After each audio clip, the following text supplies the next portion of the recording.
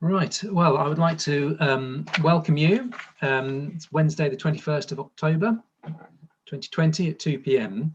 I'd like to welcome all councillors, officers and members of the public viewing on YouTube to this virtual meeting of the Planning Committee. My name is Councillor Matt McCabe and I am the chair of the committee. I will now call out the names of the other members of the committee who will be making the decisions today and ask them to confirm that they are present. Councillor Vic Clark. Present. Councillor Sue Craig. Present. Councillor Sally Davis. Present. Councillor Lucy Hodge. Present. Councillor Duncan Hounsell. Present.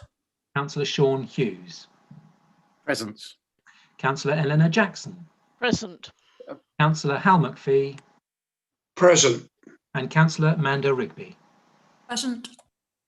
Also present are Simon Barnes, our legal advisor, Sarah James, Deputy Head of Planning, and Marie Todd, the Democratic Services Officer.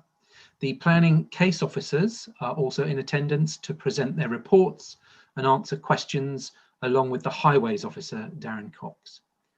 This meeting is being held under the Coronavirus Regulations 2020. The Council has agreed a protocol to cover virtual meetings, and this meeting will operate in line with that protocol. The meeting has the same status and validity as a meeting held in the Guildhall. Can I remind everyone to keep background noise to a minimum and to only speak one person at a time and not to speak over others. Please mute your microphones when not speaking and then unmute them when you are invited to speak. Please indicate if you wish to speak by using the chat facility on Zoom by typing MIS may I speak, and I will call you in turn. And just a reminder to members of the public, the chat facility is for members and officers only. If a member of the committee has to leave the meeting, then please draw my attention to this using the chat facility. If you subsequently return to the meeting, then please also draw my attention to this in the same way. Members should also inform me if they lose connection and miss any part of the meeting, as this may result in them not being able to vote on any item that they did not hear in full. When the committee is ready to take a vote, I will read out each member's name, and members should then clearly state whether they are for, against, or abstaining from the motion before us. So, apologies for absence and substitutions. I don't think we have any absences, or do we, Marie? No, there's no apologies, Chair. Declarations of interest. Are there any specific? I know some members will be declaring an interest in certain items. Are there any other declarations of interest? Chair, there is a question of whether I should declare an interest or not in the Radstock Cooperative Society application, because I'm a member of the society, but the dividend is so small, it falls well below the ceiling of what, 25,000, goodness me. But I think nevertheless, in view of my commitment, it is a declaration of interest that I should make, and I will not take part in the discussion or the vote. Thank you very much, Councillor Jackson. Councillor Rigby. Thank you, Chair. I have declarations on two items. First, the Holborn Park development. The same declaration that I made the last time it came to committee, which was, as ward councillor, I was invited to go along to a presentation that they were holding, and I thought it was important as ward councillors to go. I took legal advice. Their advice was that it was fine for me to go as long as I went with a planning officer. So I did duly turn up and was accompanied by Chris Griggs throughout. And second, on the Cleveland Bridge application, I will be making a speech on that, and then I will switch off my video and I will take no part in the discussion or have any vote on that particular item. Thank you, Councillor Rigby. Any other declarations of interest? No. Number 3, there are no urgent items agreed by the chair. Items from the public. A Democratic Service Officer will now inform you, if you're going to be speaking, she will now inform you of the public speaking procedure. Thank you, Chair. Members of the public and parish councillors have registered to speak about individual planning applications under item 6 on the agenda. Ward councillors not on the committee have also indicated that they wish to speak about applications. Speakers will be called to speak immediately after the case officer has made their presentation about the application. The order of speakers and the time allowed for speaking will be as follows. Parish Town Council representatives will speak first and will be allowed 3 minutes in total. Objectors to an application will be allowed 3 minutes in total. Supporters of an application will be allowed 3 minutes in total. If there is more than one objector or supporter of an application, they must share the 3 minutes allowed to each side. Ward councillors not on the committee who have indicated they wish to speak about an application may do so for a maximum of 5 minutes. The chair has agreed for the Cleveland Bridge application to allow 5 minutes on that one for speakers. I will time the speeches and inform the chair using the chat function when the time is up. The chair will then ask speakers to immediately conclude their remarks. After making their statement, speakers will remain in the meeting so that they can observe the debate. However, they have no further right to speak and so should mute their microphone and switch off their video. They should not make any comment using the chat function. Once the item has finished, speakers will be removed from Zoom and can view the rest of the meeting on YouTube if they wish. Thank you very much. For A, I have an apology from Councillor Jackson. Thank you, Chair.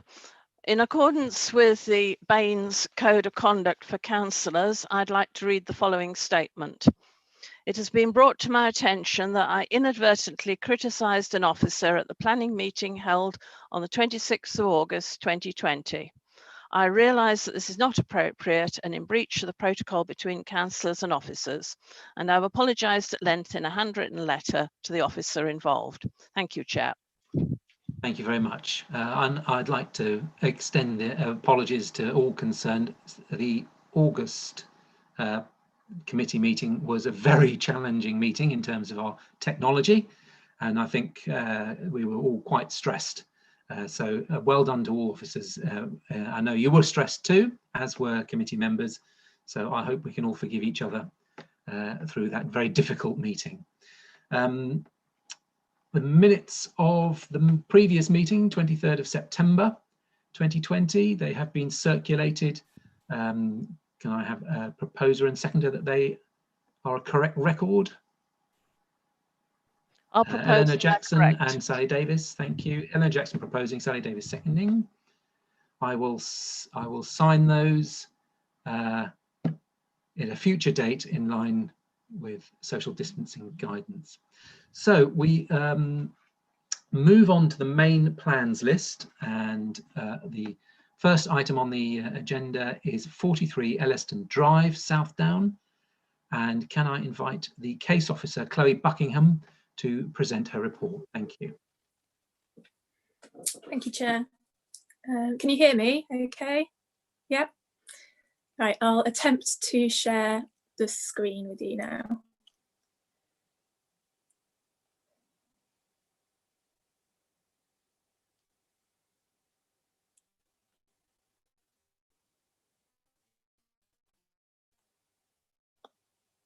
Okay, can you see that?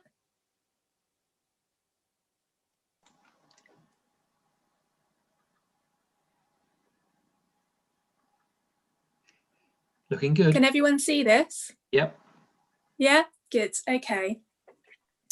Right, so item 1 is in relation to a detached dwelling located within the built-up residential area of Bath within the World Heritage Site.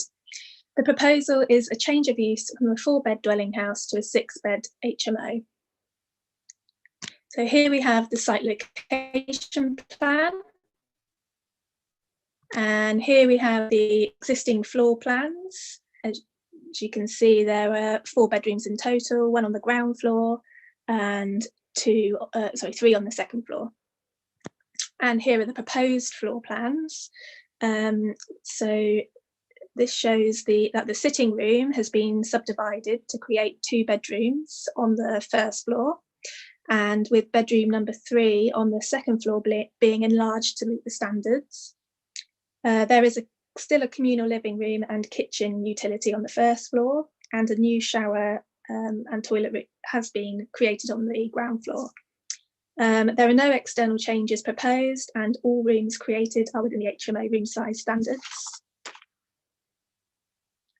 So here is a map that shows that the property won't create a sandwiching effect, and it shows that it is more than 50 metres from a census output area in which HMO properties represent more than 10% of households.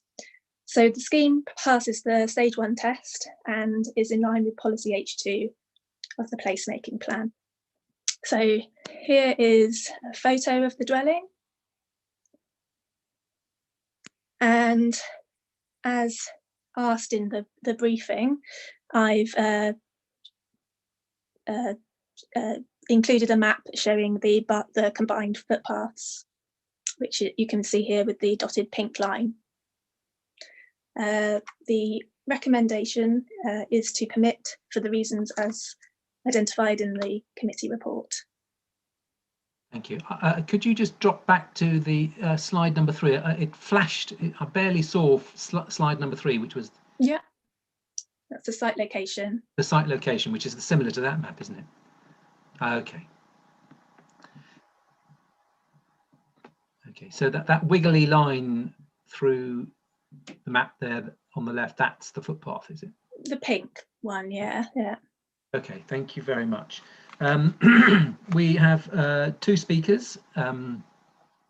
First on my list is Matthew Ashton, who is the applicant. Are you there, Matthew?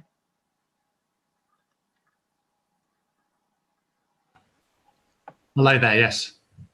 Ah, jolly good. I can't see you, but I can hear you loud and clear. If you'd like to make your statement, please. Thank you. Can you see me okay? Yes, I've got you. Thank you. Good afternoon, ladies and gentlemen. I would like to respond to the comments relating to this application. I would like to state that as an experienced, responsible and conscientious landlord, I take all my obligations extremely seriously. I intend to maintain this property to a high level of condition, dealing with any management duties quickly with the aim to minimise issues and keep good relations with all neighbours.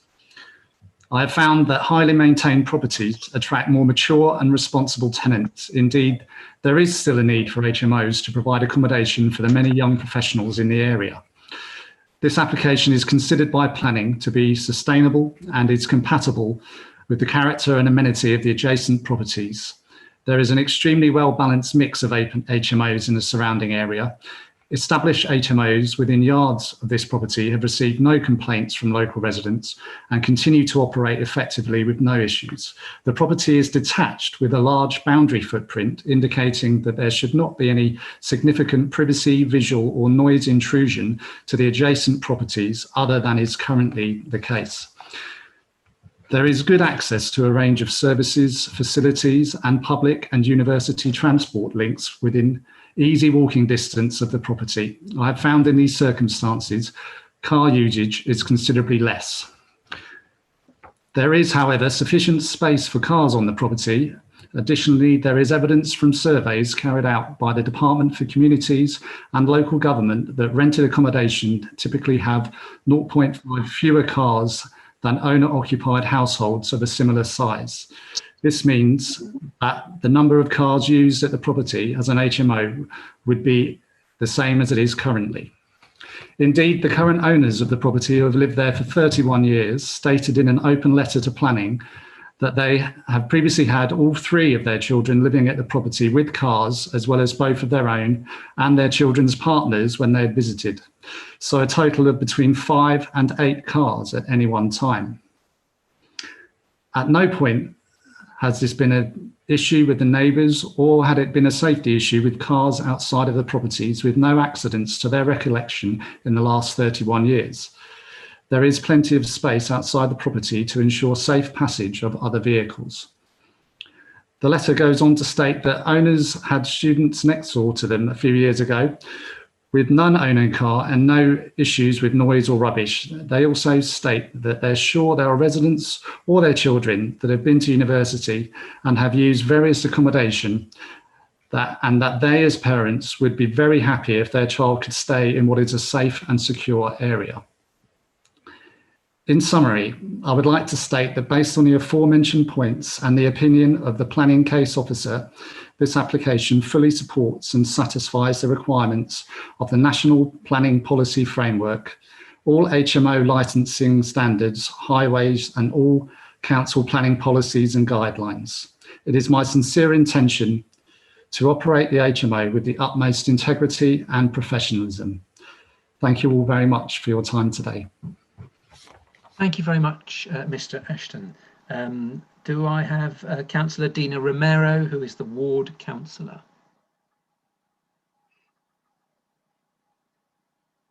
You do indeed. Sorry, I was having a moment with my video. I'm getting that on. Thank you very much, committee, and thank you, Chair, also for agreeing to take this application sooner than it was originally listed. So I think the key points for the committee to note are that having an HMO here will undoubtedly change the character of the area. There is a steady encroachment in this area of HMOs. As the applicant himself has just stated, there are other HMOs in the very near proximity. Certainly the HMOs that I am aware of are at 88 and 74 Langdon Road, which is the road that you saw sweeping sort of at the bottom of Elliston Drive.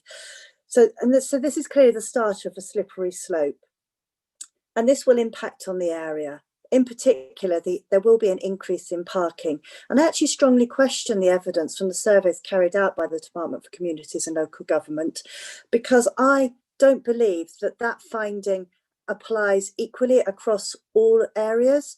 And in an area such as in Elliston Drive and Langdon Road, which is not on a bus route, I would expect, and in fact this has been proven if you have a look at the area, that there would be a significant number of cars in that area. So in this particular at this particular property, there is a stretch of road where you could park, but that is very regularly full of cars, and so I would question whether or not there was indeed space to put any more cars there. The cars parked there already create quite a challenge for anyone going in and out of Elliston Drive onto Langdon Road. So I would, say if there's any conditions that you could put in, if you were minded to approve this, that could actually make that bit of the road safer. And you might want to actually restrict or suggest maybe some double yellow lines are put in that expand a little bit further up into Elliston Drive. So my other concern, though, is the impact on the facilities in the area too. So the facilities that we currently have at that part of Southdown are aimed particularly at families and people who might use or need to use the schools or even the churches. So when another family house is turned into an HMO, their viability is undermined. So, and what does that actually mean? If we can't have another family living in this house, well, that means that we can't have another family living in this area. As I said, that undermines the viability of schools and other facilities in the area, but it also means that that family won't be able to live even in Bath, even on the edges of Bath, and so then they are forced to live in the surrounding villages, and that in turn increases the likelihood of an increase in traffic coming in and out of Bath as that family seeks to access the city-based facilities. And as a council, we lose yet another council taxpayer. So this again has a small but significant impact on the council's revenue source for delivery of services to the most in need. Now, of course, it may be that this HMO would not be used for students, and those that live in the property, would indeed be young professionals.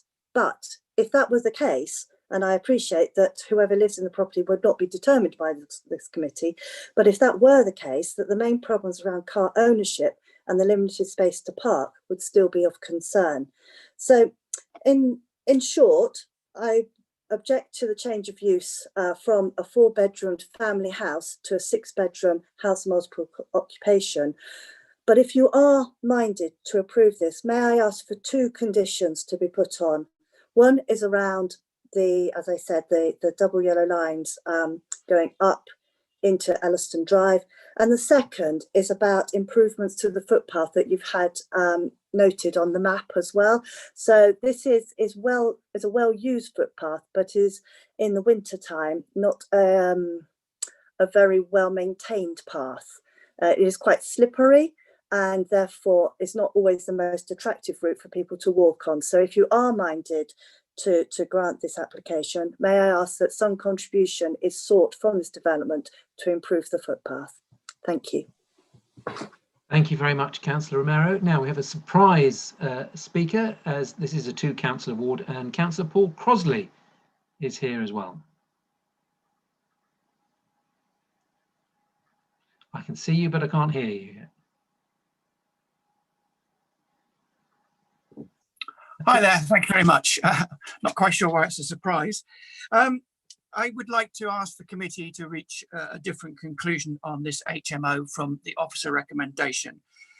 It's quite clear that the spread of HMOs across the city of Bath and now into outlying towns and villages is having a profound impact on the whole of the way the city works and functions. So what we've got with this yet another HMO is a loss of amenity for residents and neighbours, in the fact that they're not having a family house next to them, they're having 6 individuals. A loss of family housing, which is really important. This is the single biggest issue that we face as a community, providing adequate housing for our families who are being increasingly driven out further and further, and in fact now getting as far as Bradford and Avon in Wiltshire and Somerset towns. The hollowing out of the city has a profound impact on us, in the fact that during the time when students are not there, if students were in this place, we've got a far bigger impact on the economic viability. As Councillor Romero said, when we lose houses like this, we also lose people who are supporting local facilities, whether they are the local shops or the local churches or the local clubs. And finally, you know, we've got loss of council tax because of its students, then that's 0 council tax, which further increases the tension between the resident community and the student community. It used to be that we got a grant from government to represent students living in houses. We now don't get that grant, and therefore people are increasingly being disturbed by the growing resentment to the fact that there's an increasing number of houses that do not pay towards the upkeep of the things that we love so much across our authority area. And that has a further impact on the remaining residents. So it's a number of reasons why I think you can refuse this, added to which the new local plan is being considered on, and I think you'll find that that will have stronger reference in it to the conversion of HMOs from family housing. So I think you can take that into consideration as well. So really, it's loss of amenity, it's the economic impact, it's loss of family housing, and it's loss of community facilities. So I hope that you can see it in your debate and discussion to refuse this application and reach a different conclusion from your officer recommendation. Thank you very much. Thank you, Councillor Crosley. So we move to questions for the officer, and I have Councillor Eleanor Jackson. Thank you very much, Chair. I must say, I was just thinking about this mythical family that might buy this house and settle if we refuse this application. They'd be extremely welcome in Radstock, and they get twice the amount of space for their money. Meanwhile, they probably would consume half the amount of food that 6 energetic young students would consume. So I think a balance needs to be taken. And this is why this is a very important question for me. I am under the impression from the briefing that we've had that the total number of student HMOs or HMOs generally in this area is about 9.6, if this one's included, %, that is. So were there to be another application, am I right in thinking that this would then tip this area over the ceiling? So in fact, it couldn't happen. And secondly, we've heard about double yellow lines being an idea and an improvement to the path.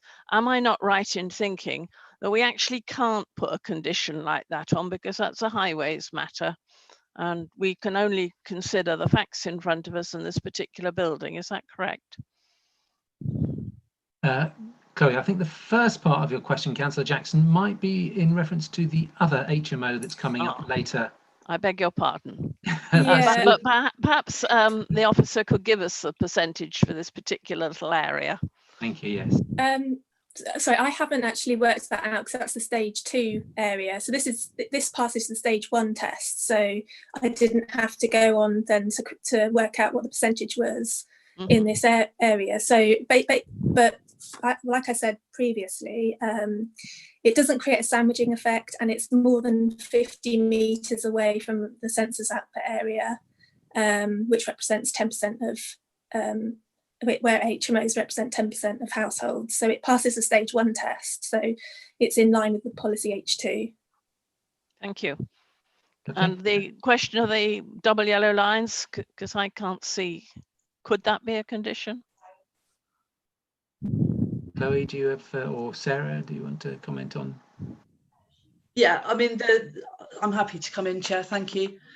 Yeah, the adding of double yellow lines to the highway is a matter for the Highway Authority. It is not a matter to be conditioned to a planning application. So it would be for them to determine if that was the appropriate thing to do. And there was a question. I thought so. Yeah, there was a question about that was raised regarding upgrades to the footpath. Is that something that can be secured as part of this development, or is that Sarah? Oh, you muted yourself. Sorry.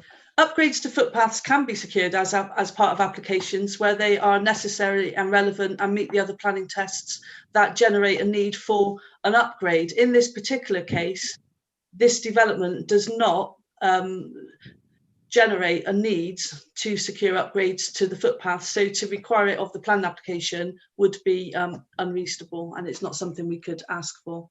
Okay, Councillor Rigby. Thank you, Chair. I had 4 questions. I've now only got 2 because between you've asked my previous 2. One of the speakers, I think it was Councillor Crossley, mentioned the fact that in our local plan there may be changes to some of our policies. And I seem to ask this question every single time, and I apologise, but it is worth just me getting it straight, maybe for other members. Given the stage that the new local plan is at, and the refresh of the current local plan, what weight, if any, can we give to some of the discussions that we've been having about what should go in it, is my first question. And I'll tell you my second question now so that you can get them both over and done with. We are talking about changing this into an HMO. There was a lot of talk about the fact that, you know, students may be in it, and that would mean that there'd be a lack of council tax and they wouldn't necessarily be using the local schools, etc. Can you just confirm that this is an HMO that could equally be used by young professionals, or indeed, in fact, if you look at it, 2 or 3 couples that may or may not have a child, given the 6 bedrooms? So can we just have a confirmation that this doesn't necessarily end up as a student house? Thank you. Sarah, do you want to take the first bit of that? Chloe, take the second. Yeah, thank you, Chair. So the weight to be given to anything emerging in policy in the emerging local plan or any other policies as they emerge increases as they go through the process. So as they become consulted upon, etc., they increase. You haven't made reference to a specific item or discussion, but the general position is that things increase, the weight increases as they go through the planning process. And at the moment, there is very little weight that can be given to the emerging policies and discussions that you refer to, if any, in some cases, because some will not have gone through any process at all. And Chloe. Yes, you're correct in terms of your second question. So it's not just because it's going to be it's proposed to turn into an HMO doesn't necessarily mean it will be for students. It can be young professionals as well. So yeah. Thank you. Councillor Craig. Thank you, Chair. So one of my questions has already been addressed. Thank you. The other one, Chloe, you mentioned that the size of the rooms is okay. I mean, they look tiny to me, some of them. You know, wouldn't like my son to be in those when he was away.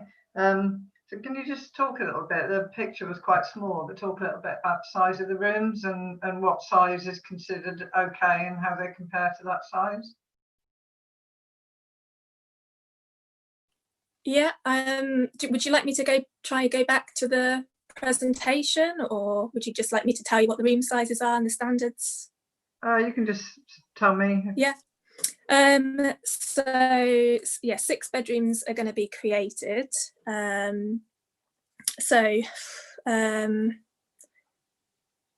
me just have a look at my notes here. So the space standards.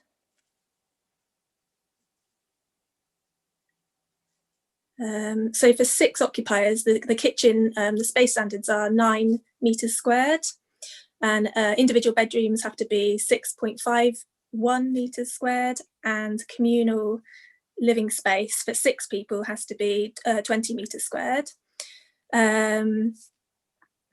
So all of the bedrooms are above the 6.51 meters squared. I can tell you, I can reel off how big the bedrooms are, but would you like me to do that, or? Yeah, okay. So bedroom 1 is 8.7 square meters, 2 8.6, bedroom 3 6.54, so that's the smallest one. Bedroom 4 is 7.1 square meters, and bedroom 5 6.9.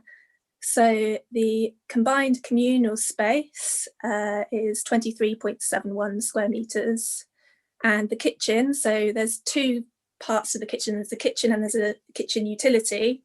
That combined space is 12.66 square meters, and I checked it with HMO standards, sorry, the HMO licensing team, and they confirmed that you can combine those 2 elements, because in the utility you could have all the white goods and so forth. So it's all within the space size standards.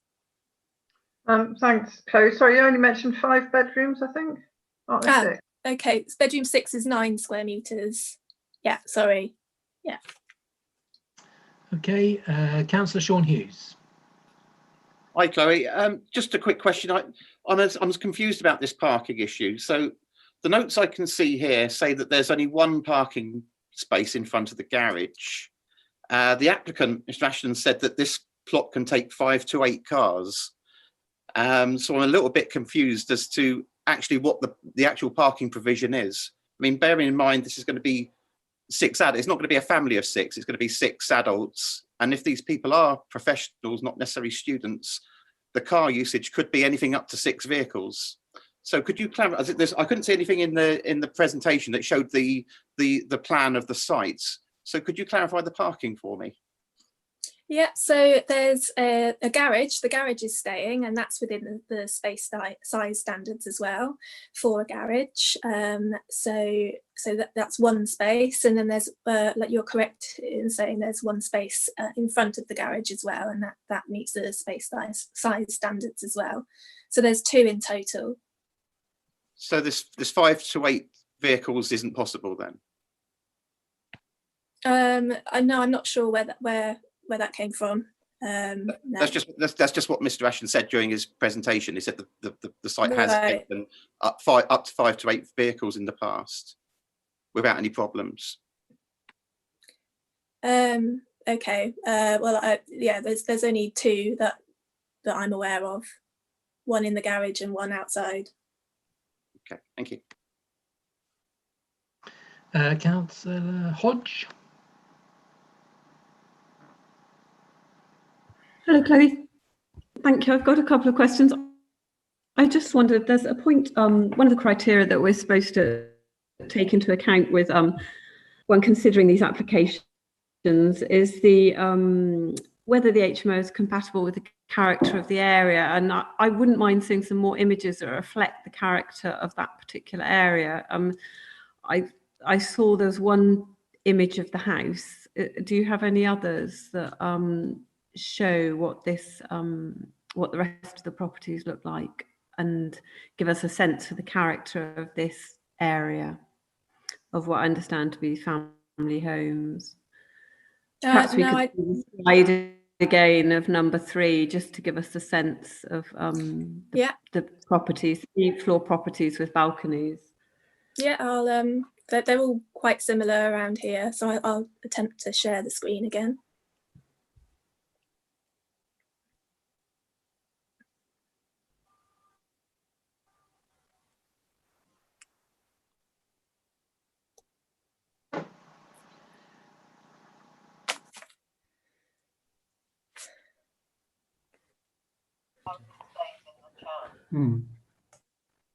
Okay, there's the picture of the house. They're all quite similar style.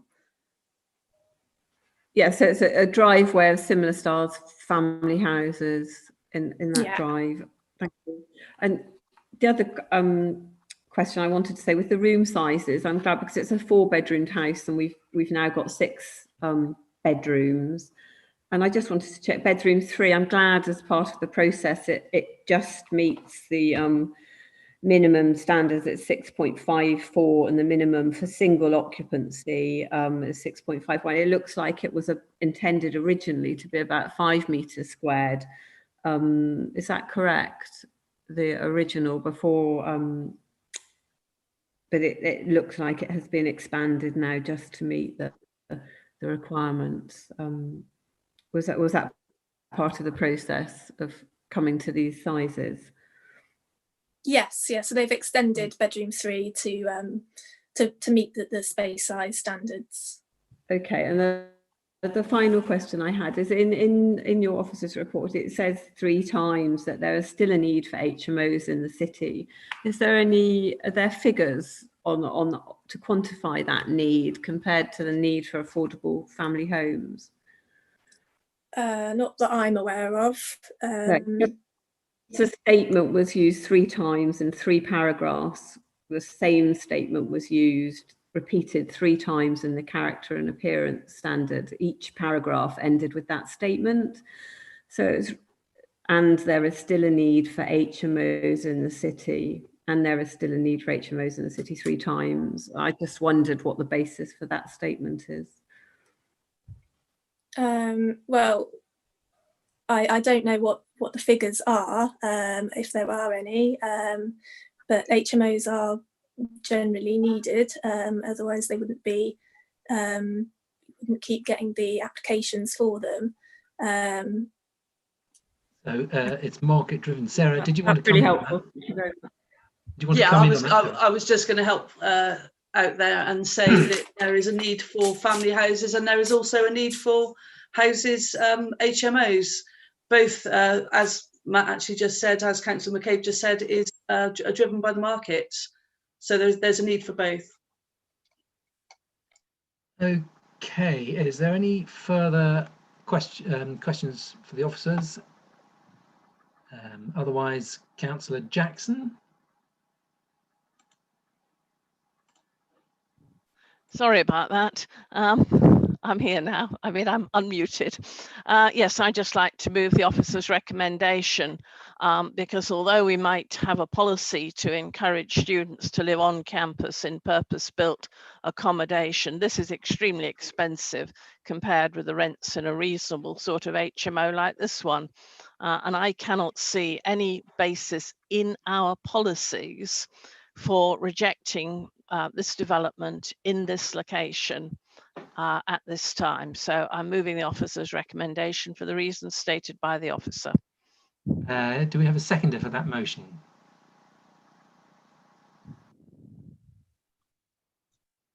I can't see everybody. So if somebody wants to second that, they may have to. Councillor Davis is seconding. Sorry? Councillor Davis is seconding. Oh, thank you. Okay, seconded by Councillor Davis. So any further debate then before we move to a vote? Councillor Hodge?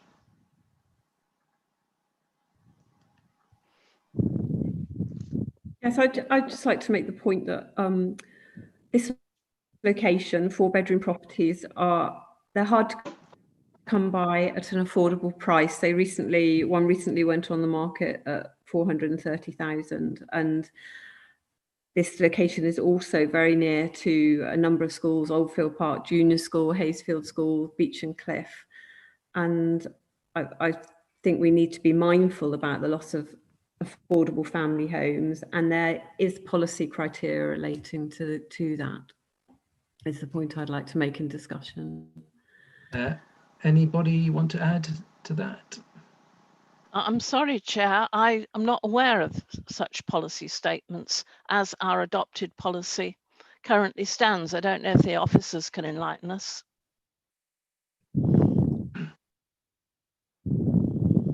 Sorry, policies, Councillor Hodge, what policies were you? Yes, well, I'd like to check on this was policy H2. Are we allowed to use these criteria? The following criteria will be considered when determining these applications. Number 5, the HMO use results in an unacceptable loss of accommodation in a locality in terms of mix, size and type. That's 2. That's number 5. And number 2 is the HMO use is incompatible with the character and amenity of established adjacent uses, which are family houses. So these are the criteria. How much weight can we give these criteria? Sarah, do you want to make a comment there?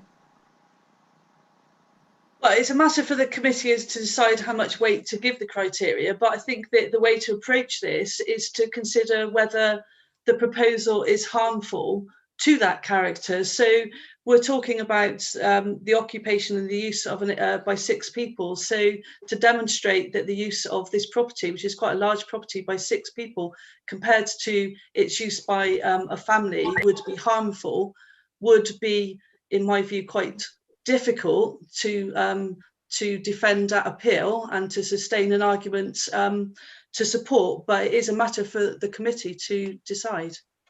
Lucy, did you want to come back? I just want to check, why do we have to demonstrate that it would be harmful if we're allowed to use these criteria to consider the whether we approve the application?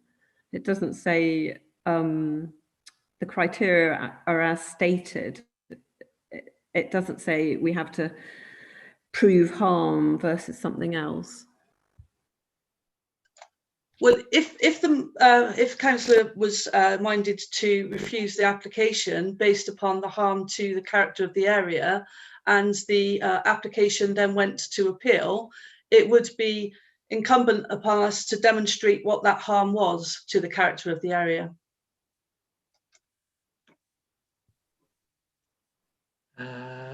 Councillor Hodge, you want to come back one more time? Only just, it says we're demonstrating that's incompatible with the character, and I mean the wording of point 2, policy H2, number 2, the criteria, the HMO is incompatible with the character and amenity of established uses. Number 5, the HMO use results in unacceptable loss of accommodation. I think that's different from saying specifically that it is harmful. It's incompatible with the character, an unacceptable loss of accommodation, and then we take a view about whether we think the loss is acceptable or not. But I suppose that's my feeling on it. So incompatible, there's not the same as harm, Sarah? It's all right, you've muted yourself again. Apologies. Well, if, as I said, the application were to be taken to appeal, then it would be for the local planning authority to identify the reasons for refusal. So we would have to be quite specific about what about this particular form of development makes it incompatible, so as to be unacceptable, so as to be refused. And I cannot see, given we've got the SBD, which identifies things which might indicate harm, for example, sandwiching or over concentration of houses in multiple occupation. In those cases, we've got some thing which helps us to identify in what circumstances there may be a more harm or more incompatibility that leads to harm. Where you've got a house in multiple occupation where it fits with the criteria, I think it's quite difficult to say that it is incompatible and therefore harmful. So I think it'd be quite difficult to take that to appeal and put that argument forward. Okay, I've got Councillor Jackson and Councillor Davis, then Councillor Davis. Thank you, Chair. Well, I just wanted to make the point that this particular HMO, whoever's in it, is not going to have an extension put on it. It's not going to have half the garden dug up. There's going to be no change to the external appearance. And I think that's an important point. That house will look exactly like every other house in the area, as it always has been. Now, you can take two approaches to student accommodation. You can say, we do have a policy they should live in campus, but if they can't afford it and want to learn some independence in an HMO, I think that's great. You can either have them all clustered in a sort of ghetto like you get in Headingley and Leeds or Moseley and Birmingham, or you can integrate the HMOs into the residential family accommodation. I mean, look at it this way. There are 6 potential babysitters there. And babysitters are worth anything.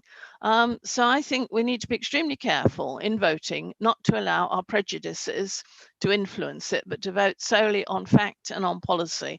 And I appreciate the officer's interpretation of the policies H2 and H7, but in my judgment, it doesn't apply here because there's going to be no external change to the appearance. I'd love to have a student living next door. They might feed my cats for me. Councillor Davis. Thank you. I think it's really to reiterate, we're very much in this on this committee and between a rock and a hard place at the moment to keep these sort of applications in line with policy. But this is policy compliant, and it does put us in quite a difficult position if we chose to refuse it, because it would be very hard to actually stand up against an appeal. And therefore, I'm quite happy to. This is the reason I'm seconding this application, because it is the policy we have at present is not going to help us if we try to refuse it. Okay. Okay, if there's no further comments, I'm afraid we will be. Oh, sorry, Councillor Rigby. Thank you, Chair. It's just a brief comment. I am minded actually to agree with both Councillor Jackson and Councillor Davis on this one about what our current policies say and how it might be compliant with that policy. But I'd also like to just make the point going forward that when we're talking about there's a need for affordable homes, there's a need for family homes, there's a need for HMOs, we perhaps as an authority need to examine what those needs are, especially in the changing world that we currently have. And we may not have the same, and I know because I asked the question, this HMO isn't just for students, but we may not have the same growth in student demand, or we may not even have the same student numbers. So as a thing to look for, not to impact on this particular application, but I think the next time we have an application in front of us that says there is a need for X, Y or Z, it would be quite nice if we had some data behind it. Thank you. Yeah, if you can take that away, Sarah. I'd quite like to move to the vote. Councillor Jackson, do you want to add something? Yeah, I mean, I suppose it depends what your background is, but I cannot see that a price approaching 500,000, 500,000, if that is the value of this house, which apparently has been well maintained, is affordable, quite frankly. So I think we need to scotch that myth and go to the vote. Okay, well, we will move to the vote if there are no further comments. The motion before us is to support the officer's recommendation to permit. I'll go through alphabetically. Councillor Clark. For. Councillor Craig. For. Councillor Davis. For. Councillor Hodge. Against. Councillor Hounsell. For. Councillor Hughes. Against. Councillor Jackson. For. Councillor McPhee. For. Councillor McCabe. Abstain. Councillor Rigby. For. For. I believe that is then carried. Marie, is there? That's 7 votes in favour, 2 votes against and 1 abstention, so that's carried. So that is carried, and the recommendation is to permit. Do we want a comfort break before we move on to the next item? Do you want to, or shall we crash on into the next one? So I can't see everybody, but nobody's waving, so wanting a comfort break. So the next Chair. item, yes. Yeah, the next item is likely to be quite lengthy. It might be worth taking a break now because we might be desperate at the end of the next item. Okay, in that case, we will have just a quick 2-minute comfort break and a chance to bob about and exercise. And feed the cat. Thank you very much. Feed the cat.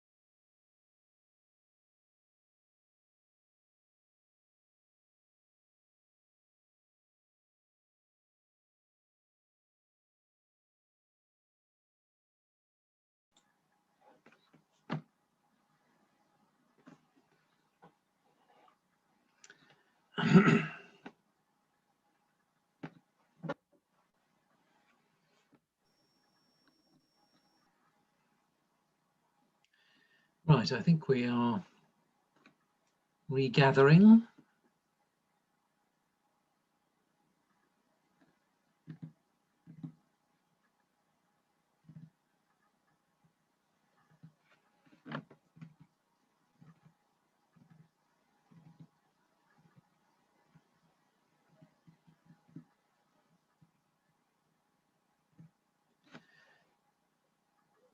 So just check to see if Councillor Clark, Councillor Hodge and Councillor Jackson are back.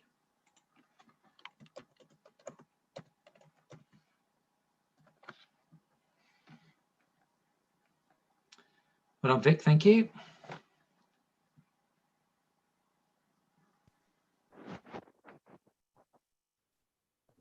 Thank Thank you. Well done, Eleanor.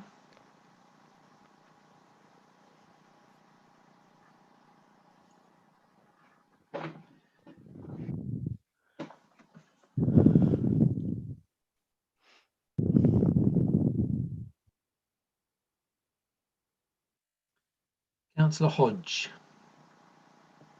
Hey, jolly good. Right, we're all back. So we move on to the next item on the agenda, which is Cleveland Bridge. For the benefit of those watching, we first considered this item in the August Planning Committee, and at the time members expressed a view for a desire for both a site visit and for more information. They felt that we did not have enough information to make the decision at the time. Just on the site visit, that was undertaken virtually because it wasn't possible to undertake a safe visit under coronavirus distancing rules. And that's both safety of for members of the public, but also safety for the committee members. In terms of the extra information, I specifically asked for some guidance or clarity on the remit of the committee, and I've been given a statement which I'm going to read out now before we start. Members of the committee will be aware that there are widespread public concerns about the use of this bridge for traffic and how this proposal fits into the wider context of the management of the road network. I therefore wanted to clarify that the committee's remit today is relatively limited. This is an application for listed building consent, and the law says that our focus has to be on the desirability of preserving the bridge or its setting or any features of special architectural or historic interest which it possesses.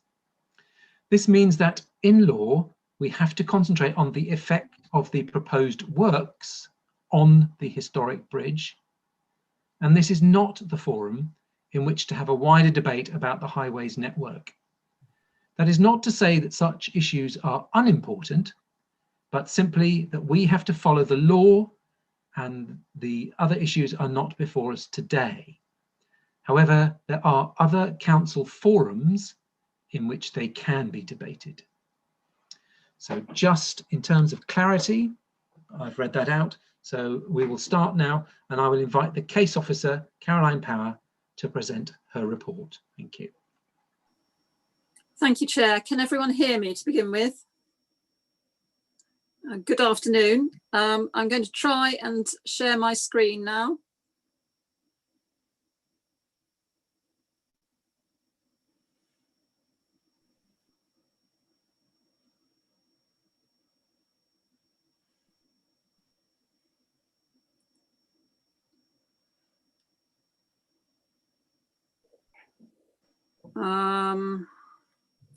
Probably doing something wrong.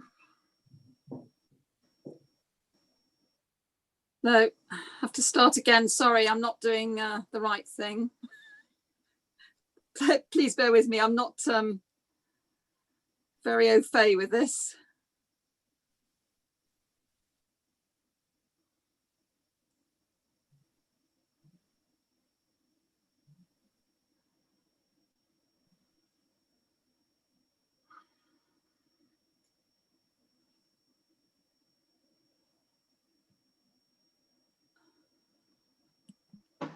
It's a new screen. Oh, it's looking good. There we go. Is that any good? Can you see Yeah. that screen? Yep, agenda item 2, proposal, the refurbishment, repair and strengthening of Cleveland Bridge. Thank you, Chair. As you quite rightly predicted, I think this is going to be quite a long, lengthy item, primarily because I want to update members verbally on some recent responses we've received, as well as just updating them on the current report. So since the August committee meeting, the applicants have submitted a number of background documents that were brought to our attention at the August meeting. These are now uploaded onto our website and are therefore in the public domain. The report that is before you has also been amended since that last meeting with the responses to issues and questions that were raised at the time by committee members. I hope this presentation will also provide more clarity to the proposed works that form the basis of this listed building application. Members should also be aware that there have been a number of recent responses that have been placed on the update report that should be now with them. In particular, there are comprehensive comments from the Bath Preservation Trust that were received yesterday, and from the Council's leader, Councillor Dina Romero, on behalf of the ward councillors.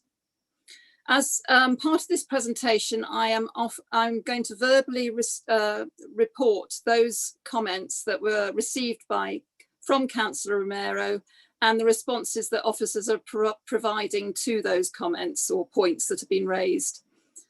This is to make it clear that the application can be determined today, and that the issues raised do not prevent this and some that are not relevant to the consideration of this listed building application.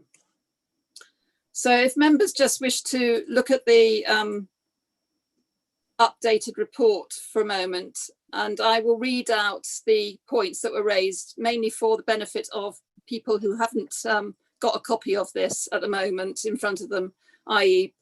people from members of the public.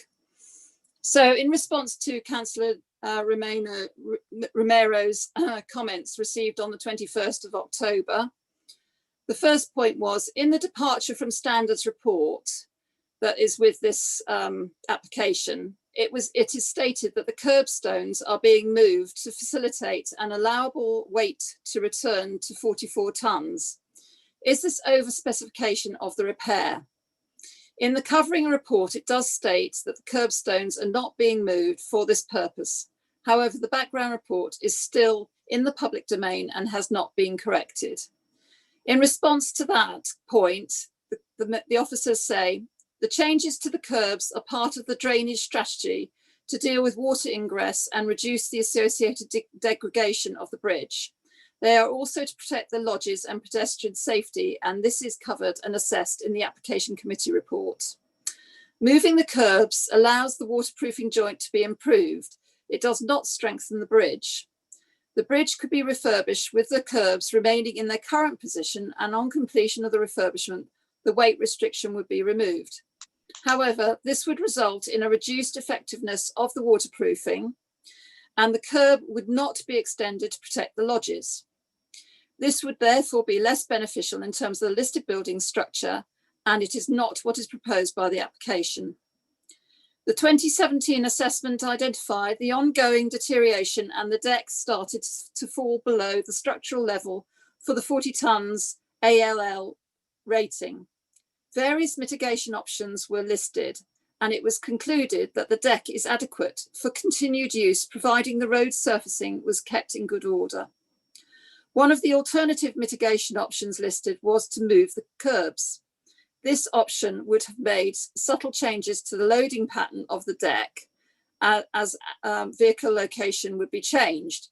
This option was never progressed, as maintaining the deck in good order was the preferred mitigation of the applicant at that time. In 2017 and earlier assessments, the 2017 and earlier assessments have been superseded by the WSP report has more detailed analysis of the identified extent of the refurbishment works that are required and are included in the current application. WSP bridge engineers have confirmed that moving the curbs allows the waterproofing joint to be improved. It does not strengthen the bridge. The reports submitted are provided by the applicant, and officers are satisfied that the reports submitted are provided by the applicant, and officers are satisfied that the information provided is sufficient to consider the effects of the proposal in listed building terms, which is what is relevant here. Point number 2 by Councillor Romero is restricting the width in this way will mean that a separate cycle path cannot be achieved across the bridge. In response to that, we are saying the suitability of the width of the bridge and path is not relevant to this listed building application. Point 3 is the waterproofing measures direct excess water into the toll houses. In response to that, we are saying, that's the officers, the waterproofing measures do not impact on the special historic and architectural interest of the listed structure.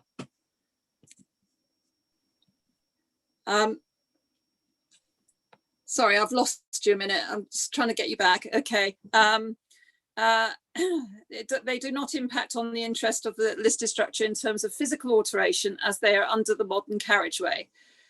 They extend to the end of the junction to the bridge structure and the normal carriageway. The bridge abutments, in effect, house vaults beneath the road, and the condition of these and any work needed will need to be reviewed when the repairs are undertaken. There is a modern concrete blockwork wall within the vaults that separates each of the toll houses within the remainder of the bridge. The applicant has confirmed that they will liaise with the owner of number 4 where there appears to be a possible damp issue. However, this has no bearing on this particular application decision. There are also legal, as number 4 of this is that there's a legal point on ownership of the listed building. Is there a duty to impose any or all conditions on a listed structure as part of the consent process that preserves or conserves that structure? The point here is that can a weight limit be imposed in order that the repair lasts longer than the suggested 15 years currently likely to be to increase the lifespan of the bridge before more repair work is needed if no rate restriction is imposed?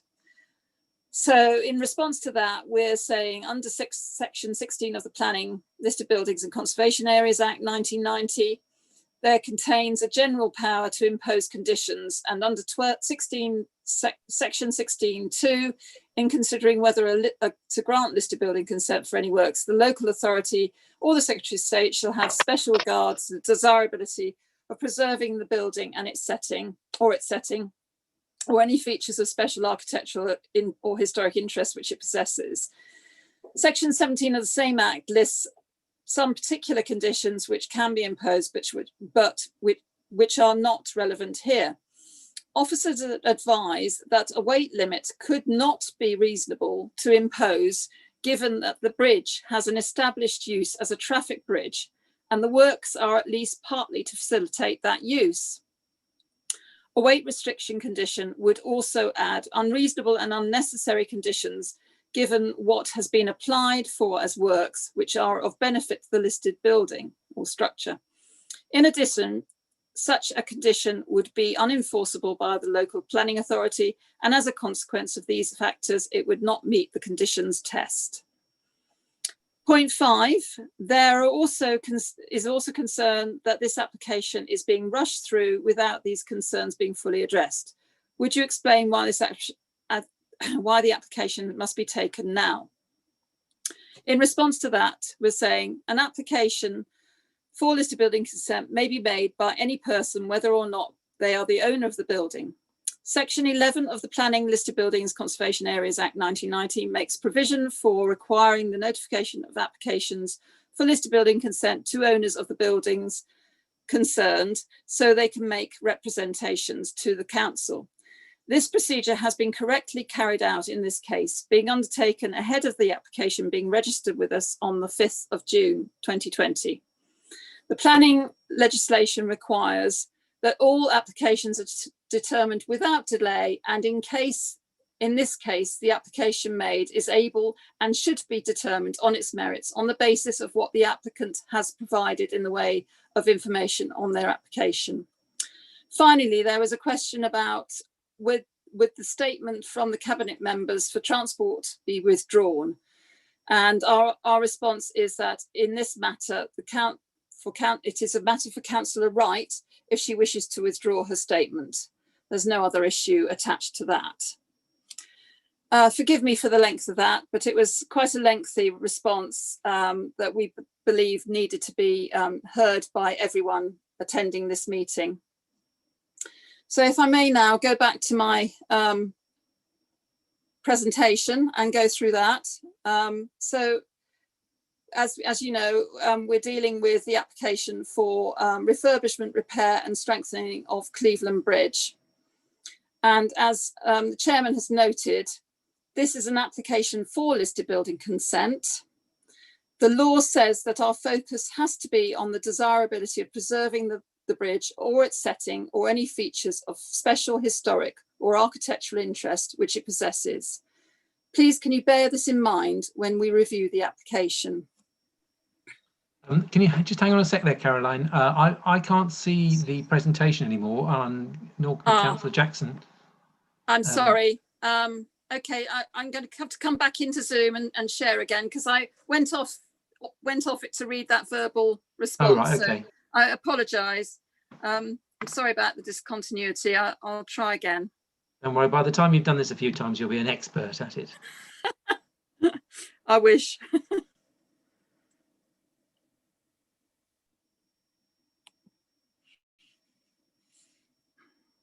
Can you see that? Yes. Thank you. So just to go, this is the first actual sort of screen. So it's just really, as I said, to remind you of what we're considering the application under this particular part of the Listed Buildings and Conservation Areas Act.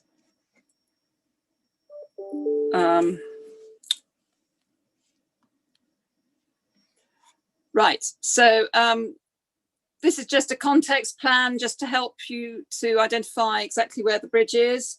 It's grade 2 star, as you all know, and it is located within the conservation area and World Heritage Site. The route of the A36 is carried over the bridge and it connects the eastern side of Bath across the River Avon. The bridge is also an important architectural structure within the riverscape, and the Avon is designated as the Bath and Bradford-on-Avon Bats Special Area of Conservation.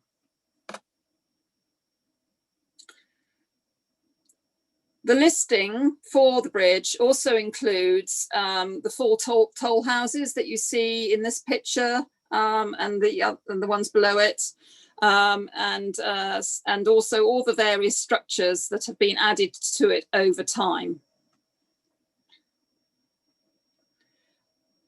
Just to give you a brief overview of the historic development of the bridge.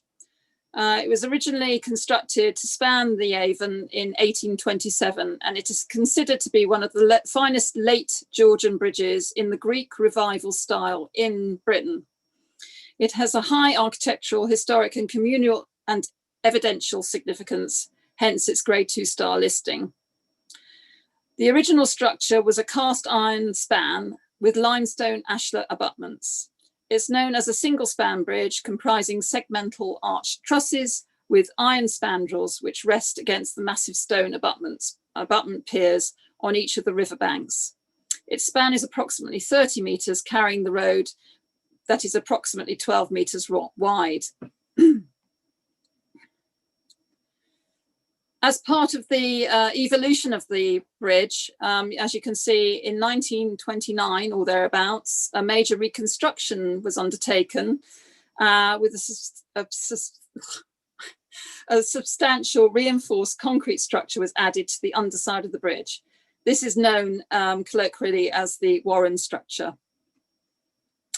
Later still, in the 1990s, we have again had some adaptation and additions made to the bridge when it was repaired and strengthened with the addition of a steel frame added between the main iron arches. So that was also underneath the deck together with the concrete from the Warren structure. Quite an interesting mismatch of different periods of addition. So this photograph shows you all three of the, I couldn't point to, I don't have a pointer, I'm afraid, but you can see that. And then moving on, so we're going to just have a quick summary now of the existing condition of the bridge. The main issue is the leaking deck and deterioration of the balustrade. Has caused concrete to spool in the Warren structure. The abutment stone abutment are poor condition too.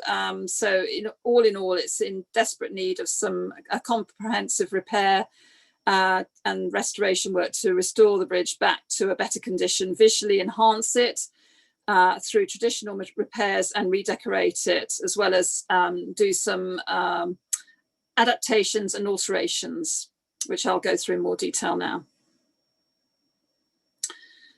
So just to list them out, here we are. So we've got them to, in this slide, just show you that it's repair and reinforcement of the bridge deck slabs, repair and reinforced concrete structural elements, repair of the masonry abutments, waterproofing under the road, and pavement areas, installing a protective coating, repairs and redecorating the ironwork, cleaning the stone abutments and iron elements, alterations to the curb at pavement level to improve drainage, and to extend the curb in front of the toll houses, and the installation of new bird netting. I'm just going to have a drink, I'm sorry, before I go through each one.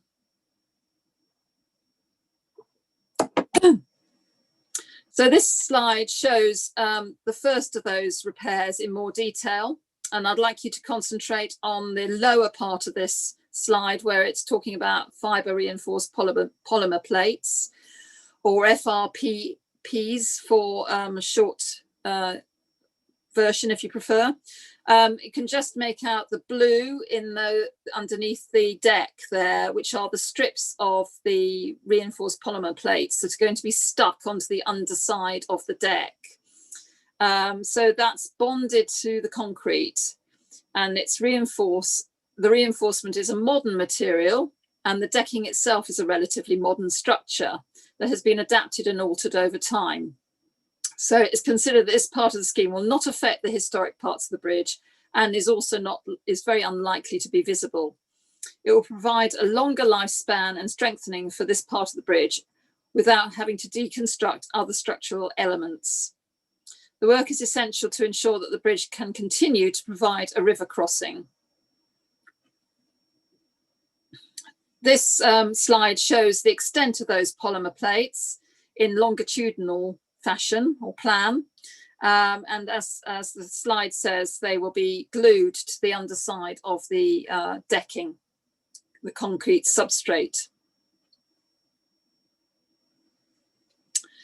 Number 2 on the list of repairs is to repair the reinforce the concrete structural elements, which is the Warren structure, which was added in the 1920s.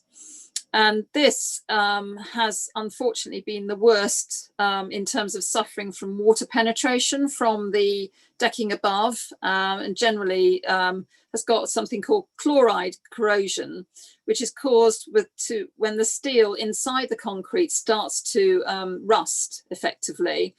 And in doing so, it expands, and then the concrete itself starts to be basically thrown off the structure. So as a result of the steel rusting, expanding, and the concrete spalls and displaces, and as you can see from these photos, it's quite alarming the rate of which this corrosion is happening underneath the bridge. So in order to address this problem, the WSP, the applicants' engineers, have come up with a solution which is generally used in the maritime engineering, shipbuilding area for repairs to boats, where obviously there's a very strong instance of water penetration in substructures of boats. And this particular solution is to attach anodes to the outer surface of the concrete member, that then I don't understand the chemical reactions that will apparently can't be carried out and what happens exactly, but the anodes will then address or reverse, or rather stop, the corrosion of the steel inside the concrete members, and those in turn, the anodes will be covered with a very small or slim concrete covering that will then be hidden. So the anodes will be hidden, but they will in turn be dealing with the rust issue inside the structure. So as you can see from this slide, they will be, that particular treatment will be undertaken to most of the concrete structure underneath the deck. So that's what we're looking at in this slide. Visually, this work will result in each beam having the small rounded strips, the anodes, projecting from their surfaces, but covered in a concrete coating. This will have the effect of enlarging each beam's circumference by approximately 25 to 30 millimeters on each side, cumulatively resulting in the whole beam being enlarged through this repair. This will therefore result in an enlargement of the Warren structure. However, it is felt that, moving on to this next slide,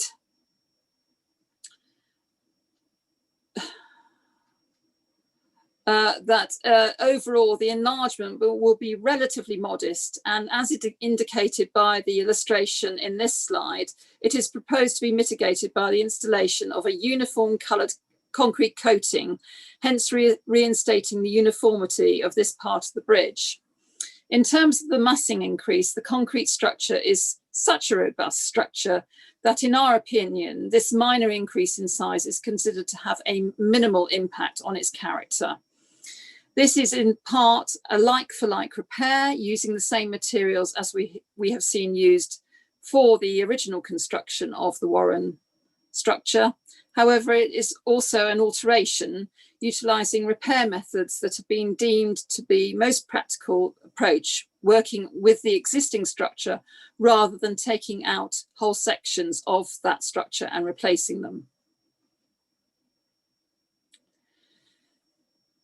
For more traditional work that is proposed, we're talking about the repairs to the cleaning to the masonry abutments, where over time the masonry has been discoloured and eroded by various sort of chemical reactions from the metalwork above, and generally is in need of a bit of TLC.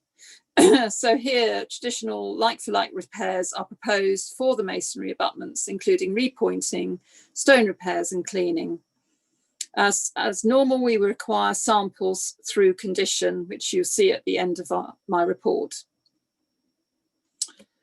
Moving on, waterproofing to the under the road and pavement area, installing a protective coating. This is something that is being put forward as a way of helping to stop that water penetration to the structure below. And it's basically a very light sort of form of protective coating that will be applied. And also in partnership with that, the scheme is also proposing to renew the drainage system, which I'll come on to as part of the later presentation.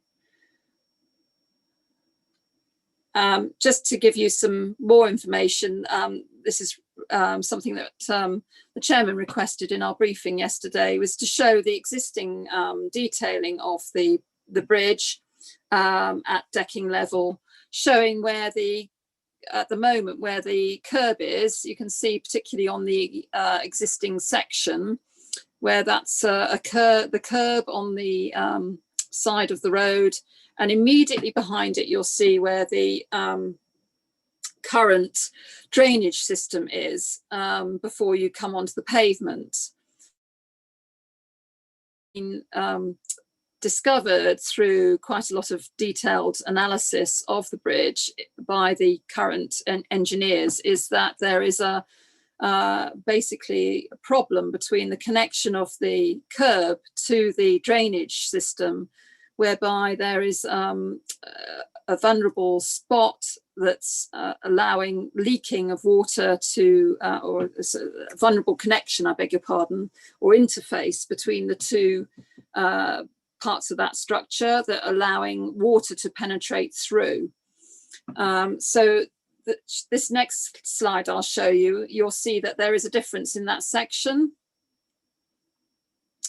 So this shows how they propose to alter that detail to allow a better bridge between the end of the curb and the beginning of the drainage unit, which will hopefully, with all the waterproofing that they're proposing to apply to the surface, as you can see in that plan where the green is, that will stop the water penetrating through the gap between the curb and the drainage channel.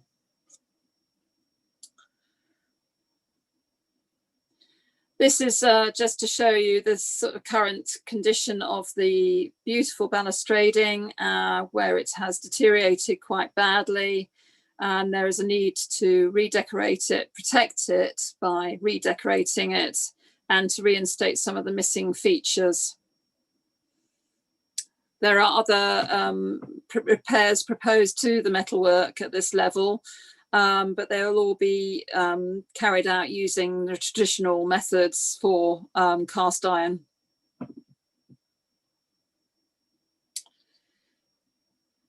This slide is to do with the curbs and both in terms of extending the curbs in front of the toll houses, which is something that has come about because of the recent damage that was inflicted, particularly in 2017, on one of the toll houses where a car unfortunately collided with the colonnade, resulting in quite a considerable damage to that particular toll house. But it also is proposing, as part of this work, to carry out that change to the drainage system, as you saw in the previous slide. And in doing so, that will require the relocation of the curb slightly into the roadway. Sorry, I've jumped ahead a bit, but this slide shows you where the curb currently finishes to one side of the toll houses, and then the proposal is to extend them across, which will obviously obscure the lower base of the columns.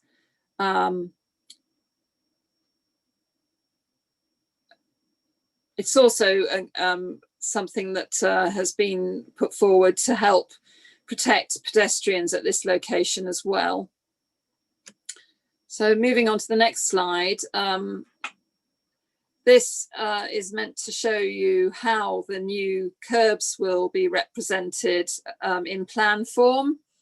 And this was something that was submitted with the original application. So the drainage system will be incorporated into will take into account the new longitudinal joint that will be formed to allow a more watertight detail to the bridge. Essentially, the appearance will be exactly the same as the existing metal grills that cover the drainage channel, but the curb will be about 10 centimetres further out into the carriageway. The drainage detail will not be taken past the toll houses, because otherwise it will conflict with the base of the columns. And this is a sort of attempt by the applicants to show what the curbs will look like once they're installed in front of the toll houses. Finally, and thank you for your patience on this, we have the bird mesh that's proposed. This shows you before and after what is considered to be a problem at the moment, because the current netting has inevitably become damaged over time, and the stonework in particular is getting damaged from bird droppings, and it's also causing problems with drainage channels being blocked where birds are getting in. So on the whole, this mesh is not visible to the public because it's underneath the decks. There's also a side to this application, which is in terms of the ecological implications, which obviously have been very carefully looked at through an assessment on of the biodiversity on the site and the surrounding area. The report that's been produced indicates that the scheme will comply with the Conservation of Habitats and Species Regulations and the Wildlife and Countryside Act, and it will ensure no net loss of biodiversity in accordance with policy. You'll also notice in the report that there is quite a weighty construction environmental management plan condition attached to this application. And this was also produced to help you to understand what is considered to be like-for-like repair and what is considered to be an alteration, which I'm happy to go through, but I think it speaks for itself. So finally, to conclude, as you've seen, the proposals comprise a variety of works using modern technology and more straightforward traditional repairs. And some of these works will also be incorporating alterations. It is considered that no harm will arise to the character, significance and setting of the bridge through these works, and consent is therefore recommended. Thank you, Chairman, for your patience. Thank you very much indeed, Caroline. We move now to statements from members of the public and ward councillors. I have 5 speakers for this item, and I believe I have Alison Peach and Keris Humphreys, who are going to share 5 minutes. Alison, are you there? Hiya. Yeah, Hi. hello.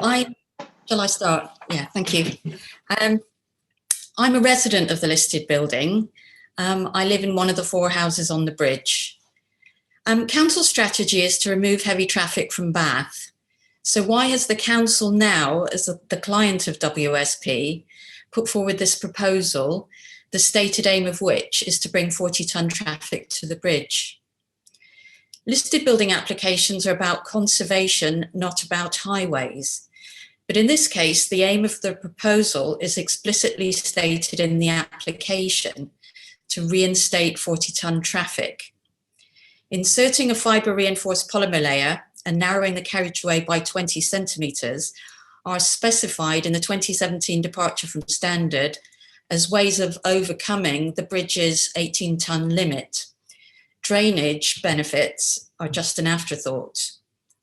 8 years ago, the Department for Transport upheld an appeal against a lorry turning ban south of the bridge, but it didn't disagree with the aim of removing HGVs from Bath.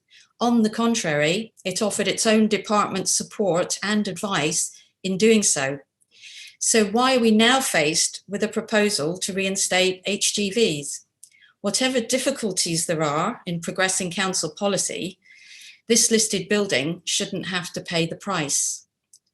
Historic England's conservation principles state that long-term consequences of repairs should be benign and avoid harm. Even putting aside public health and the abandonment of council policy, strengthening Cleveland Bridge for HGVs is not benign. It would damage the bridge further, have a negative impact on its setting, and fundamentally change the nature of the bridge, which is residential as well as traffic bearing. For interim weight measures, there's a 2-yearly process for assessing their effectiveness. The current weight limit has only been in place for 8 months. If it's found to be effective, there's a process for making it permanent.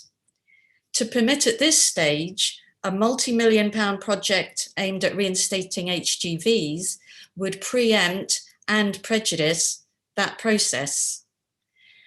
I ask you to reject this proposal for strengthening and consider schemes for repair only. This is a vital first step in turning the focus back on conservation, away from highways, and allowing a calm and measured consultation to take place about the bridge's future. Please take it. Thank you very much, Alison. And do we have Keris Humphreys on behalf of Pulteney Estates Residents Association, Cleveland Bridge Residents, and the Federation of Bath Residents Associations? Keris, are you there? I'm here, but I'm having trouble starting my video, I'm afraid. Okay, well, we can hear you loud and clear. Right, okay. How long have I got, sorry? I believe you've got 2.5 minutes. Okay. To quote Bath Preservation Trust comments put on the portal yesterday, Cleveland Bridge is an irreplaceable resource under paragraph 184 of the NPPF, contributing to the wider setting of the city as a conservation area and WHS. And continued use by HGVs would place undue stress on the historic abutment walls, some of the most architecturally significant features of the bridge. In view of the potential for longer-term irreversible damage to the bridge's historic components, BPT conclude the proposed vehicle use of the bridge is relevant and should be considered in relation to the proposed works. Neither extending the raised curbs in front of the toll houses nor moving the curbs inwardly is like-for-like repair. The committee report says the extensions will alter the way the columns are perceived. Any suggestion this isn't harm is contradicted by case law that even limited or negligible harm is less than substantial harm under the NPPF. The asserted justification of benefit in additional protection provided clearly means protection from traffic. Consultees were misled. Historic England commented in June, but curb plans were new and relevant drawings weren't put on the portal until July. That drawing shown in the presentation was 5th of August. And then without proper front views. It's repeatedly but incorrectly been said this application is identical to the earlier application. It's in the officer report, creating more confusion. In August, Historic England withdrew comments on impact on setting in reply to the applicant's statement that permitted loading had been 40 tonnes from at least 2001 until February. This was untrue. 6 years ago, the bridge was assessed only suitable for 18 tonnes, an assessment valid for 3 years until a departure from standards was issued in 2017, with a higher loading after that only by an exemption from standards. So the 2017 departure from standards is not some obsolete document as suggested. It's what allowed the bridge to continue with no weight limit from 2017. Is it plausible a design fault causing water ingress is now to be fixed by doing exactly what the DFS says could allow maximised loading? The update report suggests this is dealt with in the WSP reports, but it's barely mentioned with no weighing of the impact. In conclusion, how can visual impact on columns be justified by protection from traffic, whilst potential longer-term irreversible damage by traffic is excluded from consideration of impact on conservation and protection of a change made for traffic reasons? Was there proper consultation on heritage? As BPT say, the application lacks proper justification and the application should be refused. Thank you. Thank you very much, Keris. I now have Councillor Dr. Yukeshwar Kumar. Thank you very much. How much time I have got, please? You have 5 minutes as a ward councillor. Thank you. Esteemed members of the Planning Committee, good afternoon. And thank you for giving me this opportunity. I'm a bit in a somber mood because my mother-in-law, to whom I have been taking care for so many years, is taking her last breath. So I might not be very clear or articulate or loud as generally I am, but I will try my best. On the Bain's website, frequently asked question, it says, what will happen if you don't strengthen the bridge? This is such a simple question. And the answer is, if we do not repair and strengthen the bridge imminently, it will have to be permanently closed to 18-ton traffic. That is the motto of reconstruction of this bridge, dear members. And that is what the residents of Bath and North East Somerset do not want.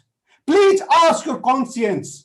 Please leave a long-lasting impact on the environment. Please think about your children, your grandchildren, and people will remember you, dear esteemed member of this committee, for your kind gesture and actions.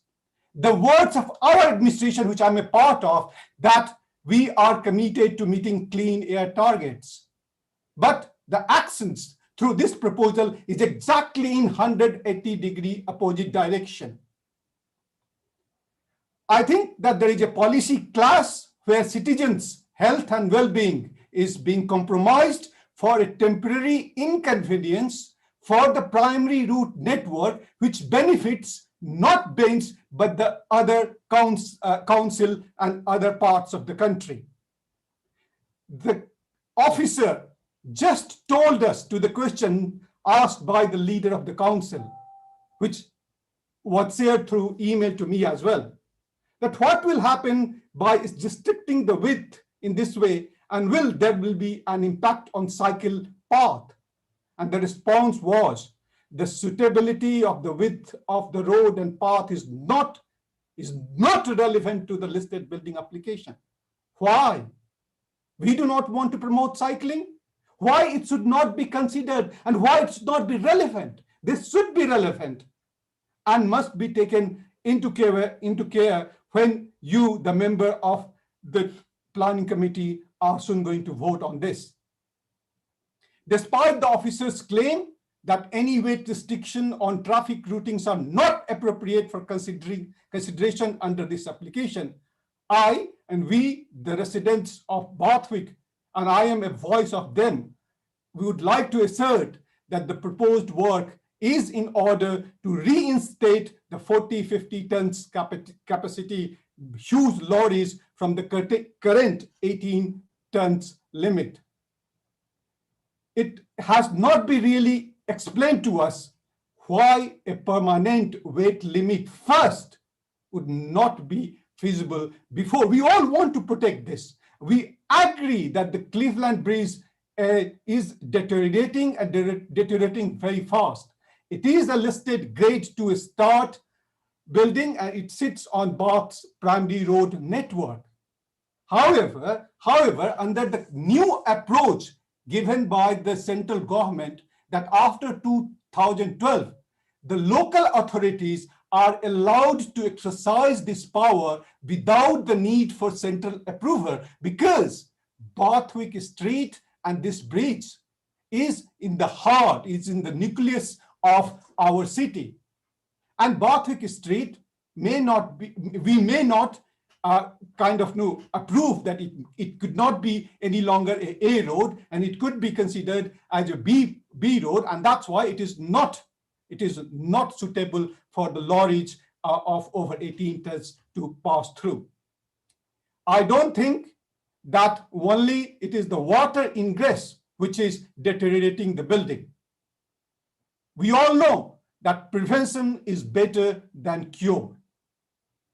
And why should we use almost 3.56, if I may remember rightly, that kind of money, which means basically I've just calculated, £500 daily for protecting this bridge for 12 to 15 years. That's what or maybe 20 years. In that case, it would be £400 daily. And again, after 15 to 20 years, we have to again invest 3, 4, or at that time with the rate of inflation, maybe £5 million.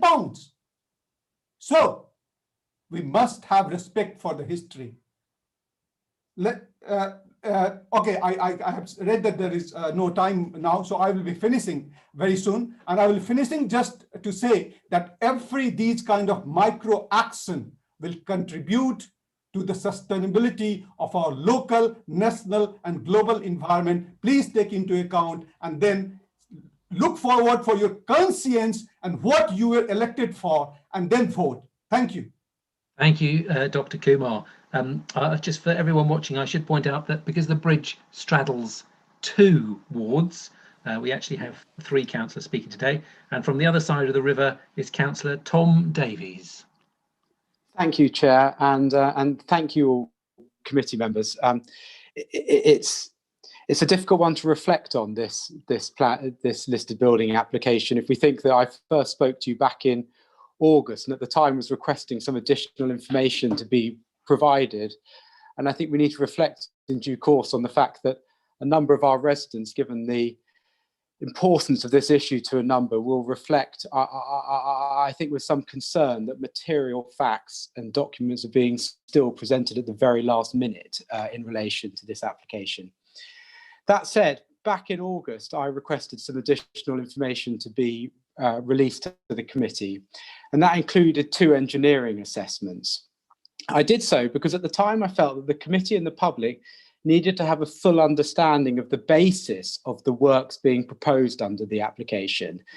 And in order to obtain assurance that the works, as required by the 1990 Listed Building Act and Section 16 of the NPPF, that the works were being designed only to preserve, conserve and enhance this listed structure, rather than, as I and a number of concerned, that this work had been primarily scoped to enable the return of the heavier lorries to the roads. Anyone who, like me, has now read the hundreds of additional pages that have been released, and unfortunately I haven't had the opportunity to read the stuff that's very recently today been released, will in fact, I think, unfortunately be left in no doubt that this is an enhanced programme of works designed around ensuring the heaviest lorries can return to the bridge.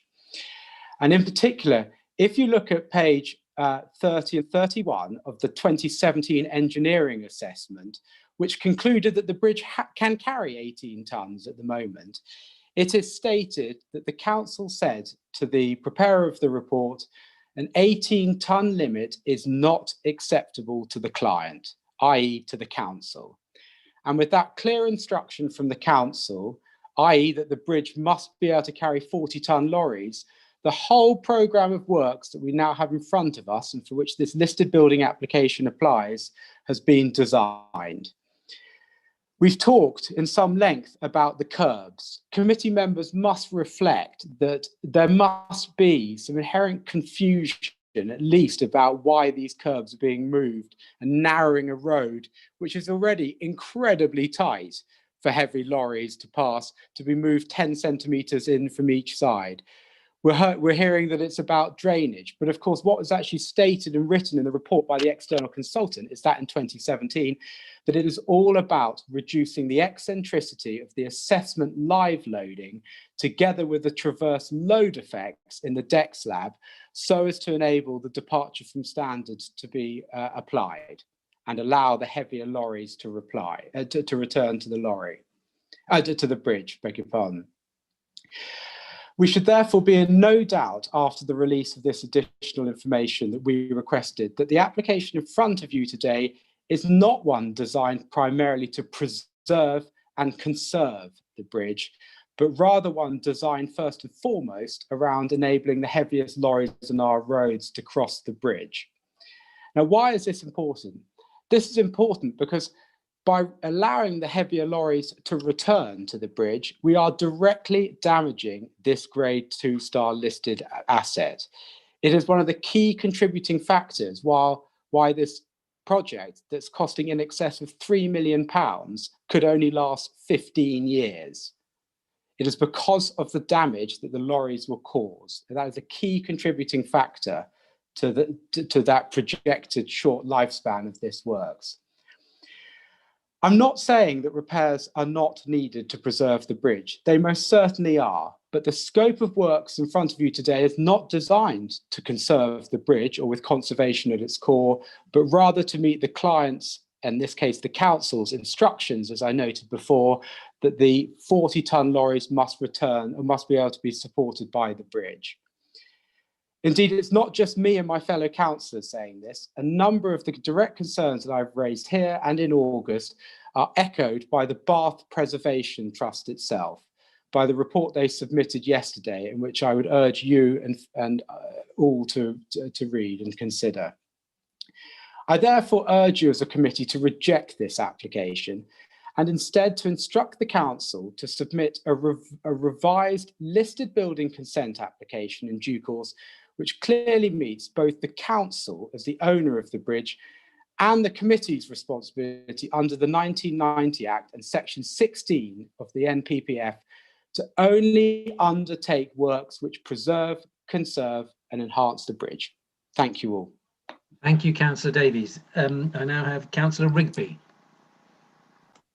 Thank you very much, Chair. I will be as quick as I can and try not to repeat anybody. I do feel for all the members of the committee who've had so much information given to them, even over the last couple of days. It's a lot to try and take on board. And I don't know how many of you had a chance to read all the information requested the last time this was debated. I know that the Bath Preservation Trust has, and for those of you who've seen it, they've said, having read it, it's made a big difference to their input. I am going to focus purely on planning committee matters. It doesn't mean that I don't think issues around wellbeing and health, physical and mental of our residents isn't of importance. I want to use my time to focus on the things which the Chair said at the beginning of this debate the committee can take into account. Let's deal first with the highways issue. This is iHighways application. Evidence for that is in the statement made by the Joint Cabinet Members for Transport circulated before the last meeting. These reports have been commissioned by the Highways team, and the statement in the officer's report on page 62, which says there is no need for a planning application. The works that are proposed fall under Part 9 of the Town and Country Planning General Permitted Development England Order 2015, which gives permitted development powers to the Highways Authority to carry out such maintenance. Therefore, I do not quite understand how we can say that highways matters aren't relevant to what is obviously a highways application. But is Cleveland Bridge purely a highway structure? No, it isn't. It has 4 toll houses on it, which carry the main abutments. So any application which truly seeks to restore and conserve the listed structure needs to take into account the whole structure, not only what needs to happen to the roadway to enable the most damaging heavy vehicles back over it. Is it a like-for-like application as it originally said? No, it isn't, but I think the officer's done an excellent job of highlighting the bits where it no longer is like-for-like. The curbs, you've heard an awful lot about the curbs. What's the issue? I think the issue is that in the officer's report, it states that these are being extended to protect the bridge against water ingress, which of course is partially correct. However, the original purpose of them was to protect the parapets from harm from vehicles driving into them, and furthermore, in the documents that were uploaded to the portal, the proposal was made that the movement of the curbs was being done in order not to strengthen the bridge, not to preserve it, not to conserve it or enhance it, but to allow a different calculation of loading to be made to allow the 40-ton lorries to pass over it. It's stated in the update report, in some ways the WSP report supersedes the departure from standards, as if this is an obsolete document. It most certainly isn't. It's the document that's allowed the bridge to continue being used since 2017. You've also asked me why you're concerned about historic England. Well, it's the same reason I'm concerned about you, really. There's so much new information that's been put out on the portal and via Freedom of Information, and which even came out this morning in the update report.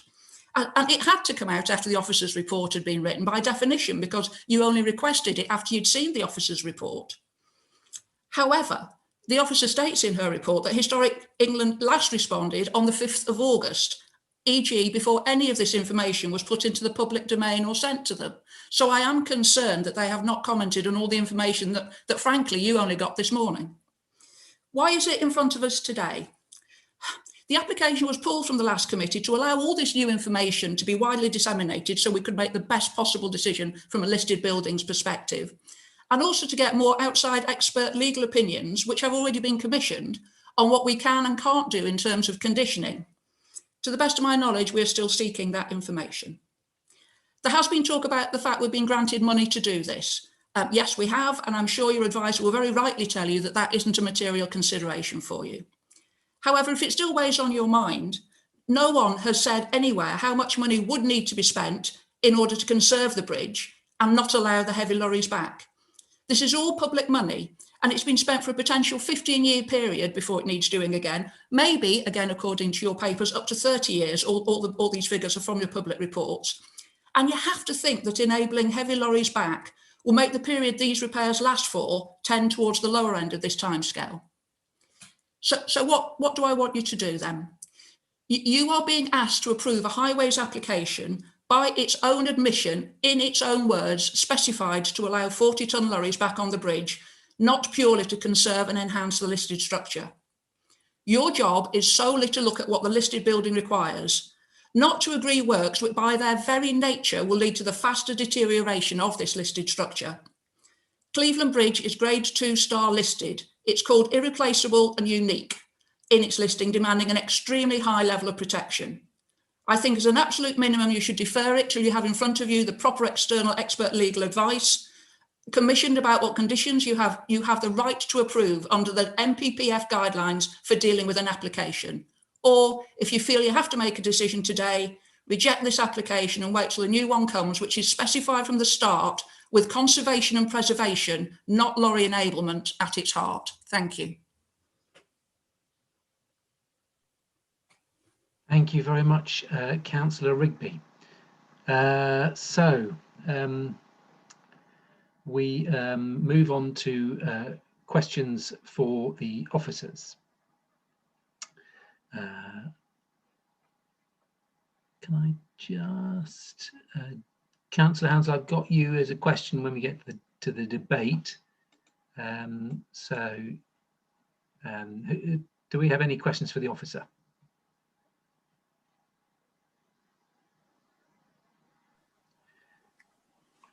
Okay, well, I can't see everybody at the moment, but nothing's coming up in the chat, so we move on to the debate. So, Councillor Hounslow. Thank you, Chair. There's a danger of overcomplicating the application. Repairs are needed. A plan of repair is proposed. As you've explained, our remit is narrow. We're not the committee to decide on what weight limit should apply to Cleveland Bridge. And neither should this committee be used as a proxy for this. Not all the repairs are like for like, but as we know with home maintenance, it's reasonable to take opportunities to make a structure stronger in order to preserve it.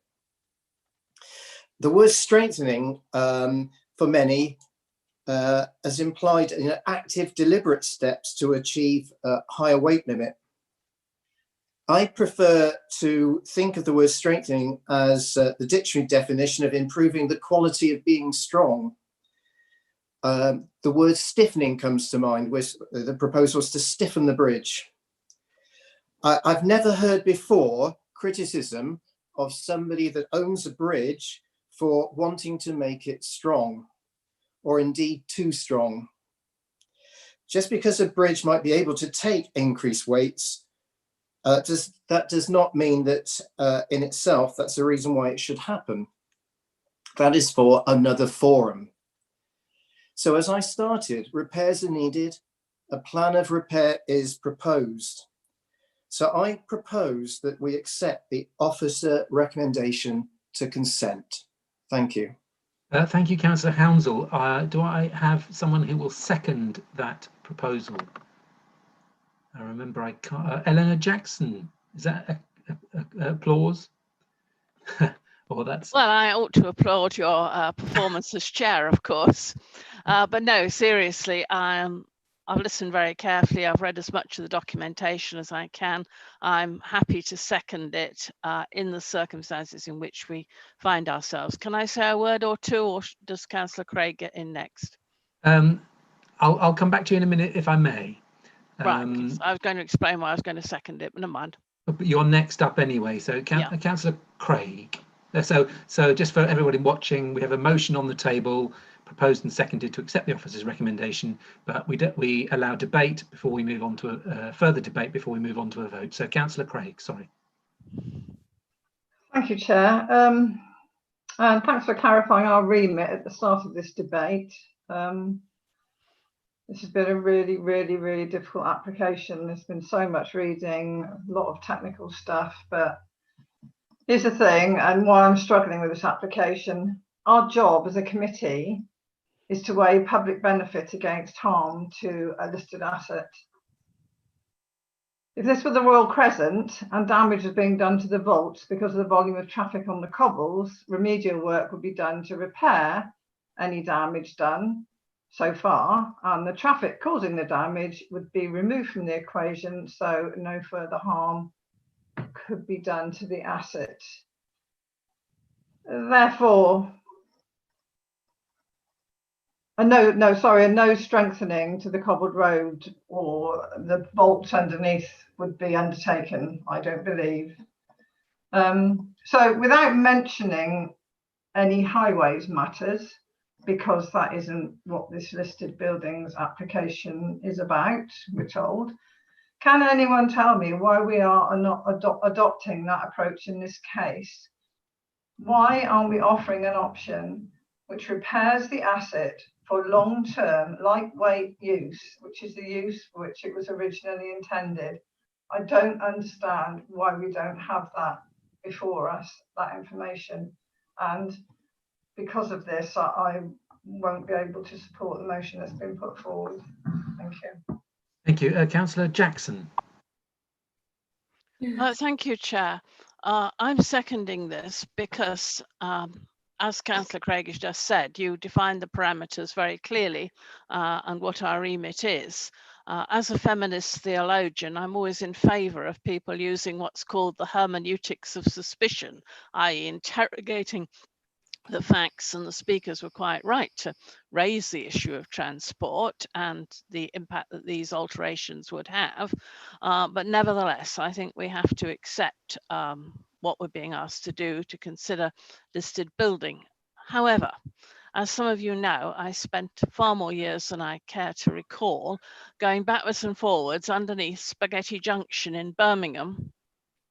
And I saw this kind of corrosion happening to the concrete, and for one reason or another in the 70s, 80s and 90s, they didn't repair it, and the volumes of traffic increased until the eventual situation was that the structures were in danger of collapse. And that surely is what we want to avoid here, because what was going on there, obviously on a much larger scale, was this, was it called chloride or chlorine? Corrosion, but corrosion caused by chemical interaction and rust with the metal components of the bridge working against the modern concrete there. So I think to save this bridge, not to put, too fine a point on it, we need to pass this resolution. But we might also want to bear in mind that although it would be a good idea if in other forums the council were to restrict the 44-ton weight use of lorries, there might be a situation where you needed to get what used to be called one of Pickford's best, a transformer, a prefabricated half of a Nightingale hospital, some very heavy load over that bridge for the public good. So I think it makes sense to go ahead now with what's proposed.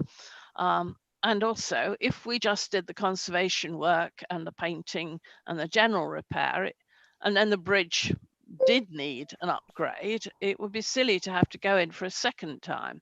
Better to get it all done in one go. And so that's why I'm seconding the officer's recommendations. Thank you very much, Councillor Jackson. Councillor Hodge.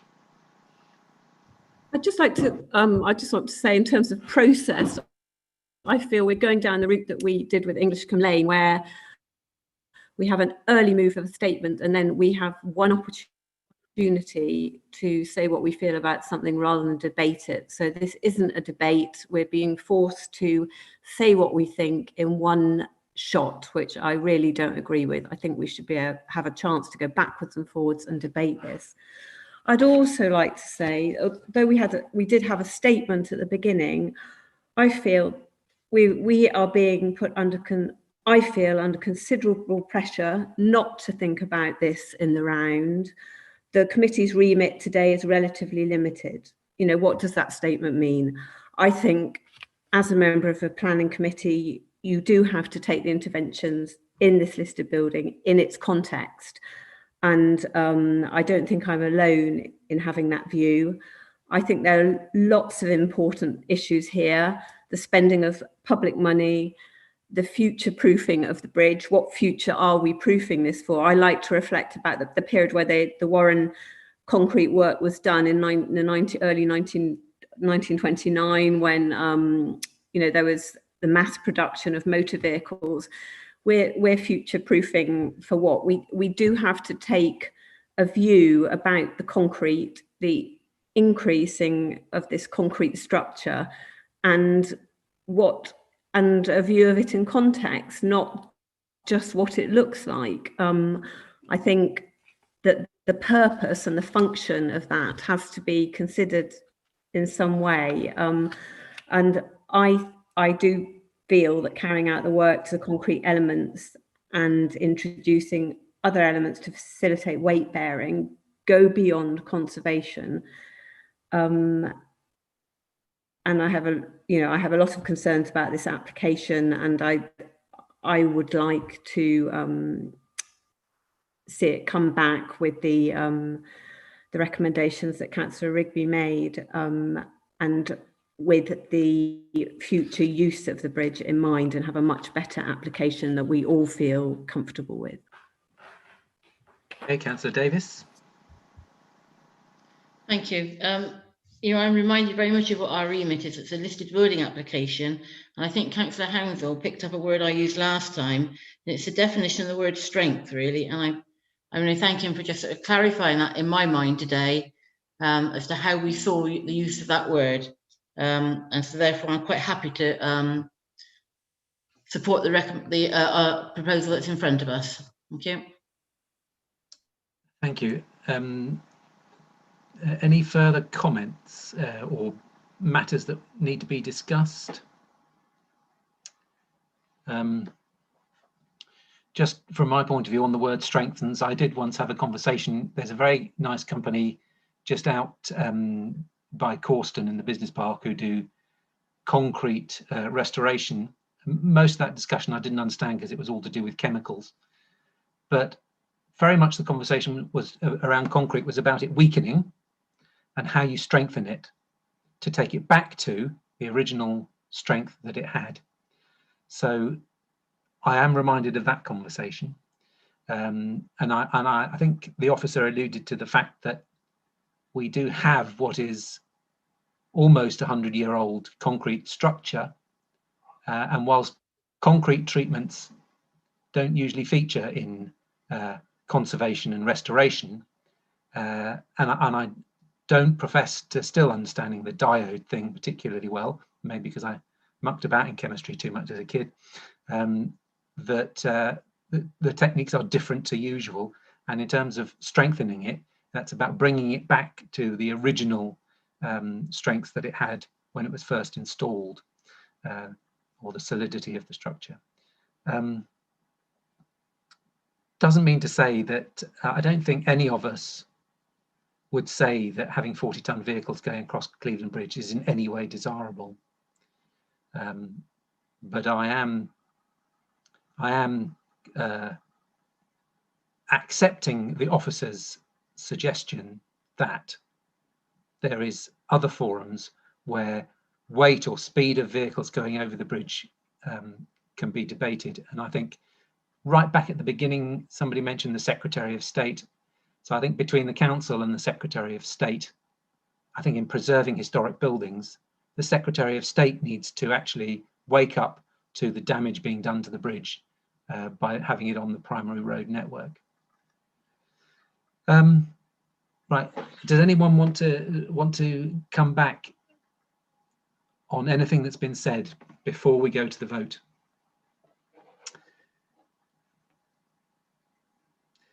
Okay, so we will be moving to the vote then. Right, so the motion before us is to accept the officer's recommendation. I'll go in reverse order. Councillor Rigby has obviously removed herself, so that's me. So Councillor McCabe is 4. Councillor McPhee? 4. Councillor Jackson? 4. Councillor Hughes? 4. Councillor Hounsell. For. Councillor Hodge. Against. Councillor Davis. For. Councillor Craig. Against. Councillor Clark. For. So I make that 7 votes for, 2 against. So the motion is carried to support the officer's recommendation. Marie, is that your maths as well? Yeah, that's correct. That's 7 in favour and 2 against. That's carried. So the motion is carried. Thank you very much. Thank you to all our speakers on that item. I know everyone's put in a lot of work on this, but not everyone will be happy with the outcome. But I hope that we will all take part in a campaign to get rid of 40-ton vehicles on the bridge via other fora.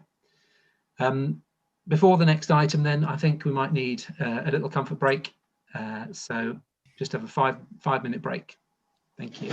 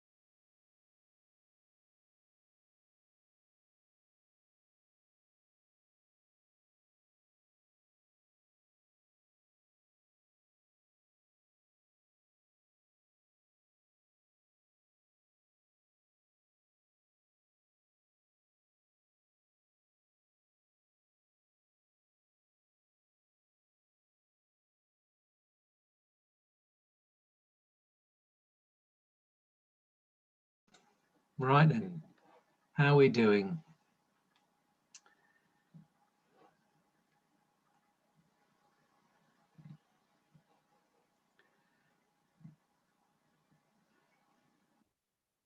Okay, I'll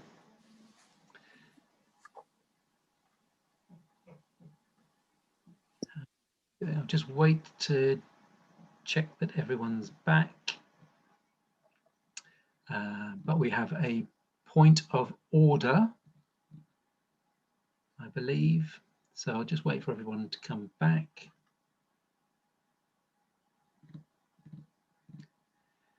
So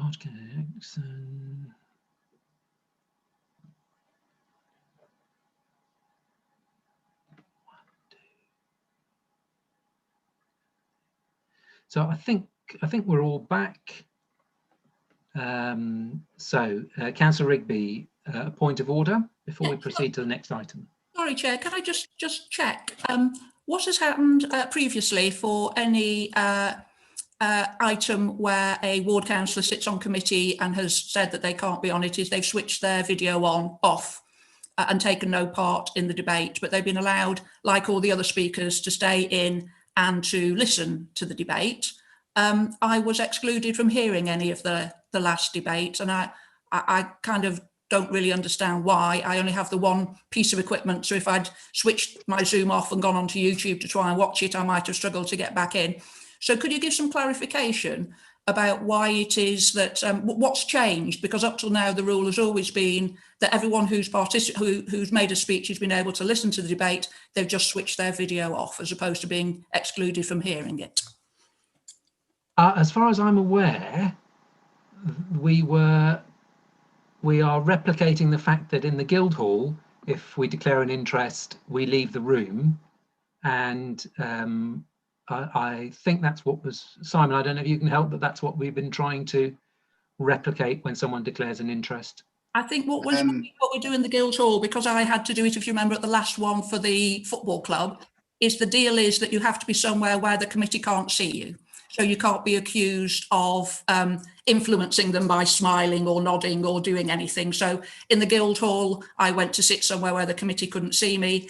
And at the August meeting, when we had exactly the same thing with Cleveland Bridge, I made my speech and I switched my video off, but I was allowed to listen to the debate. So it is different from anything that's been done before. Maybe Mike didn't exclude you. Marie wants to say something. I'm sorry, there might have been some confusion. I think we thought that you had an interest, in which case that's why we removed you. I mean, yeah, so perhaps there's been a bit of misunderstanding there.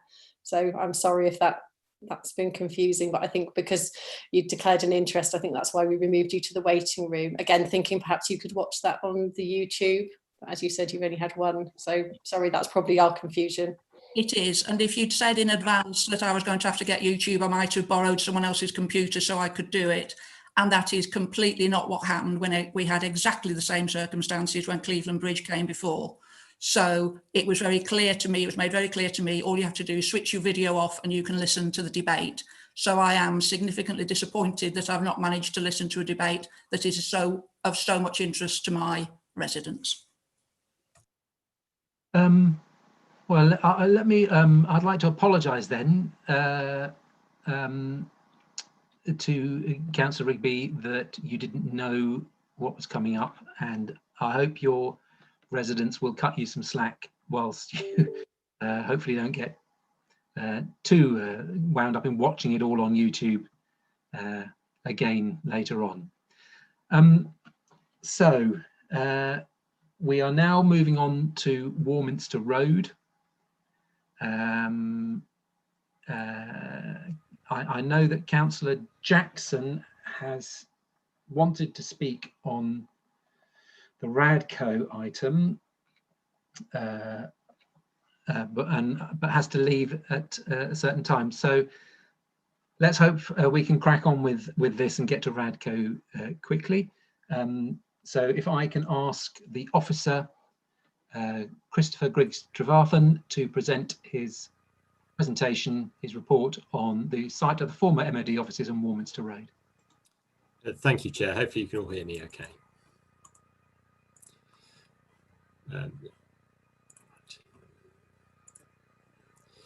Okay, so before I launch into the presentation, there's just a couple of updates to the report. Just following legal advice, just a very small clarification on the recommendation where it refers to the head of legal and democratic services. There is actually no such post, director of legal and democratic services, not the head. And also the recommendation specifically refers to a deed of variation to be sought. That wording should be changed to just seeking a Section 106 agreement, just to allow flexibility around the actual type of agreement that might be secured.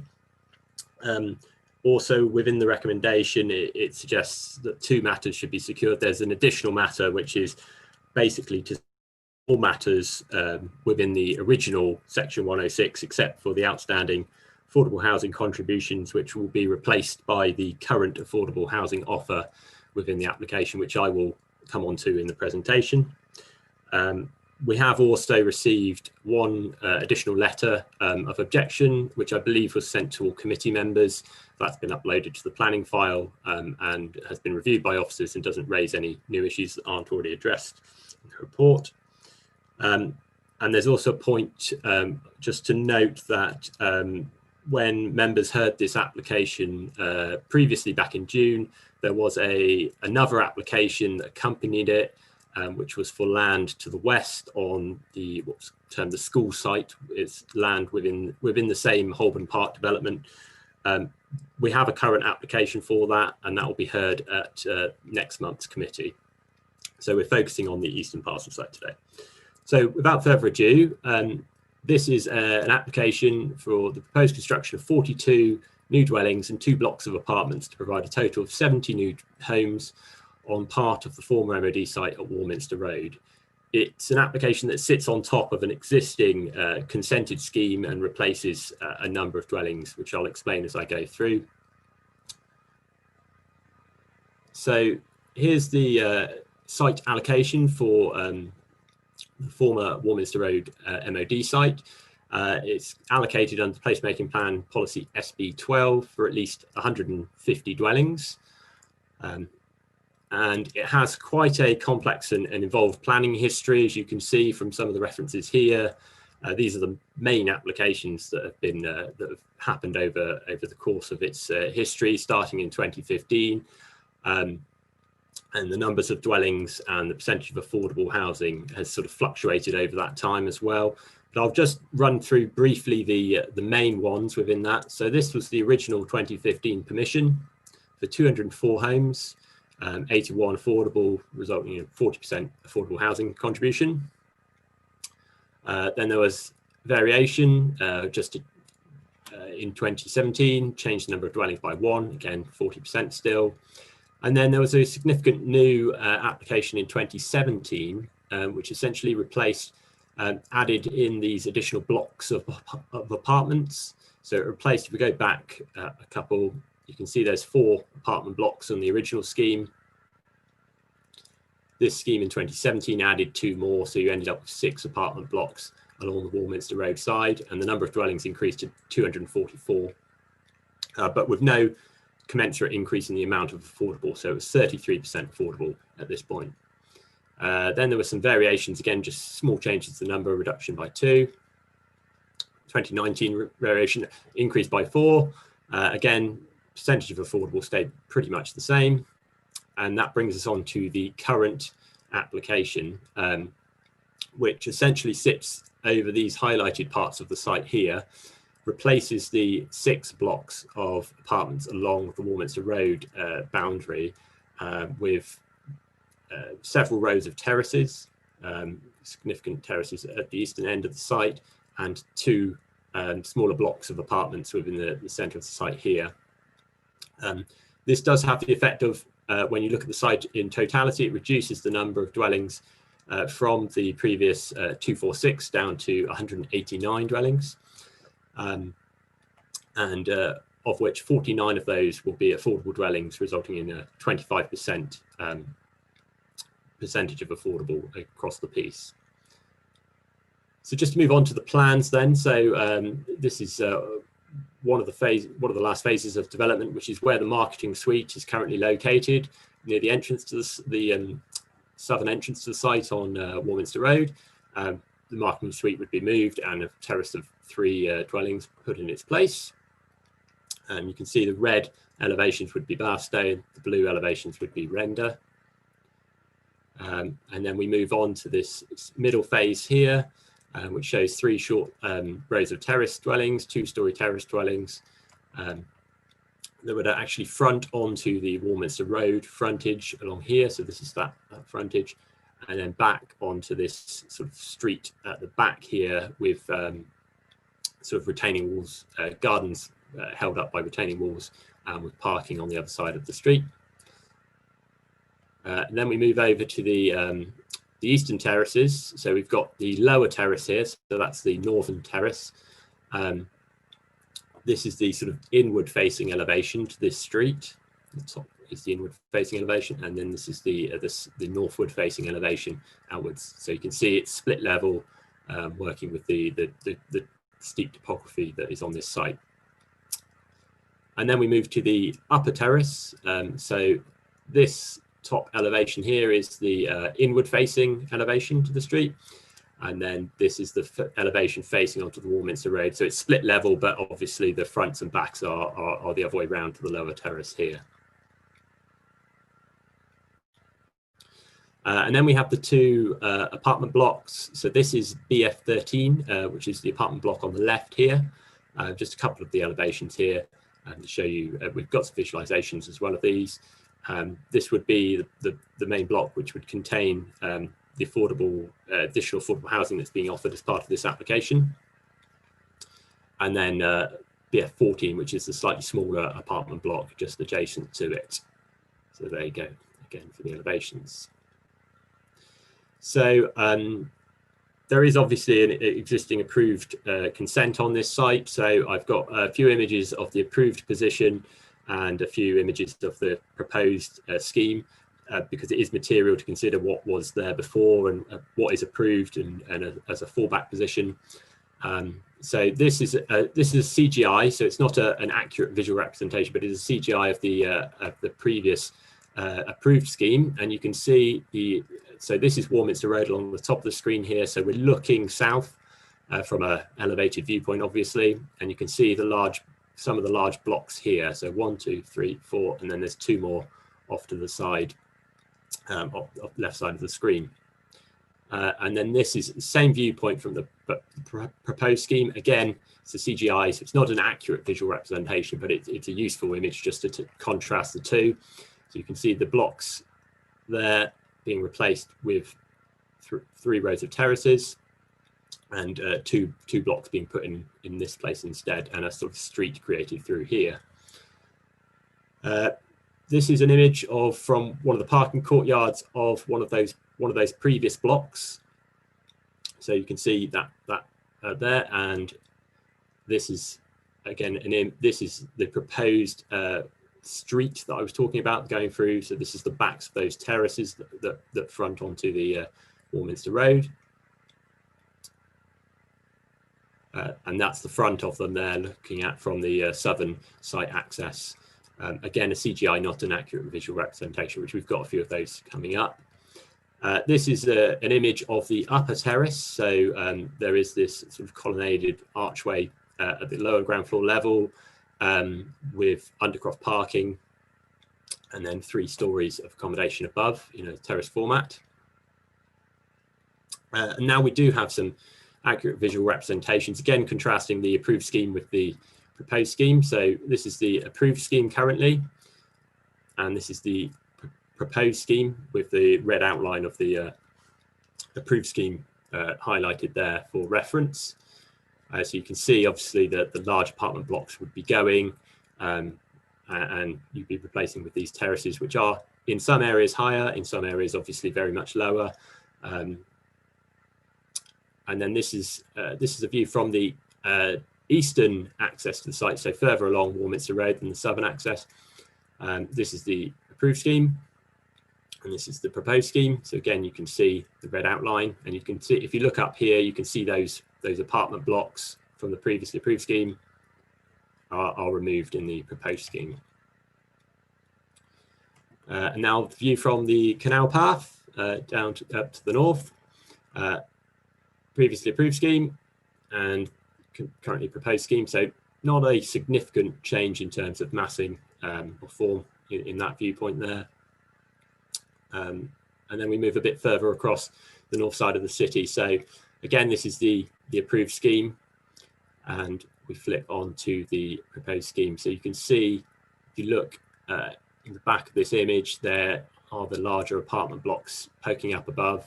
You can see them highlighted, picked out in red here, and you can see the extent of building that's proposed. And then a further image from a long distance view, so proposed, and you can, in this image again, you can see those apartment blocks here and here, and also worth keeping an eye on these ones here. And if we move on, you can see the height of the overall height of the development does actually reduce from these sorts of viewpoints when looking at it from a distance. Just a couple of images of the current situation on site, just to provide some context. So this is the marketing suite on the left with the existing southern access looking into the site. And then this is Lascelles Avenue, which is one of the first phases to be completed. And that's just looking, this is Lascelles Avenue again, just looking to the southwest. Just to give you an idea of the style and type of architecture that's in there. So the scheme has already made a significant number of contributions and obligations towards various pieces of infrastructure, which I think is useful to know for members, because when they're considering the application, it's not really considered in isolation, because it will be tied to the 106 that was part of the original application as well. So there was an affordable housing contribution that was intended to be paid in 4 instalments, and 2 of those have already been paid to the tune there. You've got bus shelter contributions, canal towpath contributions, car club contributions, offsite allotment contributions. We've got formal and formal green space contributions and maintenance contributions and natural green space contributions, as well as primary education contributions and public transport contributions, and finally youth service contributions. So quite substantial sums that have already been paid, and some that are already part of the affordable housing of the Section 106 agreement. So turning to one of the main issues then, affordable housing. So the application, as you members should be aware, is a resubmission of an application that was submitted that came before them in June, and members refused that application for 3 reasons. The first reason being that the affordable housing offer was insufficient. At that time, the application was proposing to not provide any additional affordable housing and to instead provide an off-site contribution for about £600,000 to be put towards affordable housing elsewhere. Members did express the view at the committee that they would prefer to see housing provided on site. And further to that decision, the applicant has come back with a revised offer, increasing their offer. Well, before I say what it is, worth mentioning that £600,000 was equivalent to about 8 discount market units at 80% of their open market value. This current application now proposes 20 discount market units at approximately 70% of their open market value. So a significant uplift in the offer for affordable housing, and that would be provided on site, as I said, within block BF13. That, when you take that across the whole of the site and what's being delivered across the whole of the site, that would equate to 49 affordable units. 29 of those have already been delivered, and the 20 plus the 20 discount market units, and that equates to 25% if you were to take into account the upcoming application for next month. But if you don't take that into account, it's actually 26%. So the offer has increased significantly from last time. There's also the offer remains to provide a viability review and clawback mechanism within the legal agreement that would be carried out near the end of the development, and the agreement there would be to essentially review the viability of the scheme once it's near completion, and any surplus profit that had been identified would then be, mechanism suggests, by the council, so that it could use that as an additional financial contribution towards off-site affordable housing delivery. And that would be secured as part of the Section 106 agreement. Members did also reject the previous application on design grounds in terms of the impact on a World Heritage Site and for parking related issues. Now, those issues haven't, the application in those regards is the same as the one that was considered in June. There's been no changes, significant changes to the design. However, there has been more information provided, like those visuals that I flicked through in the presentation there today. So the officer recommendation is to permit the application or delegate to permit, subject to the matters in the report. And I'm happy to take any questions after the speakers. Thank you very much, Christopher. I have two public speakers. First of all, I have Joanna Robinson from the Bath Preservation Trust. Nice to see you again, Joanna. Hi, good afternoon. Off you go. Okay, just one moment. Okay, thank you. We maintain that this proposal, in combination with the existing and proposed developments on this site, will further emphasise a harmful impact on the conservation area, World Heritage Site setting and views. The appearance, height and density and layout of the estate, particularly blocks and terraces, are inappropriate in this part of the Bathwick character area. The application fails to provide adequate information regarding the proposed design, detailed elevations and materials. The use of render is not acceptable on external facing elevations. The significance of Bath's heritage has been compromised by the impact of Holborn Park, specifically the impact of the layout and appearance on the development, on the setting and views across the World Heritage Site and conservation area. The Planning Authority's approval of the architectural style is no justification to further perpetuate harm. We draw attention to the impact of cumulative harm on the setting of multiple heritage assets, and that to accord with the NPPF policies, consideration must and still needs to be given to whether additional change will further detract from or can enhance the significance of the heritage assets. We do not agree with that the proposed design response enhances the character and setting of the conservation area or the World Heritage Site and its setting. There is no evidence that the development works with the topography of the site, as the applicant has stated. We emphasise that in order to prevent creep and maintain the landscape setting of Bath, the development should be focused on the previously developed area.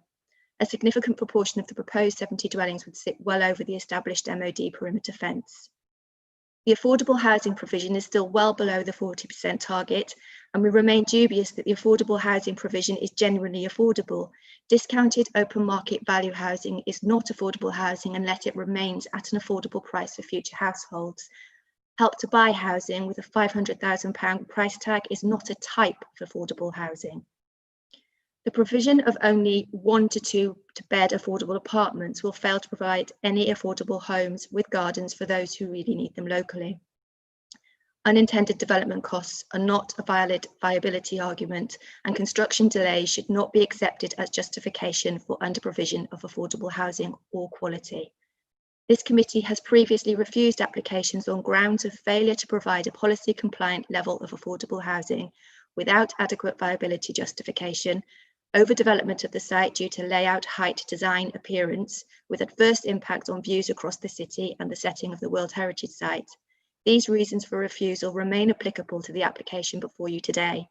The application would neither sustain or enhance views of the conservation area, World Heritage Site and its setting, and further development as proposed would exacerbate the incongruous appearance of the site in the landscape views of highest value. Thank you. Thank you very much. And then I have Charlotte Taylor-Drake, the agent. Thank you, Charlotte.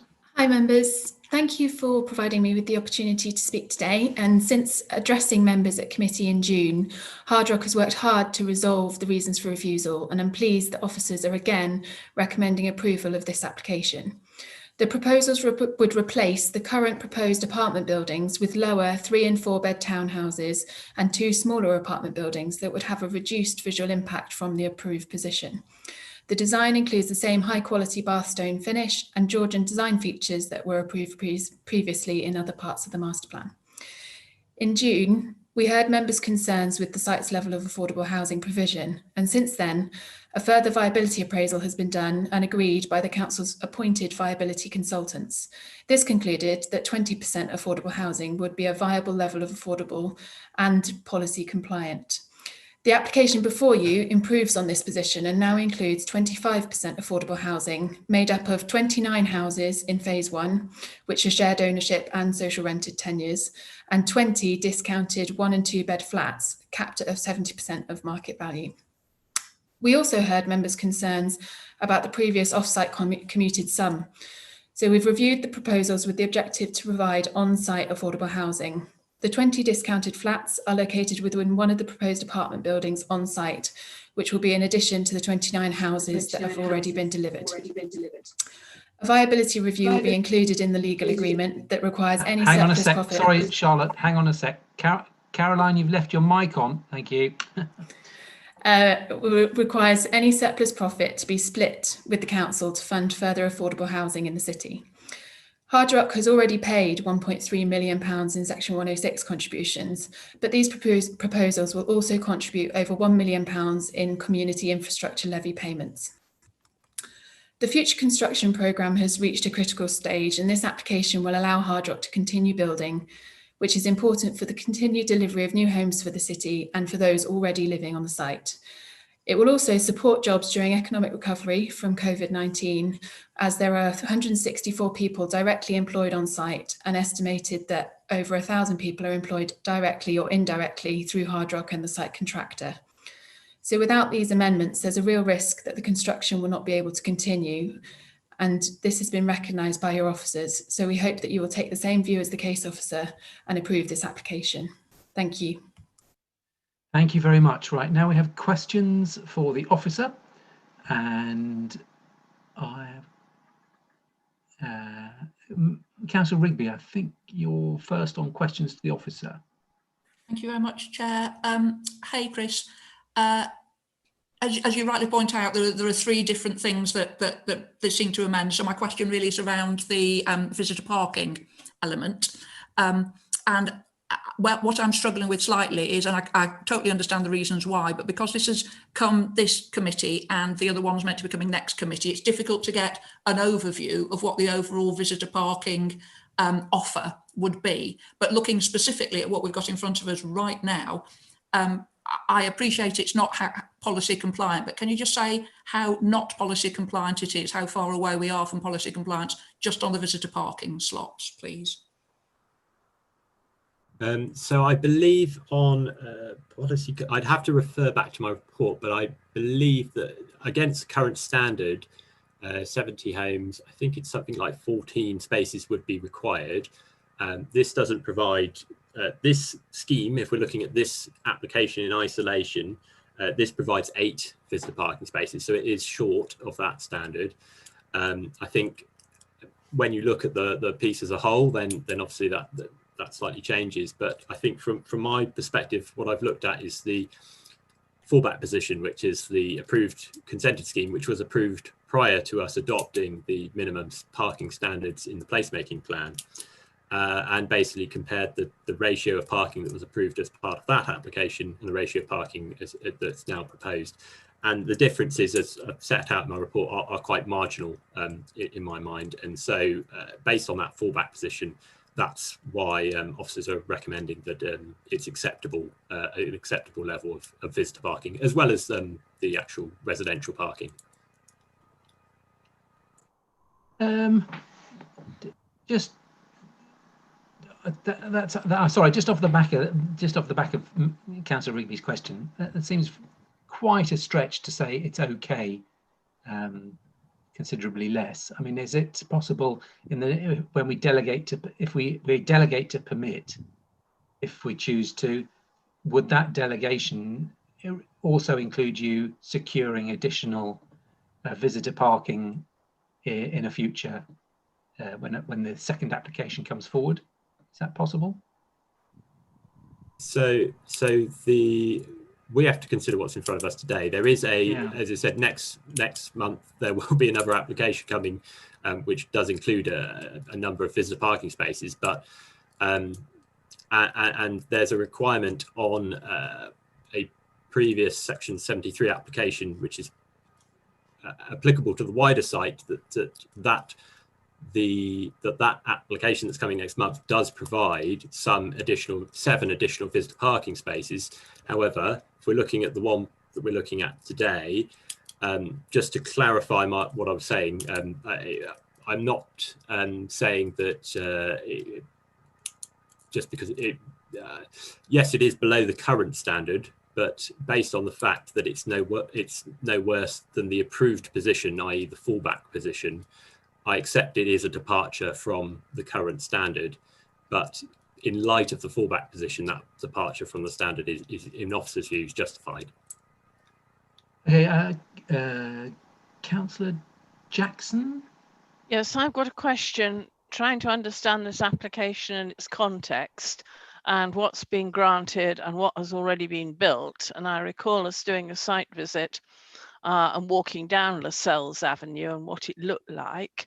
My problem is, A, is it compliant with our policy about the height of buildings in what I would have thought was a suburban area? Warminster Road very quickly gathers a sort of rural atmosphere as you go down it. So the first question is it policy compliant given the heights of those buildings, even though they're reduced in this application from the previous one?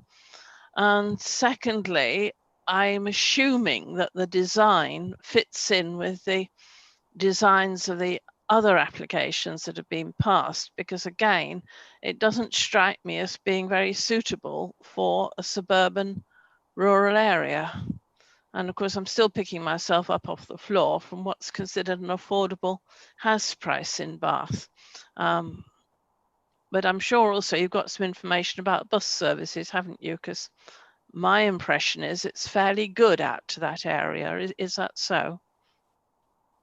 So that's heights, design, and bus services, 3 in 1. Okay, Councillor Jackson. So in terms of policy compliance, we don't have a policy which says what the height of these buildings has to be. The policy is expressed in more sort of general terms about conserving and enhancing the World Heritage Site and the landscape character of the city. This has been reviewed, the application has been reviewed by the council's internal landscape officer with those policies in mind, and he is of the view that it is an improvement over the existing approved scheme, primarily because you're getting rid of those larger blocks, the 6 large blocks along the Warminster Road elevation, which do sit at the highest point on the scheme. So in the views from the north, they are the highest points and most prominent, and they're also very prominent, as you saw from the visualizations on the Warminster Road. In terms of the design, I recall some members had concerns around this being a more suburban location. It is on the fringe of of the sort of more built-up areas of the city, in my view, and we have to remember it's an allocated site for a particular quantum of development for at least 150 dwellings. Now, you can only do that as well within the bounds of the previously developed land that was on the site, and so there is a density that is going to naturally result from that, and a style of housing that follows. The architectural approach and design of these buildings that are being put forward in this application very much echoes the existing approved approach to design and architecture, sort of classical, quite traditional Georgian Bath approach to architecture, which was accepted at the time the original application was approved, and as you said, several phases have now already been constructed in that style, and so in officers' view, to depart from that now would be very odd. Finally, on bus services, I'm sure Councillor Jackson's knowledge of bus services is probably far greater than mine, but it is on the main A36 into Bath, which is quite well served by bus services.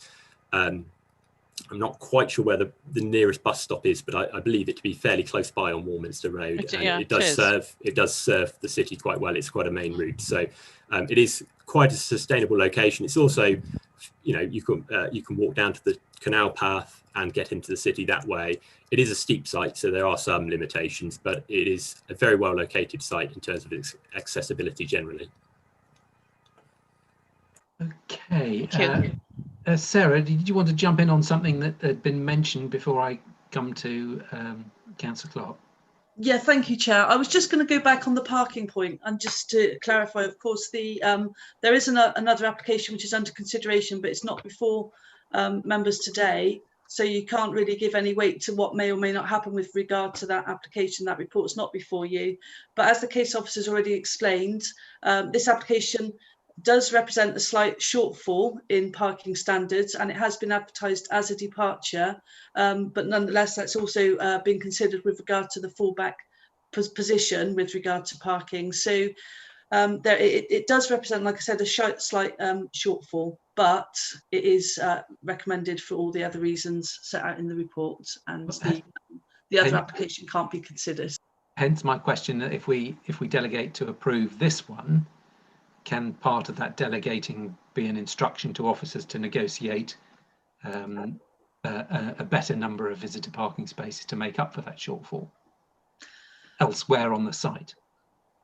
Well, I would have to refer to the case officer to explain the opportunities that exist, but my understanding is that the parking that is proposed on the site represents the amount that can be satisfactorily accommodated. So if you were to make such a suggestion for the officer to go away to negotiate further increase in spaces, it is quite likely that that wouldn't be possible to achieve, or the officer would already have negotiated those spaces so that it didn't have to be a departure. I don't know if the case officer can clarify that.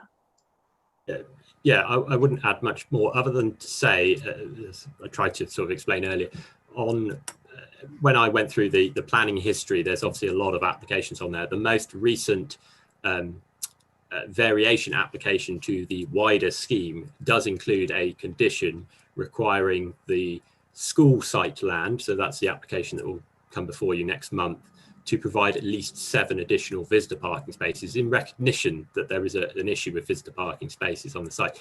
So that there's already that sort of condition requirement applying to the scheme. And as Sarah said, within this scheme that's in front of you today, there isn't really any further room or space without encroaching into the wider landscape areas and ecological areas to provide any additional parking within this scheme, but the school site is seen as that opportunity, so that's why the condition was there.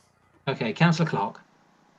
Yeah, my points are very much on 2. One is regard to the car parking, which we've discussed quite a bit, but I have got to express my disappointment at all developments that seem to be going through up and down the country, where there's woeful lack of car parking, and we could all go to new developments and see that that's witnessed by the fact that an innumerable number of cars actually are parking on pavements and on yellow lines or whatever. So I do think the government and councils do have a need to look very closely at the regulations and to be much more stricter with developers going forward in terms of the number of car parking spaces available. I know we all would like to see less use of cars and maybe less cars on the road and more use of bikes and so on. But the fact of the matter is so many people need their cars, and for us to not allow that to happen when to counter for that for when we're allowing developments, I think is a pretty poor show. As I say, so that's one for the future. This is one that I'm looking at this point in time.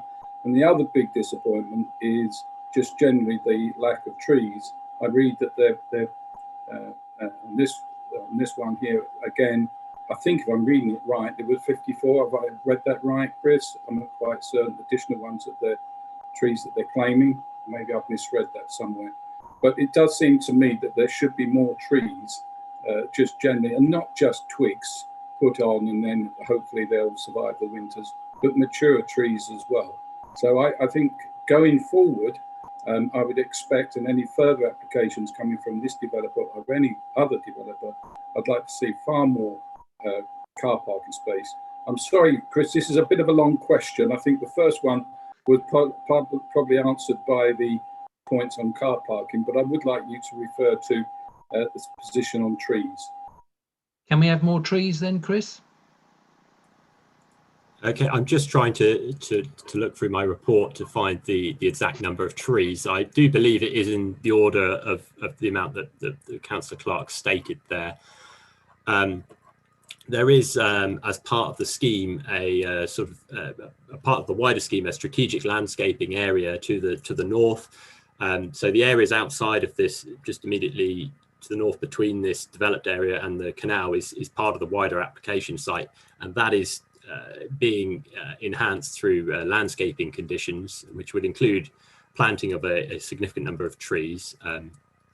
So that is the case. I think it comes back a little bit to what I was saying before in response to Councillor Jackson's question, which is the policy requirement is to have a certain number of homes contained within the previously developed land on the site.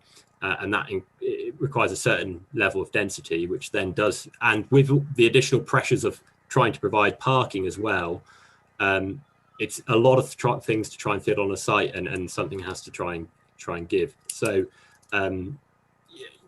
the theoretical question, could you provide more trees on site? Yes, but probably at the expense of even more dwellings or parking spaces. And you have to obviously consider what's in front of you today. No, I accept that, but again, the particular question though, in terms of trees that are provided, is there any specification that they should be of a certain maturity or quality?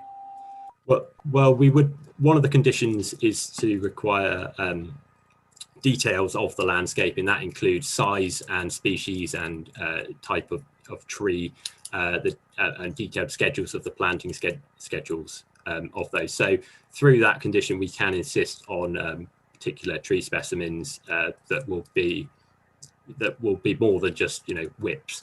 In some cases, whips can be appropriate and the best way of achieving decent landscaping, but in other cases, you want to achieve some larger tree specimens, and we can secure that through that condition. Thank you. Good stuff. Councillor McPhee. Yes, just continuing the saga of the visitor car parks. I do feel that it's one of these things that we ought to stick out and make sure that we stick out for the thresholds that are pre-specified. And I understand that you're going to have 7 on the next one. Can I ask, will you be the inspector for the next one that's coming through? So you've promoted him there. Yeah, but I am the case officer. I am the case officer for that other application. So you won't forget about those 7 spaces. No, I will not. No. Okay. Can I also ask, and this may be, I should have gone into the details, but will you have electrical chargers for the apartment car park spaces where people can't? Obviously, I can see that you're parking right in front of most of the terraces, so they should be able to charge up quite easily. But what about the apartment blocks? I cannot recall from the detail whether there is electric charging specifically for the apartment blocks. If that was something the members felt strongly about was necessary, then that would be something that could be added as a condition via your to the recommendation as a condition, if that was what you wanted to move to do. But yes. Well, it's a problem for anybody with an electric car living in an apartment, is if they don't have the charging spot, they're stuck. And indeed for visitors. That's one for your list of to-dos then, Chris. Are you all right? You all right there, Hal? Yeah, finished. Councillor Hodge. Hello, Chris, thank you very much for the presentation and the useful bringing together all the percentages. I've just got a definition to the affordable housing. Originally, I think it was just noting that the site was going to deliver 81 affordable properties, and now we will have 49. Was it originally specified? Is there a definition? Well, there is a definition, I know, but was it the original 81, 40%? Was it specified whether that could be discount market or whether there was another range of affordable it should be delivering? And then we're going to have 20 70% market value discounted, and then we've got 29 already built. What are the 29 buildings that are already being built? What are they? Are they apartments? Are they discounted market value again? And what sort of value are they? Yeah, those are my questions. Yeah, so just on the definition of affordable housing, it encompasses a range of different, I hate to use the word products, people's homes, but it does accompany a range of different products, such as social rent, shared ownership, discount market, and then various other affordable rent products and things. The council's policy on this is the sort of starting point is we would usually ask for 75% of the affordable homes to be social rent and 25% to be intermediate tenancies. So that could be shared ownership or some other intermediate sort of definition. Discount market is therefore less preferred, but in terms of what our policy asks for. But we will ask for it on case-by-case basis. In this case, we have to do this in the context of the viability assessment that's been provided, which, as I've set out in my report, we've had independently tested and demonstrates that the scheme, cannot viably deliver, the 40% affordable housing that would be required by policy, and actually. The offer of affordable housing is in excess of the viability scheme says is viable. So, it's within that context, the offer is seen as a good offer and better than what could potentially be achieved if we were to go by what the viability assessment had said. In terms of your second question around what's already been delivered on site, so the 29 that are already delivered. They, I believe, are mostly houses, and I believe they are mostly social rent. There may be some shared ownership in there as well, but I believe it is mostly social rent. I don't have the exact breakdown of the figures, but it's the majority social rent. Hopefully that answers your question. Okay, yes, thank you. Councillor Hughes. Hi, yes. So following on from Lucy's question, I guess, I'm just trying to understand a little bit more about this affordable housing. So am I right in saying that this section, all of the affordable housing is going to be in one block?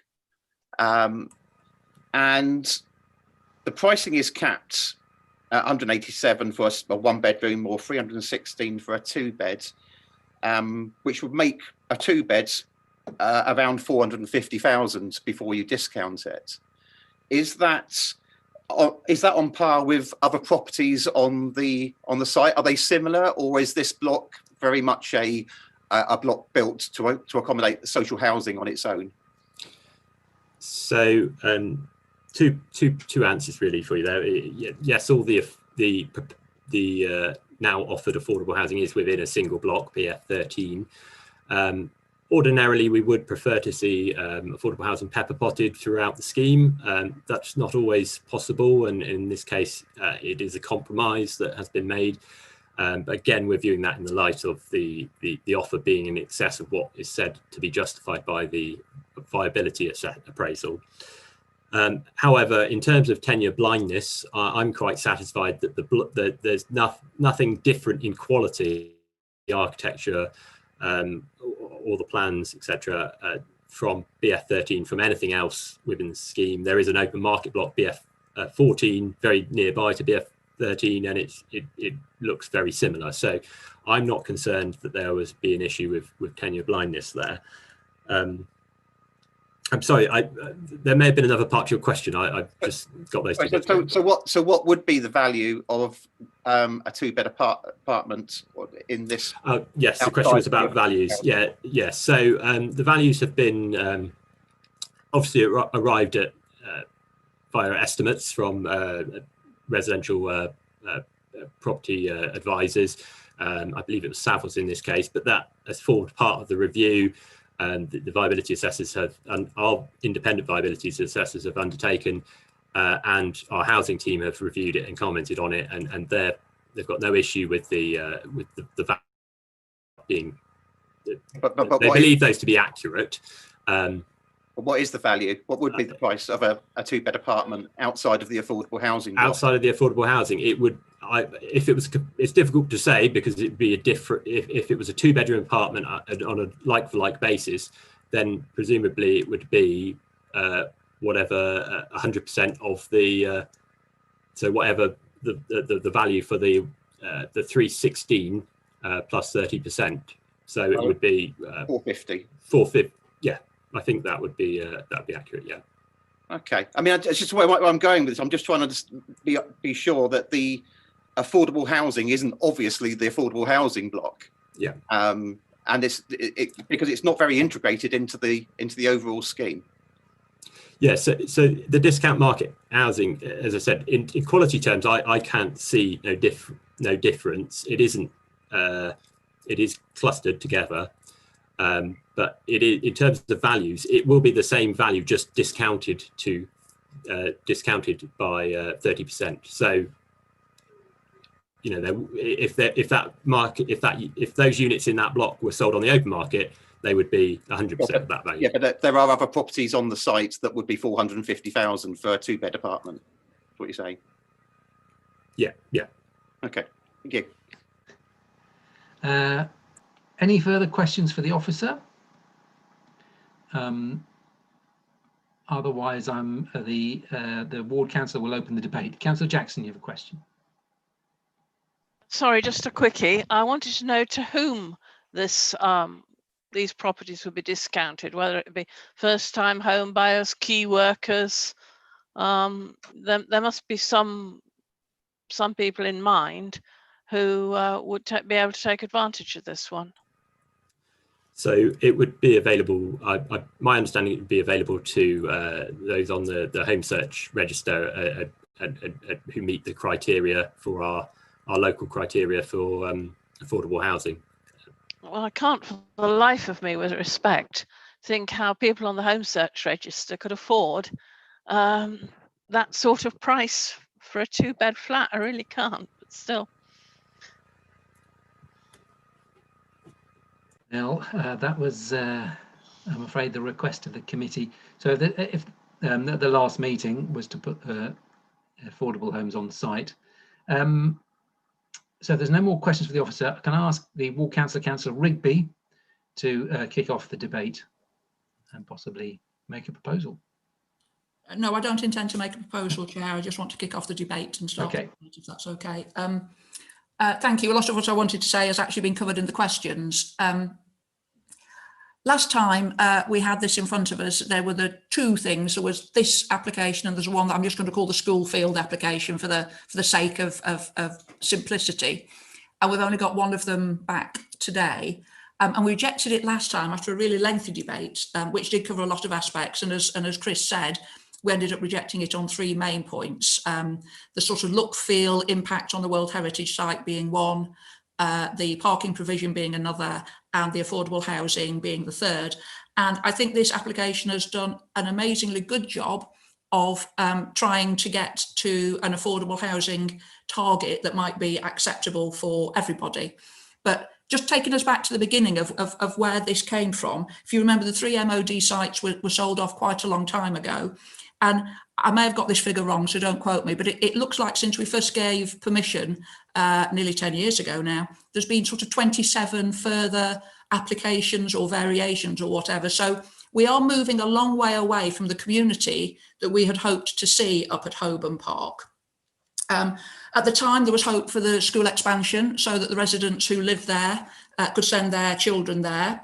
That didn't happen, and that absolutely is no fault at all of the developer. The school decided that it didn't want to expand, but that has changed the kind of community that could probably be seen there.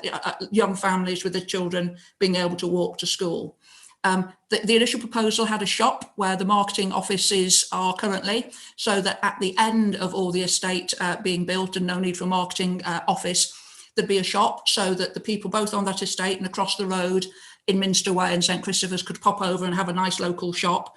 That has been said to be unviable. So again, that's changing the nature of the community. And when we said that this was an area that had to have 40% affordable housing, there were two things I think we were thinking about. One was hitting the affordable housing target overall and making sure that we had enough of those in the authority. But the other is that we had a community that was relatively, not quite 50-50, but relatively evenly split. So that there wasn't a case of it, it's going back to the question that Councillor Hughes asked, that there was almost here's a little block where our affordable housing people are, but here's everybody else, and never the twain shall mix. It was meant to be a fully mixed community where everyone was pepper potted in with everybody else. Now, I know 10 years on and everything has moved on a lot. The two other ex-MOD sites are largely built and sold. And the current affordable housing offer is so much better than the last one. I am disappointed that the two other elements we talked about last time, which gave us reasons for refusal, haven't really been mitigated in this particular application.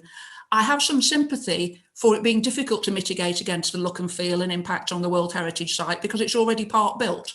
So it would be quite difficult to come up with something that we may now think is more acceptable because it won't fit in with what's already there. So I do have an awful lot of sympathy with developers, but I do think they could have done some more work into making sure that the lines of the houses followed the contours of the hill slightly more, and that the view, especially from the other side of the valley, was more pleasant than this sort of blocky, not following the contours type thing that we currently have in front of us. A really good deal was done at the beginning of this, predicated on the school field being donated to the school, which, as I said, it's not their fault, but it's not been done, and 40% affordable housing. And we've moved so far away from that, it feels difficult. And I do have a lot of concern for the existing residents, really, because the last thing they want, I guess, is for us to refuse, and that mean that that nothing can then be developed, and they're living in what is a half-built or a third-built building site for the foreseeable future. That's something that they obviously don't want, and we as an authority really don't want. So I accept that the recommendation in front of us is acceptance, as it was last time we were here and then we refused it. And I accept it's moved substantially since the last application on the affordable housing percentages, though not the other two elements, which I think are very important. And I'm not sure if it's enough on the affordable housing side. And that's why I'm looking forward to hearing the debate, because for me, this is much better than the application we had in front of us last time, which we refused. I don't know if it's gone far enough. So I really look forward to hearing all your views. Thank you. Thank you very much, Councillor Rigby. So does anyone like to express their views? Councillor Jackson has a hand up. Yes, I think we've covered in the questions quite a lot of the sort of key issues, especially from Councillor Hodge. And I just don't have a gut feeling that we're not going to get a better deal if we refuse this or delegate it. And of course, if it were to go to a planning inspector's hearing, we might lose the benefits of the Section 106. I think the officer is very much to be commended for all the negotiating that he's done. I would hate to live here. It's not my kind of place, but I can see it would appeal to a certain for people who need to live in this location and like this sort of style of architecture. So I'm going to propose that we move. I'm going to move the officer's recommendation, which won't, of course, inhibit the debate at all, because you can either go with the officer or not. Do I have a seconder for that motion? Councillor Hounsall has his hand up. So we have a proposal to accept the officer's recommendation to permit and seconded by Councillor Hamsall. So any other comments? Councillor McPhee? Did I get my charges on the apartments as a condition there, or? So it's a delegate to permit, and we'd quite like some charging points. Councillor Jackson, are you happy to accept that on your motion? Yes, thumbs up. Councillor Clark. Yeah, I just wanted to say, and I do know what I'm talking about because I myself grew up in what was probably classed as social housing. I grew up, and I think I know a lot of people are well-meaning when they talk about pepper potting people, but I do think maybe we should do some more research as a culture in terms of understanding just what people want. And I personally think you'll find a lot of people who have lived or want to live in so-called social housing or affordable homes actually are quite happy to live with like-minded folks in terms of the roles that they perform in society. So I don't necessarily go along with this idea. I don't want to see ghettos being built, by the way, but I don't necessarily subscribe to this a sort of utopian thing of the pepper potting. Having lived all of my childhood and a lot of my young adult life in that kind of community. Just a comment. Okay, any other comments? I mean, I think I'd obviously like to thank the developers for going away and looking at the amount of affordable housing they could put on site. I take on trust. I think we have to take on trust that additional visitor parking spaces will come in the future. And I think maybe if we could secure some more trees here and there, we might break up the impact of all the block on the side of the hill, all the development on the side of the hill that impacts on the World Heritage Site. So I don't know if you could look for sites. Or I have to say, I did drive down Lascelles Road and I met a vehicle coming the other way, and the roads are so narrow that I had to pull up onto the pavement in order to let the other vehicle go past. So I wasn't sure how road standards can be allowed to be like that, but and I can appreciate why that means there is really very little room for additional trees, but I'd quite like to see additional trees, just breaking up the blocks of housing here and there. So I don't know if that could be worked out. Any further comments? Oh, was that a nod, Duncan? No. Councillor Rigby. Yeah, sorry, it was something I was going to ask before, and it's the other thing that's playing on my mind slightly, is around I mean, we've acknowledged that this isn't policy compliant in terms of what our original policy is, but what we're saying is the fact that the viability is being done that shows that that it is viable at this level. And I know we can't give away secrets in terms of commercial confidentiality in terms of viability, but there's got to be a line within that says kind of developer margin or developer profit. So I guess in my head, I'm thinking if by getting 25% lots of affordable housing, which is more than we'd have otherwise in terms of actual numbers, let alone it's not quite the same in terms of percentages, that's a better job than getting none. Of course it is. But how much are we protecting the fact that some of this should have been developer risk to take on in the first place, but by allowing this to happen? So I guess I'm saying, I don't know if I'm totally convinced there's not a little bit of squeeze room left within it, because although we're all happily saying, 25% is better than the 15% which is offered before, which obviously it is, and we are grateful for that, still an awful lot less than the 40% that it's meant to be according to our policy and plan. Okay, sorry, Councillor Hodge, I missed you, sorry. No, don't worry. I think we are really reliant on this viability advice. It does feel like a compromise. And the compromise, as Councillor Rigby laid out over the course of this is such a crucial site in the centre of Bath, and I just hope we don't come to a position where we're making these sorts of compromises again, and that's I feel we're going in a certain direction, and I wouldn't like it to be repeated. I think when we next have a development and we set out what it's going to deliver, we really should be committed to trying to stick with it. I agree with that.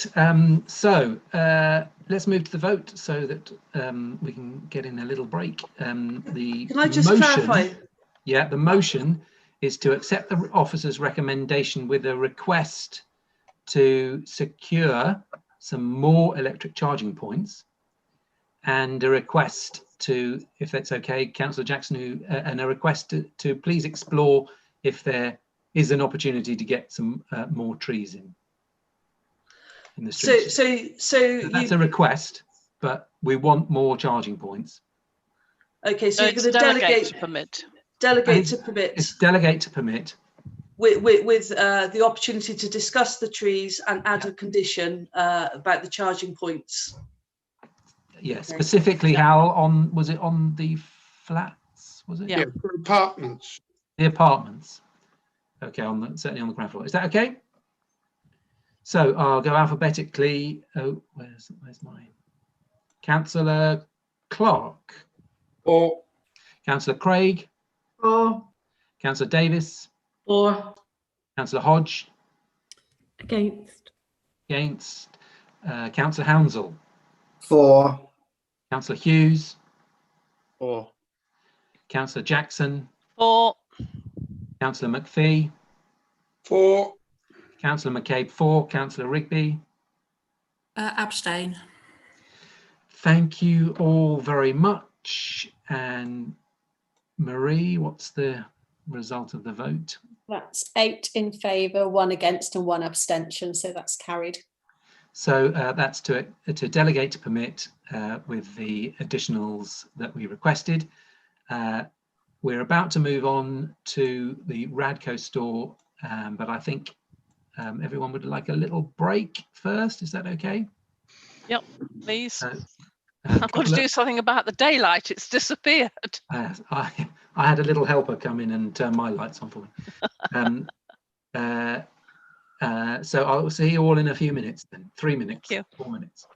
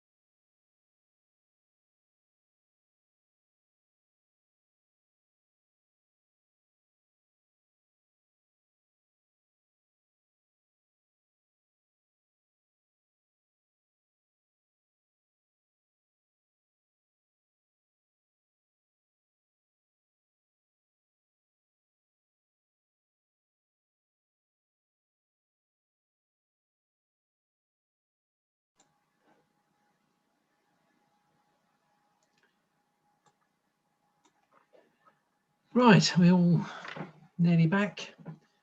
That worked out very well for me. I put some bread at the bread machine on at lunchtime, and there was opened the door and there's a lovely smell of fresh bread wafting up the stairs. Now, of course, I'm rather hungry, but be an incentive to kick on. A better smell than cat food, I can tell you. But I bet your cat was pleased. Yes. Right, so we're moving on to the cooperative store, Wells Road, Westfield. Can I invite the case officer, Chris Gom, to present his report, please? Thank you, Chair. I'll just share my screen a sec.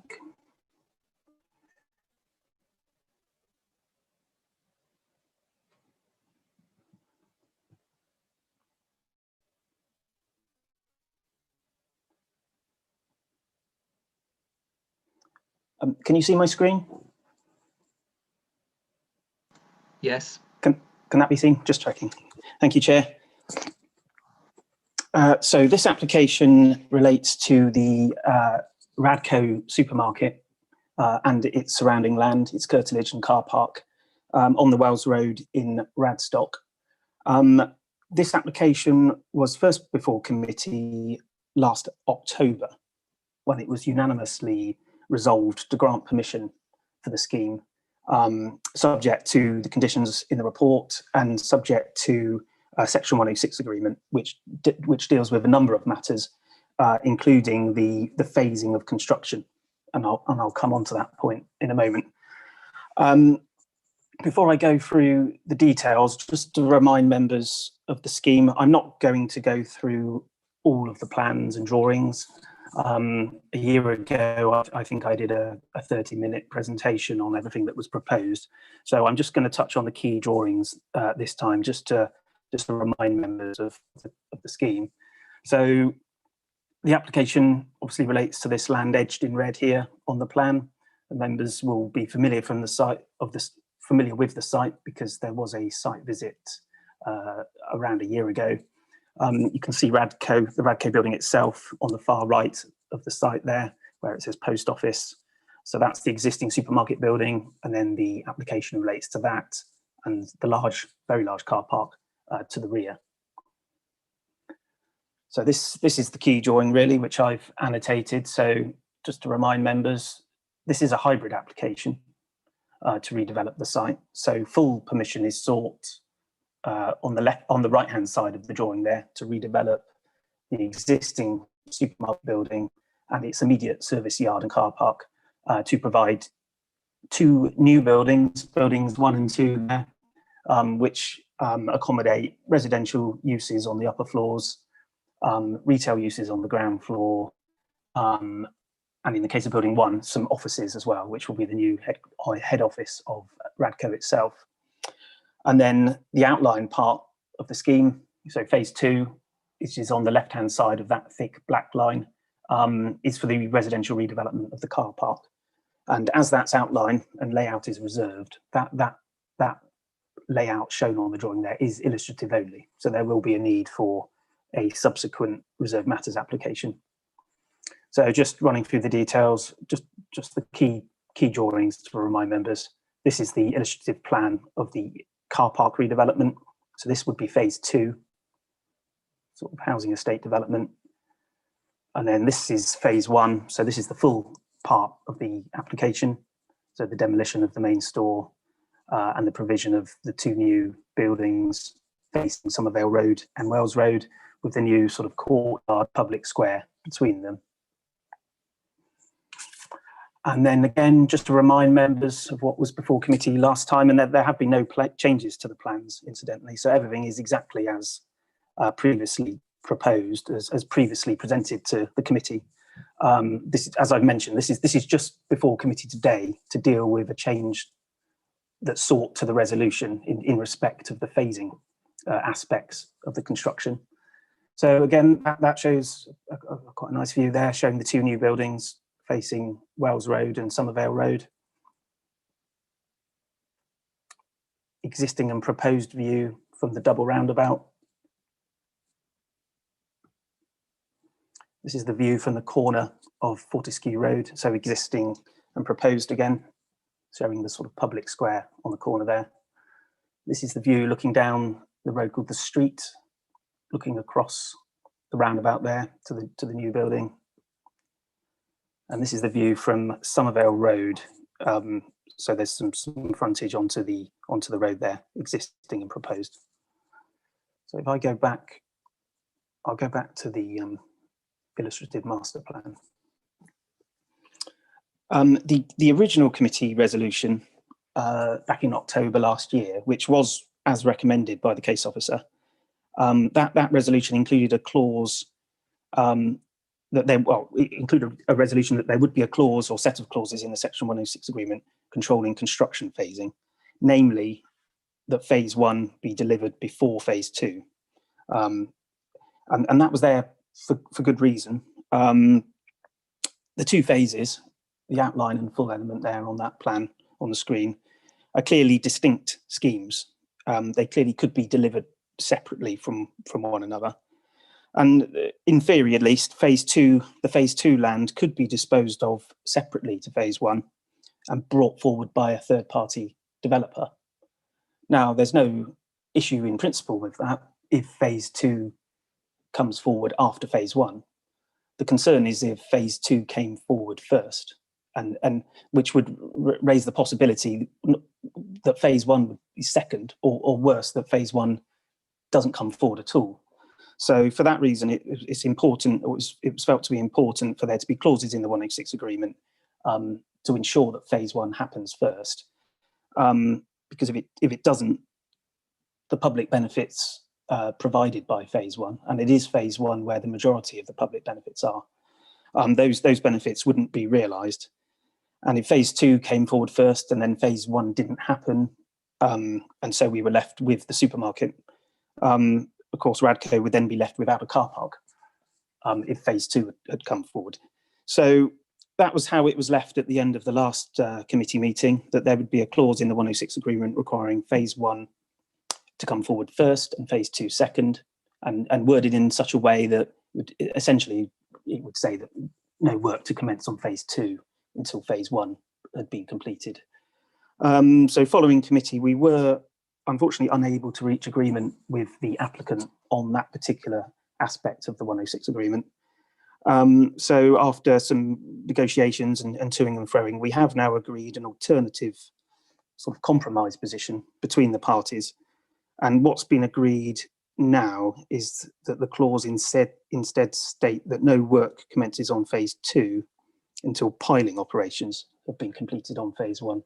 So that would bring forward the time at which phase 2 could commence quite significantly. So phase 2 wouldn't have to wait until phase 1 had been finished. Now that obviously doesn't remove the risk entirely, because there's still a possibility that phase 1 could fail after the piling operations, for example. It's probably a small risk, but there is still a risk there. But it is felt that given that piling is a fairly advanced stage in terms of financial commitment, the existing Radco store will have been demolished to facilitate that. The site will have been cleared. Significant amount of groundworks will have been undertaken, and obviously all of the piling itself, which is very expensive, would have been completed. It is felt that those works together do give the council sufficient confidence that phase 1 is actually coming forward, and therefore we're happy for phase 2 to then go ahead.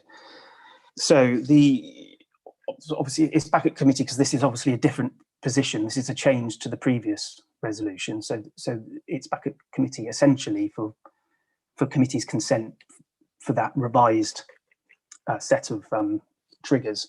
So the recommendation, Chair, is as per the report, which states that the recommendation is delegate to permit as per the October 2019 committee resolution, with the exception of the Section 106 heads of terms relating to phasing, which are instead substituted by a clause that says that work will not commence or shall not commence on phase 2 until the completion of all piling operations on phase 1. Thank you, Chair. Thank you very much. I have a couple of public speakers. I have Councillor Rupert Bevan from Radstock Town Council. Mr. Bevan, are you there?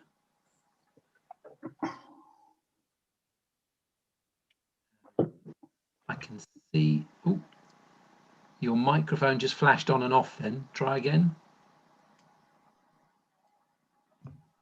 Yep, there you are. Can we hear you? Okay, yes. There you are. Hear me and see. Thank you so much. Yes, I'm Mayor of Radstock, and we were discussing this at our town council meeting the other day, and I'm really been sent here as delegate to express our support for the co-op. It's played such a valuable part in the history of the town, and significant actually, because not just selling groceries, but all the other odds and ends that they sell, furniture and so on, or did. And they deserve our support. And now that they are expanding and need to put up an administrative block to serve the 20 or so branches they have between here and Bridgewater, it's all grist to their mill, and we feel that we should support them in this endeavour. I can't get down to the nitty-gritty of what comes first, but obviously we have a vested interest in phase 1 going ahead, and that seems to be the substance of this particular planning application, and which we would support as the town council. We would support that. And one other thing is that although technically situated in Westfield, the co-op is practically part of Radstock, and the local environs testify to the contribution that the organisation has made. For example, the landscaping of the east side of the Tom Hoyton Park, which is just opposite side of Sunvale Road, and even to the Radstock in Bloom organisation, which has made Radstock a very attractive place these days. So in conclusion, I'd just like to emphasise that the town council supports a good outcome with Radco. Thank you very much. Thank you for your patience. And we have Jonathan Orton, who is the agent. Thank you, Mr. Orton. Don't forget to unmute.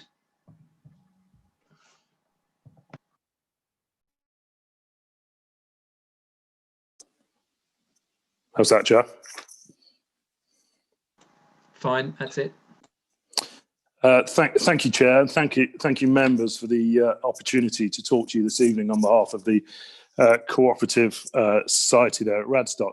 Chair, just I think Councillor Bevan's stolen my thunder a little bit, but just very briefly, I mean, this is about 150 years of a success story in Radstock. It's about real jobs. It's about a real organisation that is committed to hopefully another 150 years in Radstock. As we go into more uncertain times, I mean, the co-op has been incredibly busy with our experiences with lockdown and COVID and food production. There is a real urgency now for us to get on with this and capture this momentum, or maintain this momentum that came from members with a unanimous decision back in October.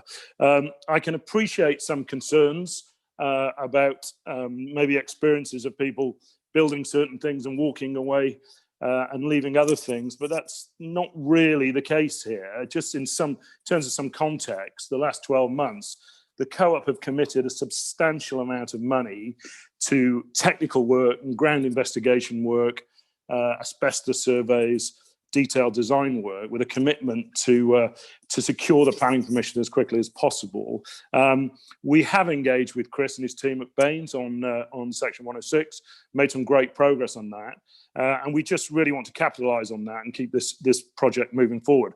Just very briefly, I think one of the key reasons for looking for some flexibility in this phasing, and clearly phase 1 will continue to come forward before phase 2, but some flexibility there. Costs of construction have increased significantly over the recent periods, and once we are constantly cost engineering this operation, this is very much about giving the co-op the opportunity if needed, I hasten to add. There's no guarantee that we would want to crack on with phase 2 quickly, but the option, if needed, to release the value inherent in that part of the site will make a significant contribution to easing some of the massive financial commitment the co-op are about to undertake in Radstock over the coming years.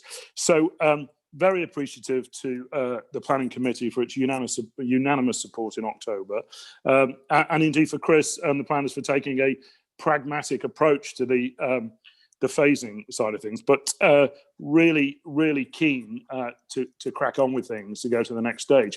The piling stage, as Chris mentioned, is quite a fundamental part of the project. At that point, you are massively committed in terms of cost, preliminary works for ground investigation, for infrastructure provision, and then for slabs and things like that. Now, there couldn't really be any greater commitment at that point, Chair, to be perfectly honest. And we're talking several £million worth of commitment at that point for piling. So, I mean, ask the question, why at that point would the co-op then cease that operation and, you know, focus on building 20 odd houses at the rear of the site and then, you know, walk away from all of this great story that we've been quite keen to tell over the last few years. That's all for me, Chair. Thank you again for the opportunity. Thank you very much, Mr. Orton. Now, Councillor Jackson, would you like your time now, both as ward councillor and as parish councillor? Well, this is a hybrid application, Chair, as Mr. Gomez explained to us, and it's a hybrid response because I don't want to repeat myself in two different roles as parish councillor and as Baines councillor. The question I get asked most at the bus stops by the Victoria Hall Radstock and in Westfield is, when are they going to get on with that new building? It doesn't help the impression people get driving into Westfield that the adjacent building, the Shambles, has also been in limbo for over a year because of problems with the management, with the planning consent on the conditions of construction management. So the most important thing you can do today is to accept this change in the section 106 for the Radco application so that the demolition of that horrible and now dangerous 1959 building currently on the site can go ahead next month as planned and thus move the development forward. Now, speaking as parish councillor, I'd like to reiterate what Westfield Parish Council said in 2019, that the area will be greatly improved, conserved and enhanced in the language of Baines's policies in relation to conservation areas by this development. The design has indeed been amended several times in response to criticism by officers and by the public, and now reflects more closely the listed buildings and indeed the whole ambience in Radstock, which is known as the best preserved former mining town in England. The Parish Council also drew attention to the housing need as revealed by the Westfield Neighbourhood Plan surveys. There was felt by residents to be a great shortage of 1- and 2-bed homes, although they wished to see a mix of housing types, which I think this application will achieve. The fact that the 8 maisonettes and apartments in the former St Hugh's Church sold out within a few weeks of completion indicates the demand, which can only increase. This development accords with the neighbourhood plan, which was adopted 2 years ago. Thirdly, and finally, the Parish Council emphasised that this is a crucial employment site. Radco employs about 180 staff. All bar 2 of them were offered employment elsewhere during the development or are employed in the head office in Westfield. We simply cannot afford to lose these jobs, especially given how many young people and people with learning difficulties there are in the workforce at Radco, as well as the women working part-time because of childcare responsibilities. This application comes at a time when another major employer has announced its departure from Westfield at a cost of 280 jobs. We simply cannot afford to lose the Radco jobs as well.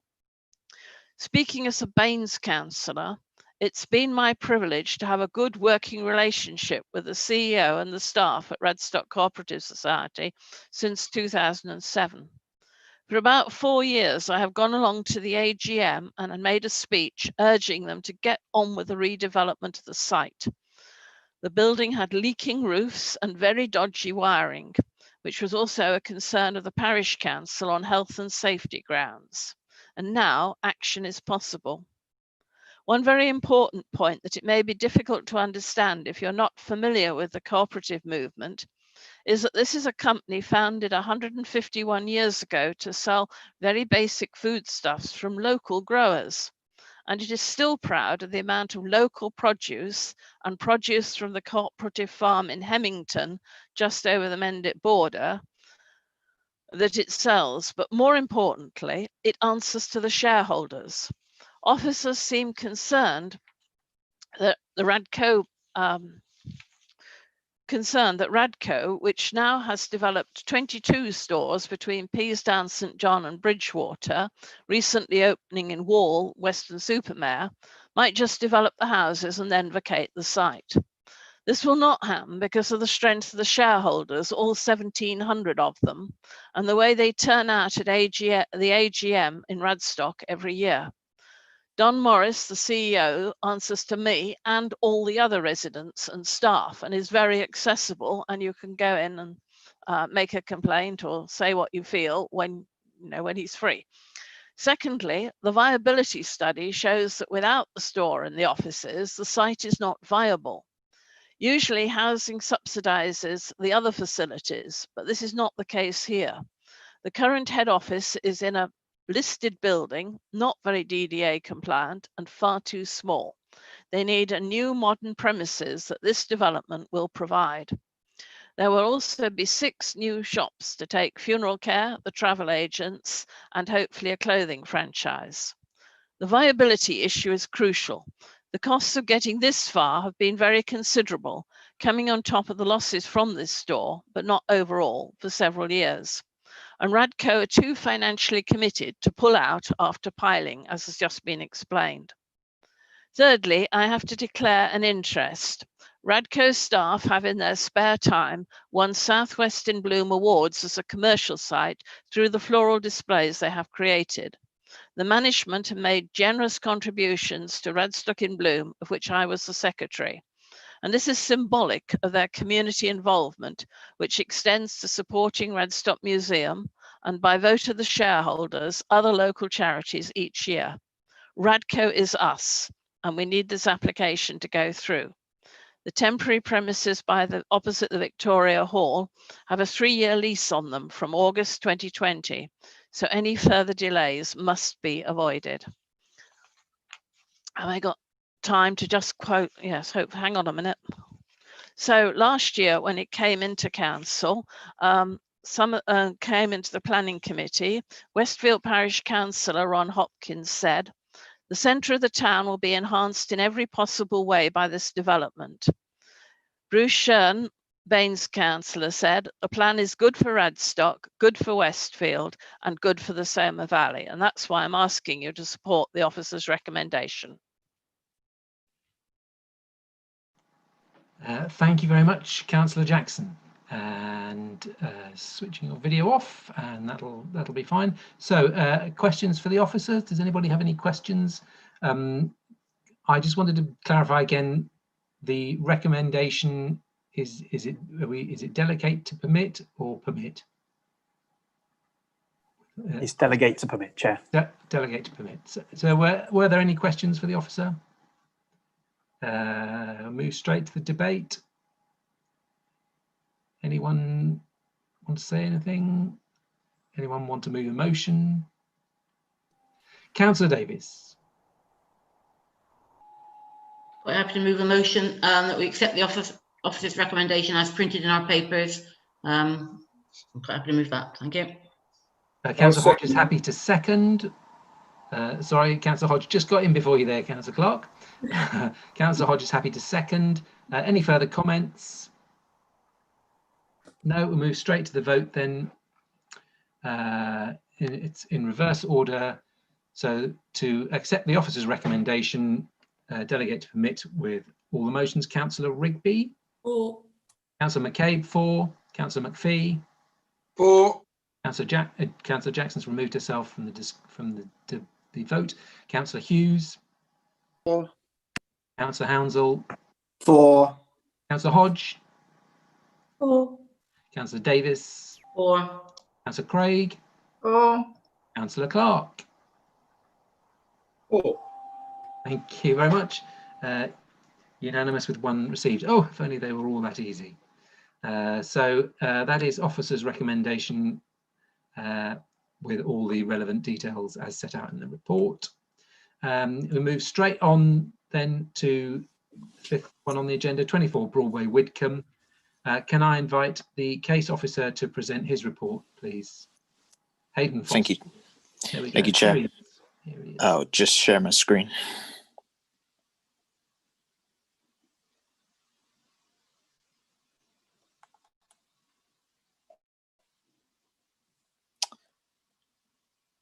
Sorry, can everyone see that?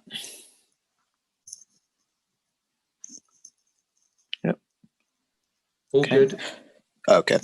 Yeah. So the application relates to a semi-detached dwelling situated off Broadway. So the site is set within the residential area of Widcombe and Lincoln, situated within the Bath Conservation Area and within the wider World Heritage Site. And the application seeks permission for the change of use of a 3-bed dwelling house to a 5-bed house in multiple occupation, or HMO. And the application has been referred to committee following objections by a local councillor. And here I'll just show you through the site location and aerial, and that's the site indicated in red on both plans there.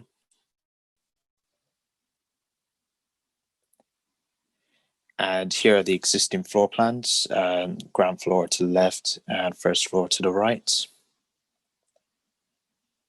And here are the proposed floor plans with ground floor to the left and first floor to the right.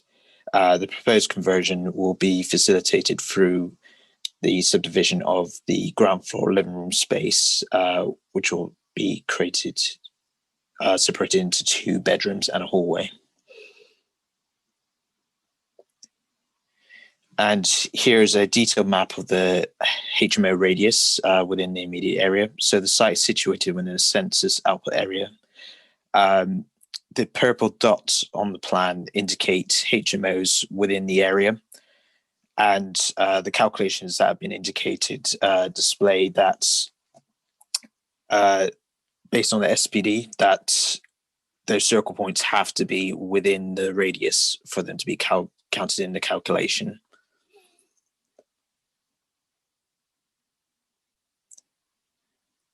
And here are a few site photos of the dwelling, which is the one to the left on the bigger picture down the bottom. So the proposal is considered to meet the criteria outlined by policy H2 of the placemaking plan and the Bath HMO supplementary planning document. No highway safety concerns have been raised by consultees, and it is therefore recommended that the application be permitted subject to conditions.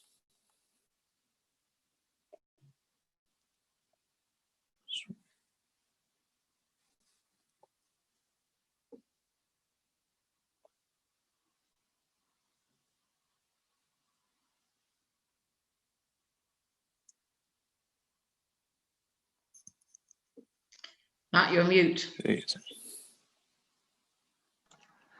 Oh dear, how embarrassing.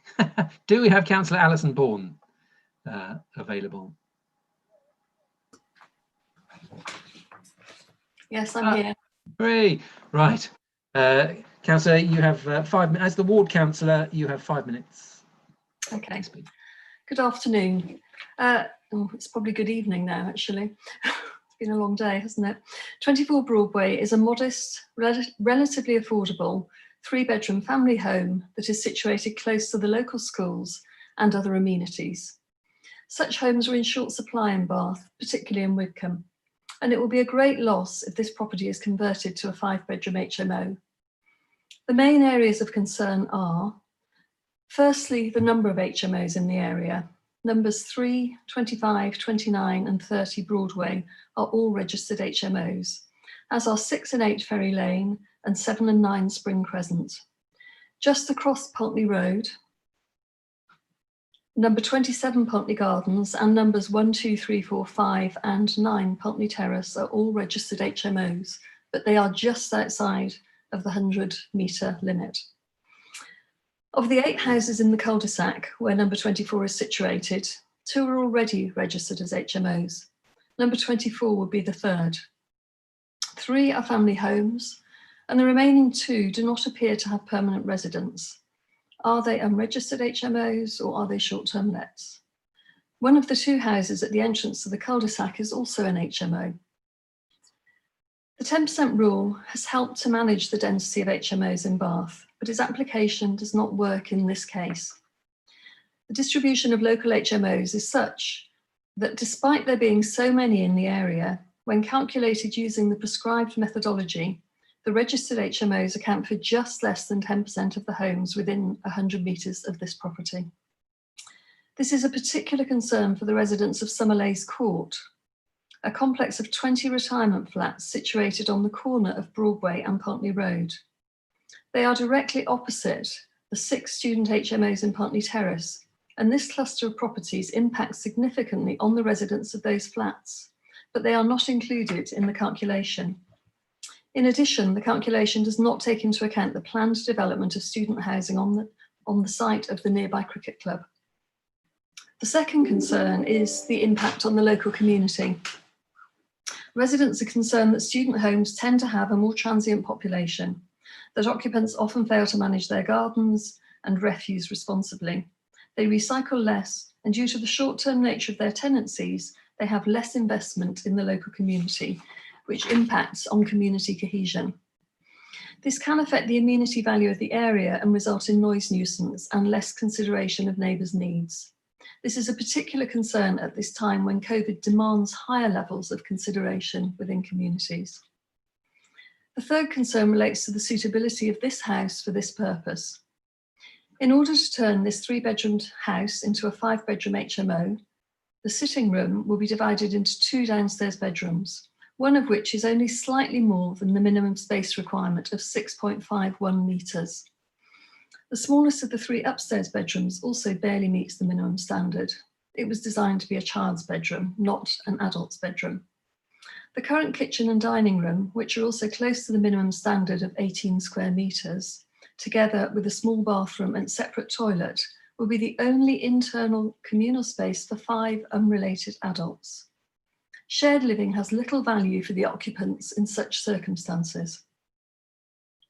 Living in such accommodation would be challenging at the best of times, but while the threat of COVID remains, we must consider whether it would be possible for residents to maintain social distance and, if necessary, to isolate safely in such cramped conditions. We must also consider the impact on the mental health of the occupants if they were locked down for 2 weeks or more, should any of the residents test positive for the virus. This is not a short-term problem. COVID is likely to be a threat for many years, and existing rules must be scrutinised and changed to reduce the ease of transmission. Local residents feel strongly that the Dolmeads is a historic village in the city, which provides much needed low-cost housing and needs protecting. It houses a diverse community of teachers, care workers, writers, artists, filmmakers, council workers, window cleaners, emergency service staff, etc., etc. They believe that local planning has failed to protect them to date, as so many homes have been lost to HMOs, and because there are also a significant number of student blocks nearby, which impacts on the area. One resident said, "To permit this would go against all community wisdom and common sense." You have an opportunity to recognise the very valid concerns they have about this planning application, and to apply the spirit of the HMO guidance to stop this property from becoming another crowded student house, providing poor quality accommodation. It should remain as a much needed family home. Thank you. Thank you very much, Councillor. No more speakers on this item, so we move to questions for the officers. Councillor Hughes. Thank you. So I'm just trying to understand this issue, this 10%. The map you showed, where you showed the radius from the house, it touched Pulteney Terrace Gardens, How much tolerance is there in this calculation? Because oh, sorry. Sorry, could you pull that up and show me how you calculate the 10%? Yeah, no, that's fine. If you bear with me a sec.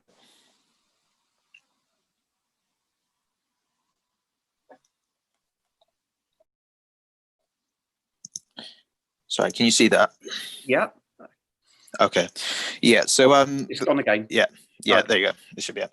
Yeah. So the guidance within the SPD, which sets out the criteria for assessment of these HMOs, it basically says if you see the purple dots, those are the central points of the property. So those central points need to fall within the radius for them to be included. If they fall outside, then they can't be included within the 100-meter radius. Even though it's actually incorporating at least 3 of those properties in Peltley Terrace, and the 2 others. Yeah, it pretty much sets out in the policy. It says even if it bisects part of the property, it's got to include that central point, which is the central point of the dwelling. And what's your tolerance on that? Everything has to have a tolerance. So what's the tolerance on that? Sorry. Sarah, did you want to step in there on? I was just going to say, as it is set out very clearly in the SPD, so there's no tolerance. It is what it is. It says quite clearly that it is defined based upon the central points. If it falls outside the central point, it is not included. There isn't any tolerance to that. Anything else, Councillor Hughes? No, it just seems strange that you have no tolerance on a measurement. That's just, I'm an engineer and that's impossible. So, okay. Councillor Hounsell? Right, we've just talked about tolerance sort of geographically. I want to talk about tolerance sort of mathematically. If you're writing a policy, you don't put decimal places in. I think to anybody who's reasonable, 9.6% or whatever it is 10% to the nearest whole number, 10% to the nearest integer, it's 10%. And I think that combined with, the picture that we've just seen, to my mind, the 10% is triggered. Would you agree? Thank you for the question. What does the policy say? Is it over 10% or 10%? The criteria says, I believe it says over 10%. It actually does say over 10%. Sorry to butt in, Hayden. I've actually got it before me, so I can read it out. It says, a criteria 2 stage 2 assessment will only be undertaken where a stage 1 assessment has shown that the application property is within a census output area or its buffer that has over 10% density of HMOs. So it's over 10%. If it's over 10%, you move it on to stage 2 assessment. So, Duncan, do you want to come back on that? I need to think of another argument. Councillor Hodge. Actually, mine wasn't a question. It wasn't a question. I'll come back to you. Councillor Clark, did you have a question for the officer? Yes, I do. Can I just ask, with regard to it's a semi-detached house, yes? Yes. Sorry. Yeah, it's a semi-detached house. Right. Do the people who live in and privately own semi-detached house, I assume? Apologies, I didn't get that. The houses in that close, are they private houses or are they council owned or social houses? I'm not aware of whether they're council owned or socially owned. I do know that they're in that immediate close. I believe there should be 2 HMOs in that immediate close, but the rest of them are classed as residential dwelling houses, if that makes sense. And maybe I've not read all the papers properly, but are there objections from the people who own the semi next to this possible HMO? I think the rest the rest of the other side of the semi is already at HMO. It is already one. Okay. Yeah. So yeah, number 25. Yeah. Okay, thank you. Councillor McPhee.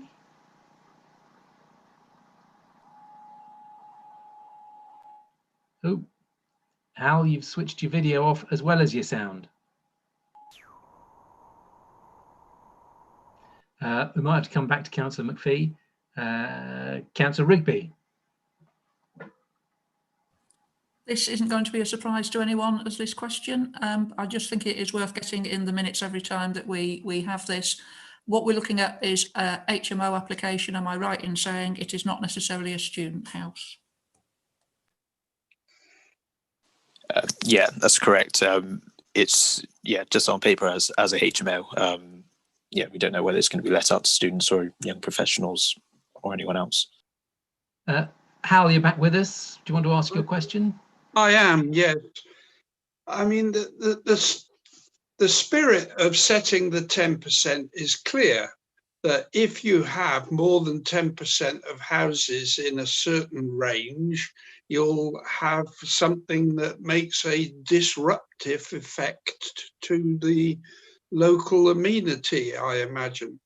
None of us looking at that picture can conclude that with those people, with the lines actually going through the edges of those people, you have a lot of HMOs in there. Surely there must be.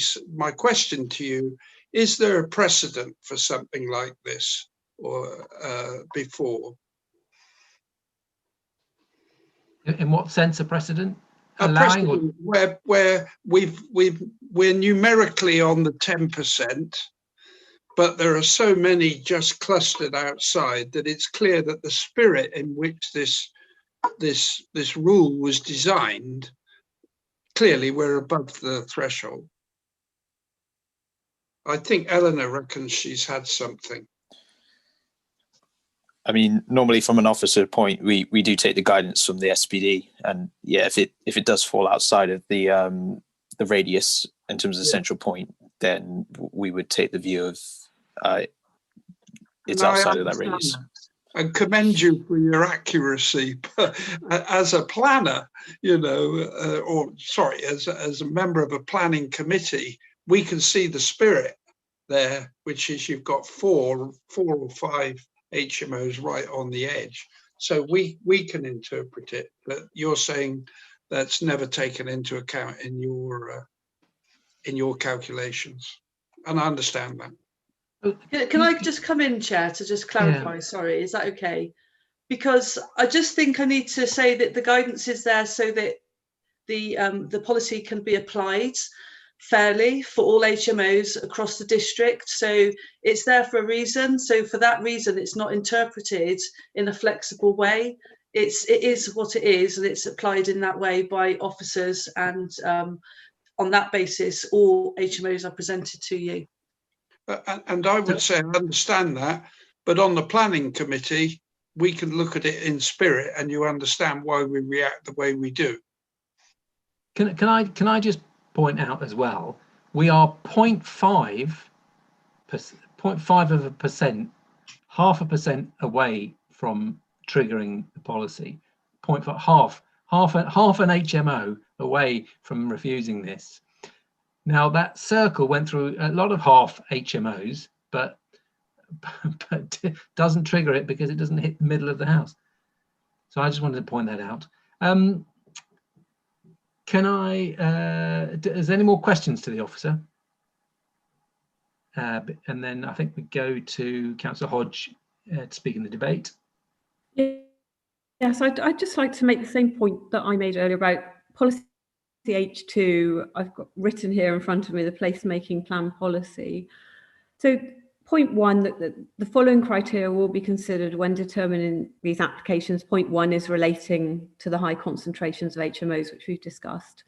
Point five, the HMO use results in the unacceptable loss of accommodation in a locality. And I feel we can apply this criteria here. There's 5 criteria that six actually that you can apply. 5 really applies here. It's an area where there is now a shortage of family accommodation. It's really close to Widdicombe Infant and Junior School. And we also have this issue of other properties just on the periphery that are HMOs as well. So there is a situation identified by the ward councillor of loss of affordable family accommodation, which is a citywide problem. And I would like to move that we refuse this application on that basis of not being compliant with policy H2 and the criteria number 5. So we've got a motion moved there to refuse. Motion to refuse. Second, Hal's got his hand up, so it's seconded. Any further comments, Councillor Jackson?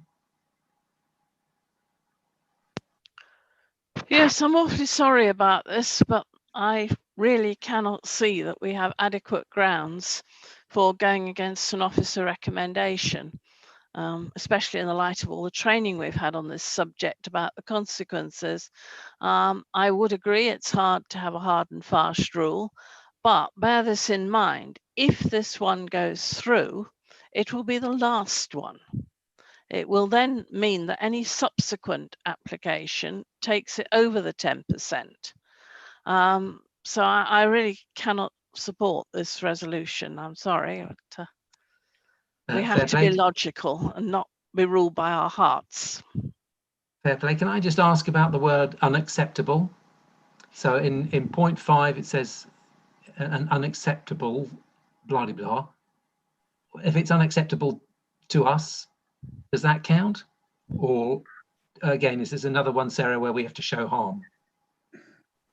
Thing is, if you refuse the application and it goes to appeal, for whatever reason you give, you have to demonstrate the details behind that. So if you say it's unacceptable, yes, you will have to explain in what way it's unacceptable, and also what evidence you have to demonstrate that lack of acceptability. So Councillor Hodge talked about, for example, just now there being a shortage of family accommodation in the area. And if that was behind your reasoning and you went to appeal, then you may well have to demonstrate that was evidenced by there being a shortage. So unless you have that evidence, it would be very difficult for you to defend that as being your line of argument on this point. So I think that you have to consider that along the lines of whatever you put forward, you will need to be able to back that up with some form of evidence.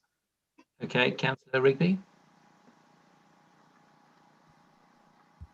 I'm going back to the 10% thing. And I understand what Councillor Jackson has just said, that if this is granted, then it's the last one. But is that entirely right? Because I'm guessing that the centre point of it depends where it is in terms of how it works. So I know that they use the centre point of the area and you do that round thing and it just doesn't cut out people. But if someone is applying sort of 2 streets along, at what stage does the centre point of the compass move? So you're looking at another area that may or may not hit the 10%. Do you see what I'm trying to say?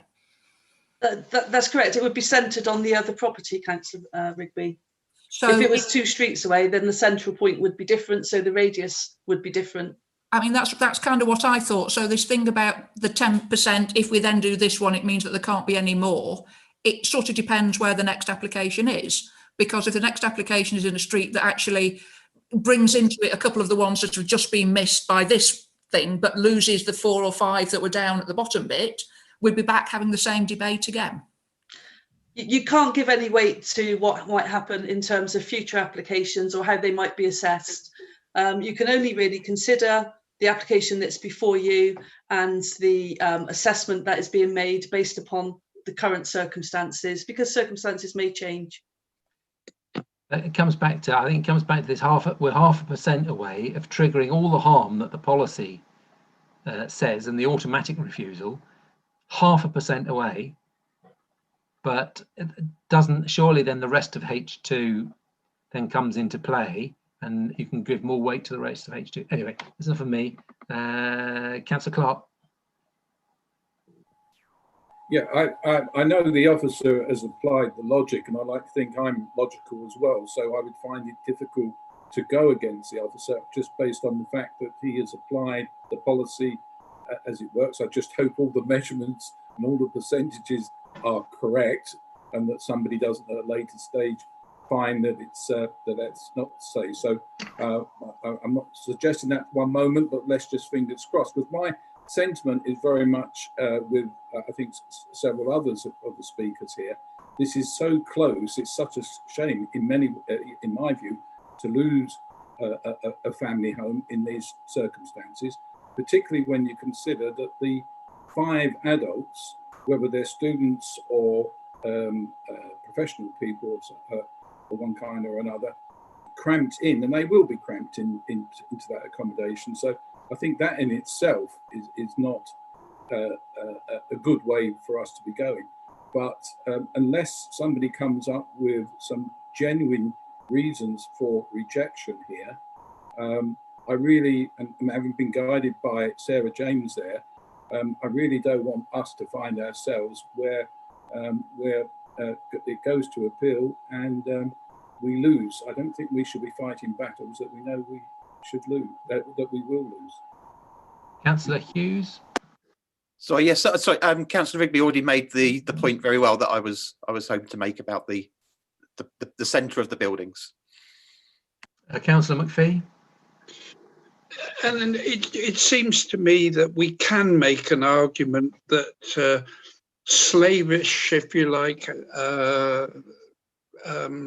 looking at the numbers is one thing, but if we actually look at the number of HMOs in that area, it clearly, in our view, and we can say that in our view, and then we have 2 other ones from, I think Lucy has 2 aspects. So we have 3 aspects on which we can express concern. And I would say we've got a pretty good shot with the inspector if it goes down to that. Right, so we have a motion in front of us to reject the officer's recommendation, to reject the application going against the officer's recommendation. I think we need to vote on that one. And so for, against, or abstaining from a refusal to grant permission, Councillor Clark. I need to get this right. I'm against this motion. Yeah. And I'm in favour. I'm for the officer's motion. Yeah, you're against this motion. Councillor Craig. For. Councillor Davis. Against. Councillor Hodge. For. Councillor Hounsell. Right. Right. I think we have to be against just because of the rules, and I don't want to give a cost to the council.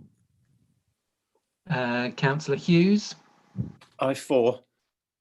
Councillor Jackson. Against. Councillor McPhee.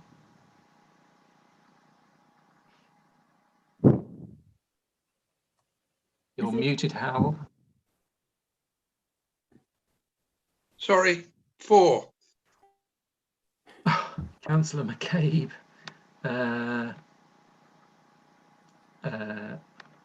If I abstain, Councillor Rigby. For.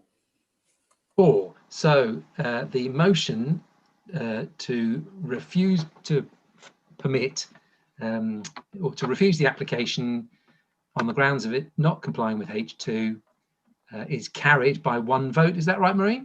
Yeah, that's 5 in favour, 4 against and 1 abstention, so that's carried. So, Sarah, do you want to actually, do you want some more information on our objection? So, unacceptable loss. It's felt that it's very close to triggering an automatic refusal. So the harm that is identified in the policy. There's very little. We're short of family homes in that area. Well, because there's such a high proportion of HMOs already in the area. There is a shortage of family homes. It's near a school, goes against our climate emergency declaration by forcing families away from schools. Anything else, anybody? It's H2 criteria 5, I suppose. Yeah. H2 criteria 5 is the main one.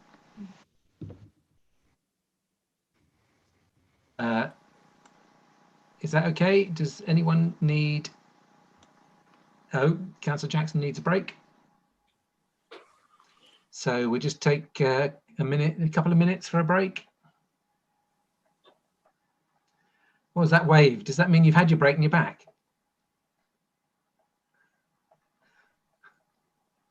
Cat needed a break more than I did, and I've just let him out. Oh, right, okay. Okay, does anyone else need a break? Yes. Yes, Yeah. okay. 2 minutes. 2 minutes. Then. See you back here in 2.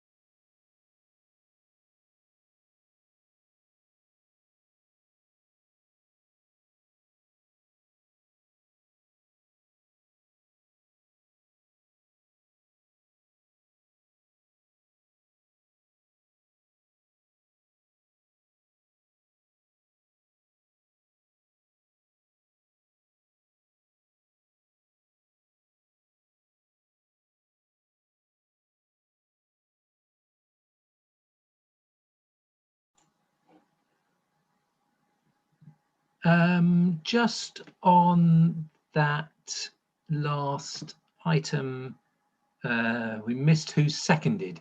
How was it you who seconded? Yes, it was. Okay.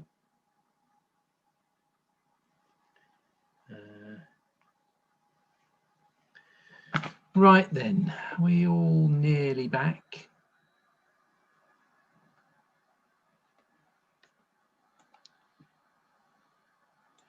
Okay. Councillor Hodge.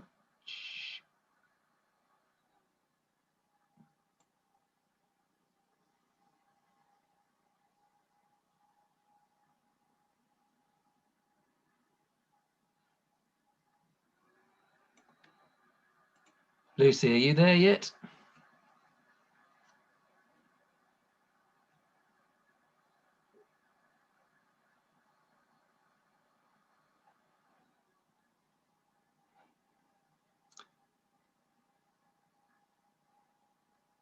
Councillor Hodge.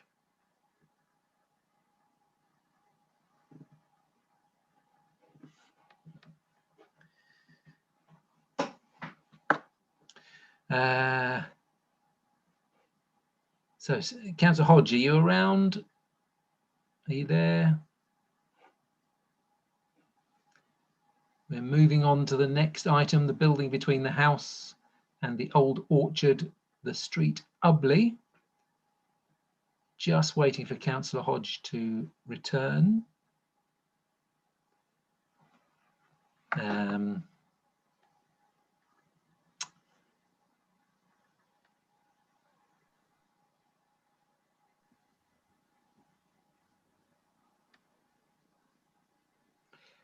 If I start now, you just tell me if I'm right.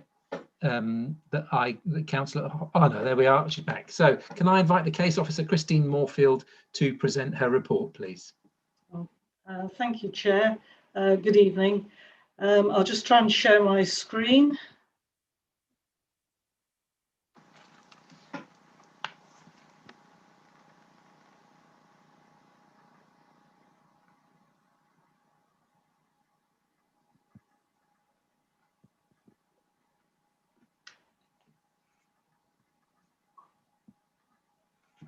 Can you just confirm you can see that?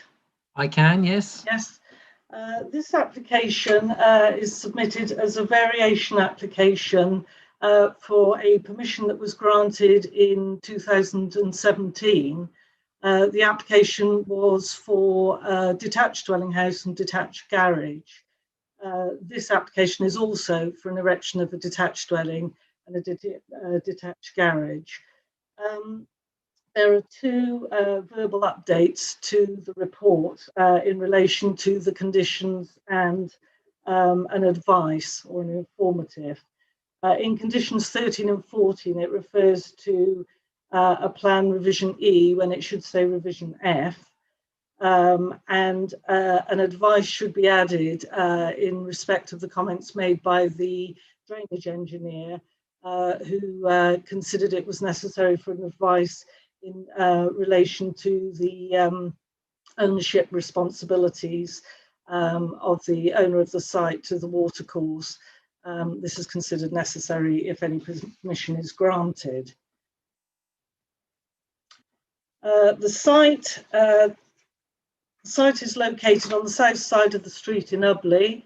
It's in the AONB and it's adjacent to the conservation area, which runs along the road on the north side of the site.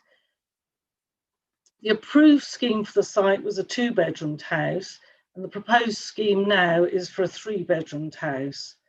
The scheme has been amended during the consideration process.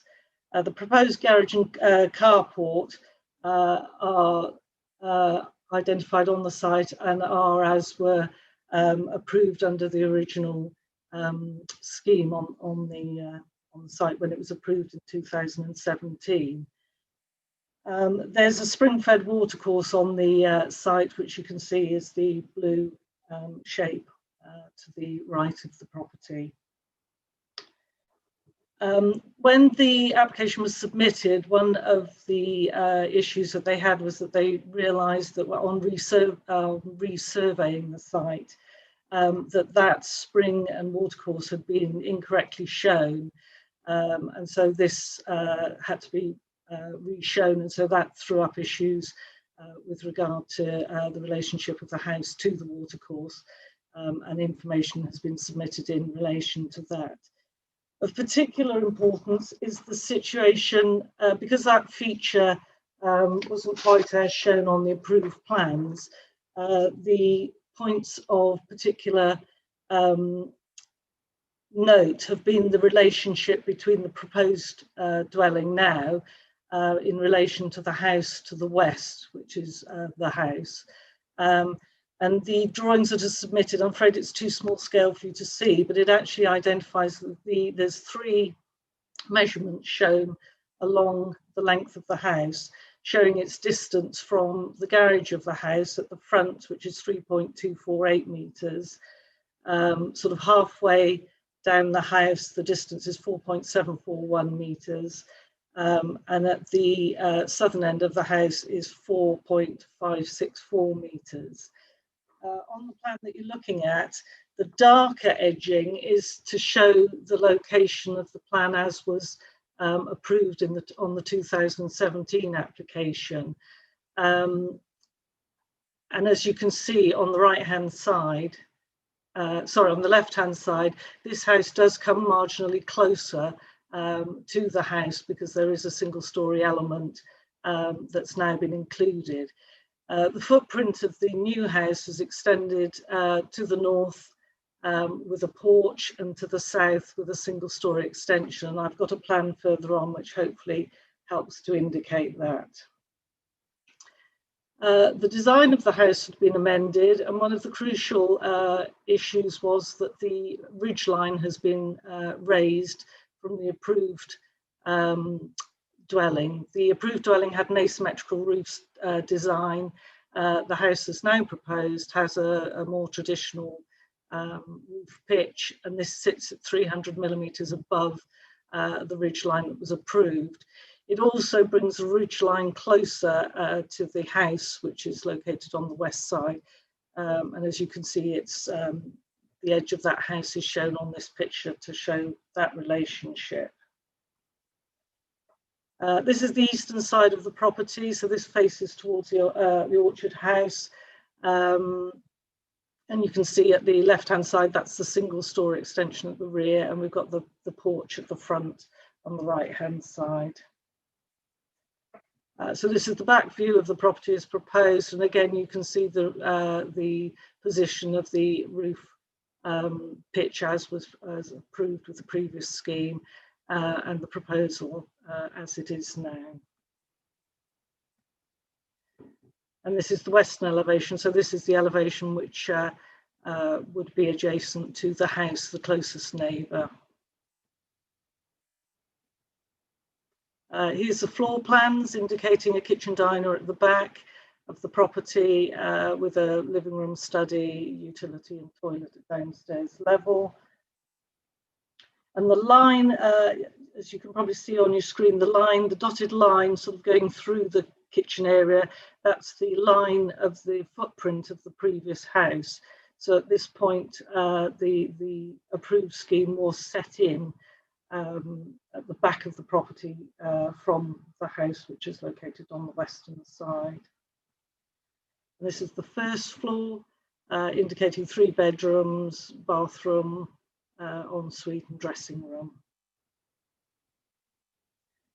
This section has been provided in order to show the relationship between, we've got the house on the right hand side and then the proposed dwelling, and this just highlights the fact that the site is set down from the adjacent properties, so therefore this house, the proposed house, does sit at a lower level. This is a plan I mentioned earlier on. This plan indicates the black area is to indicate the footprint of the approved scheme, and the areas then the coloured areas around are showing the differences of the areas, the increase in the footprint of the house that's proposed. These are some photographs looking into the site. There's an existing access to the site. There's fairly dense vegetation on both the east and west boundaries, as you can see. So the photograph on the right is looking over towards the east. And then this is the side elevation of the house, which is the closest neighbour to the site, and arguably most directly affected by the proposal.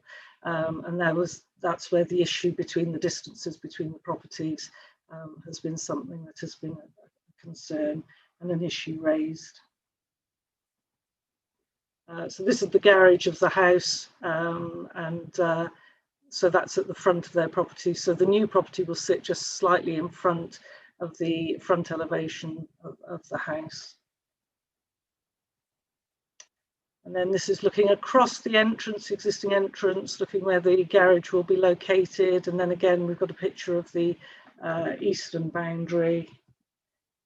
And then this is looking up and down the street. So the left-hand side photograph is looking to the east, and then the photograph is looking towards the west, going across the front of the school, which people might know up in the street. I'll just go back to the main plan.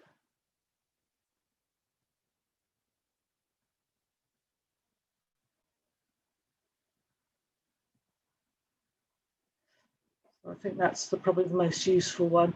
As I said, it has been submitted as a variation, and I think on the basis that it is the same description of the development, the viewers felt that we weren't justified in saying that this wasn't a variation to the permission that had been granted in 2017.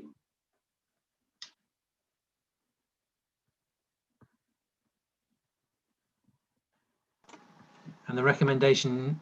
Sorry, and the recommendation is to approve the proposal. Okay. Any conditions? No. Can I move on to the public speakers then? I have Councillor Phil Collins from Ubley Parish Council. Phil, are you there? Yes, you can you are. hear me? Nice to see you. Okay, thank you. Thank you for your patience. Good afternoon or evening. Ubley Parish Council wants to focus on the major issue in this application, which is about scale. Whilst acknowledging that the planning permission granted in 2017 establishes the principle of residential development, acceptance of this does not give a carte blanche for any such development. In April, the agent sent a letter submitting a Section 73 application. As the government website on planning notes, one of the uses of a Section 73 application is to seek a minor material amendment, and I stress the word minor. The advice goes on to state that new issues may arise after planning permission has been granted, which require modification of the approval process proposals. Where these modifications are fundamental or substantial, a new planning application under Section 70 of the Town and County Planning Act 1990 will need to be submitted. We would argue that replacing a 2-bedroom property with a 5-bedroom property, and I'll come on to that in a second, is substantial. It would surely be difficult to argue that the proposed amendments are just modifications of design. Accepting this could set a precedent for developers elsewhere in the district. It is noted in the committee report that the variation seeks permission for marginally larger dwelling, which is now shown to have 3 bedrooms rather than 2, as previously permitted. Whilst the latest plans now show a 3-bedroom property, don't be misled into thinking this is how small a step it is up from the previous permitted 2-bedroom. It's essentially a similar footprint to the previous versions, which were 5 and 4 bedrooms. This is undoubtedly a large detached house. It started life with 5 bedrooms, was revised to 4 bedrooms in June, where all 4 bedrooms were doubles, and then to the current 3-bedroom proposal with the large dressing room, again, all 4 rooms amply able to take a double bed. Had this application started out as a modestly designed 3-bedroom dwelling, this conversation would be very different. Our second point is that the proposal does not meet the requirements of the local desired housing mix. The Chew Valley Neighbourhood Plan Policy HDE 5A supports residential development proposals where the housing mix is in accordance with the Housing Needs Survey. This notes that Ubley, as the wider Chew Valley, has a desire for more 2 and 3 bedroom houses and does not need additional 4 and 5 bedroom houses. This is in line with Bain's core strategy policy and placemaking policies CP9 and CP10. Regardless of whether it's laid out as a 3 or a 4 bedroom property, what is more important for the committee to consider is that the property as proposed is the size of a generous 4 bedroom house. This is relevant because it's the overall size and scale of the proposed application that we have issue with. In the delegated report from the previously permitted application, the case officer noted that, quote, large detached houses would not be seen to meet the needs of residents as indicated by the Housing Needs Survey. The proposal is for a modest dwelling, brackets 2 bedrooms, which is considered to comply with policy HDE 5A. Finally, it must be clear to the committee how strong the response from immediate neighbours has been. There are real and serious concerns about the visual impact of the substantially increased size of the property, the nature and orientation of the plot being inappropriate for these plans, the loss of privacy to the south and west, and the loss of light and overshadowing to the west. So in summary, the proposed dwelling is simply too big for its location. Thank you. Thank you very much, Phil. I have Nick Aspinall and Richard Gordon-Smith who are sharing 3 minutes to speak against. Beginning with Nick. Hi, can you hear me okay? Yes. Wonderful. Good evening, ladies and gentlemen. I'm an immediate neighbour to the south of the land in this application and would like to object for the following reasons. As the planning officer stated, there were significant inaccuracies in the approved scheme relating to the watercourse that are evident when overlaying it with a more recent topographical survey undertaken by the applicant. This is evident in the drawing published on the planning portal titled Email from Agent and dated on 20th of August 2020. A second document published on the same date, also titled Email from Agent, acknowledges that the approved scheme would have been 61 millimetres from the watercourse and states that the new scheme has been adjusted to increase this pinch point to 400 millimetres. The only possible explanation for this difference is that the approved scheme has been incorrectly interpreted and to benefit this application. Furthermore, in the application drawings, the approved scheme is presented as though this interpretation is factually correct, when it clearly cannot be. If the approved scheme is inaccurate, then can it genuinely be used as a basis for comparison and thus a means to justify the variation? Interpreting the approved scheme and using it for comparison in this manner will have a material impact on proximity to the nearest neighbouring building with regards to loss of light and overshadowing, which the approved scheme would not have done. Thank you. Thank you very much. And Richard. Right, firstly, I approve the 2-bedroom build. It was sensible. There's 4 key factors in this I'd challenge. The reciting of the actual approved 2-bedroom footprint and the result being said misleadingly to be the approved plan in all the documents. Also, I've just heard in Christine's presentation, the second factor is the statement from the distance of my house remains unchanged. The statement of a modest increase in ridge height. The statement that the variation is not a material change. The design principles of the 2-bedroom build was to ensure the new roof did not create any overshadowing. There was no encroachment towards my residential area, and there was a courtyard garden between the 2 houses. The variation presented to you has overridden all these principles. To review a variation, you need an agreed base. Unfortunately, the committee has been presented with documentation where the original base has been amended. There were some difficulties in the original plan, fair enough. If caught earlier, the design would have been amended, but the design principles would remain unchanged. Instead, in the variation, a decision was taken to resite the footprint. I've just knocked over some water. Could you just get a towel? Was my house. By reciting it so, the effects of the variation you're looking at have become masked. The submitted documents all refer to the approved plan. It's not the approved plan, but the agent's reciting of the original plan. For example, you see in the black area in Lucy White's supporting diagram, it's not the approved scheme. The yellow area does not show additional floor space, but only a part of it. The green hatched roof line in the architect's drawing is not the agreed roof line. This reciting has added a range of confusions. In the recited plan, the side extension of the 2-bedroom building has been moved towards my garage, and in the final variation, this recited line is then extended along the full length of the new building. Importantly now, all along my residential area, resulting in a large house squeezed close to mine. Okay, thank you, Richard. Your time is up, I'm afraid. I timed it, but unfortunately, the previous was. Sorry, but thank you very much for your comments. I have Anna Honeyfield, who is the applicant, who has 3 minutes as well.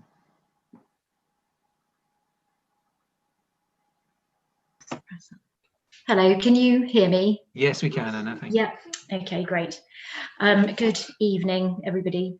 My name is Anna Honeyfield, and I am the applicant for the planning application before you. My husband and I bought the site earlier this year to make our long-term home in Ubley. We have 2 children, and we are very much looking forward to becoming part of this local community. The principle of residential development has already been established through the grant of planning permission for a new dwelling with a floor space of 211 square metres. We initially submitted proposals for a more extensive alteration to the scheme. However, we have since taken on board the advice of the case officer and the statutory consultees and have substantially reduced the proposal in scale. The proposals before you today maintain the general proportions and footprint of the approved dwelling and propose a revised floor area of 242 square metres, an increase of 15% upon the approved scheme. The garage at the front of the site is unchanged. The house maintains a similar scale to the approved scheme when viewed from the street. The asymmetric roof is replaced with a more traditional pitched roof. The ridge height of the roof is just 30 centimetres higher than the approved scheme, and a small porch has been added to the front. An L-shaped footprint is replaced with a simpler rectangular footprint, which has enabled us to enlarge the living space on the ground floor without exceeding the maximum width of the property as approved. As a result, the building would be no closer to the neighbouring properties than the approved scheme. A single-storey conservatory is proposed to the rear of the property, which would be obscured from public view and would not affect neighbouring properties.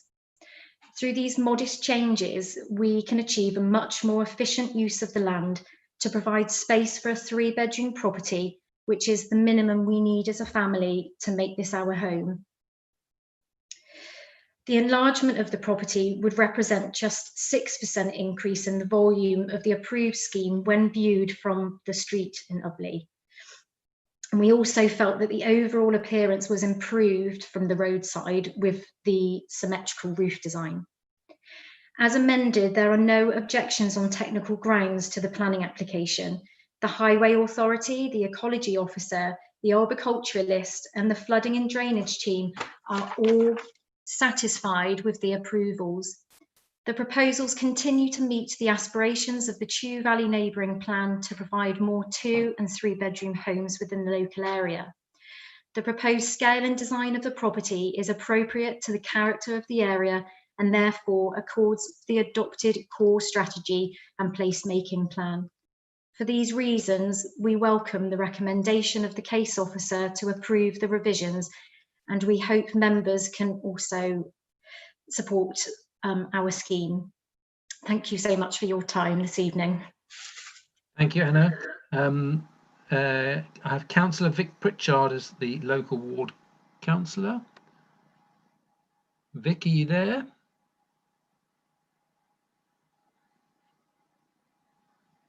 Oh dear. Oh. Hey. Right.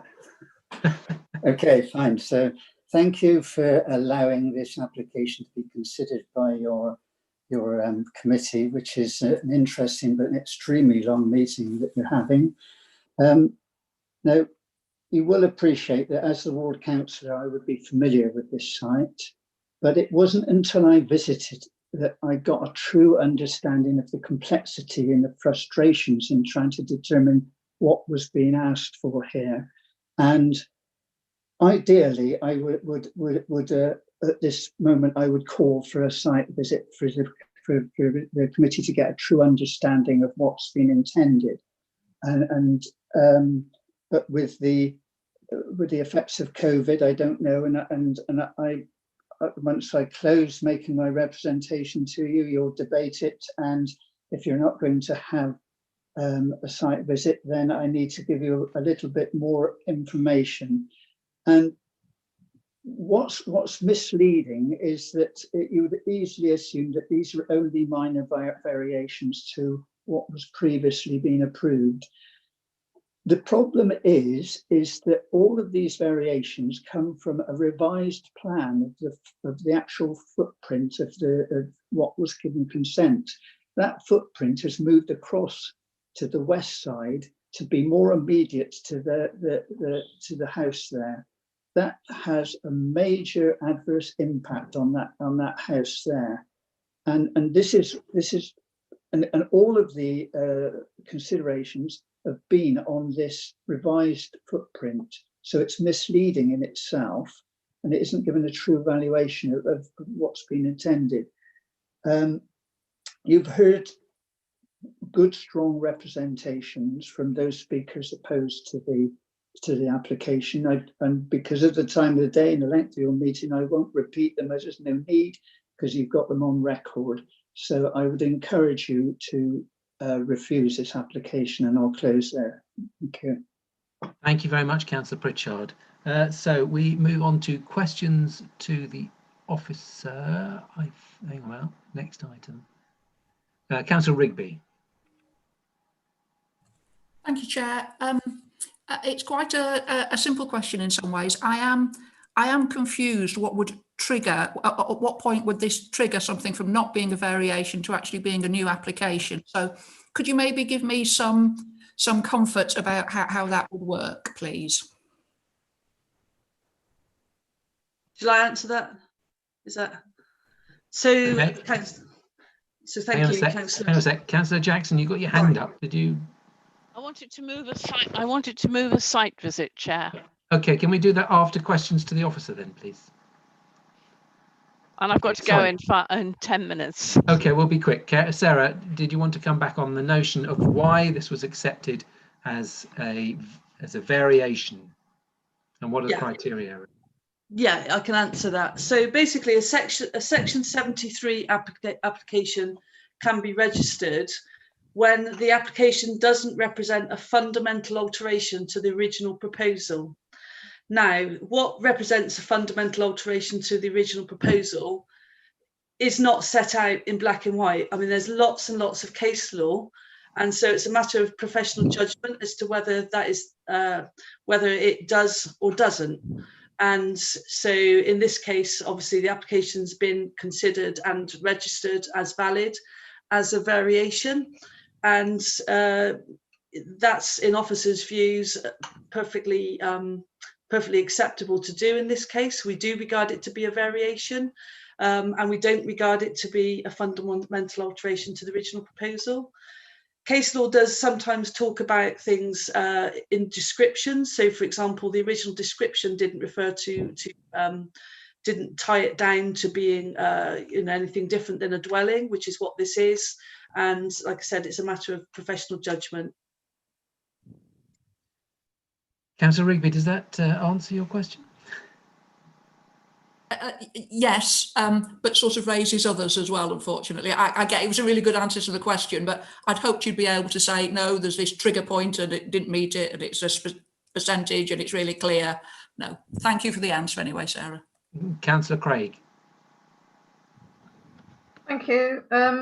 Just on the issue of the number of bedrooms, and can I just confirm that we can't be conjecturing how many may fit into the property? We have to take as face value what the application says. Yeah, the application is for what it is. The house will be able to be used by a number of occupants depending on what family's using it, but it is limited by its scale. Can I just add to that?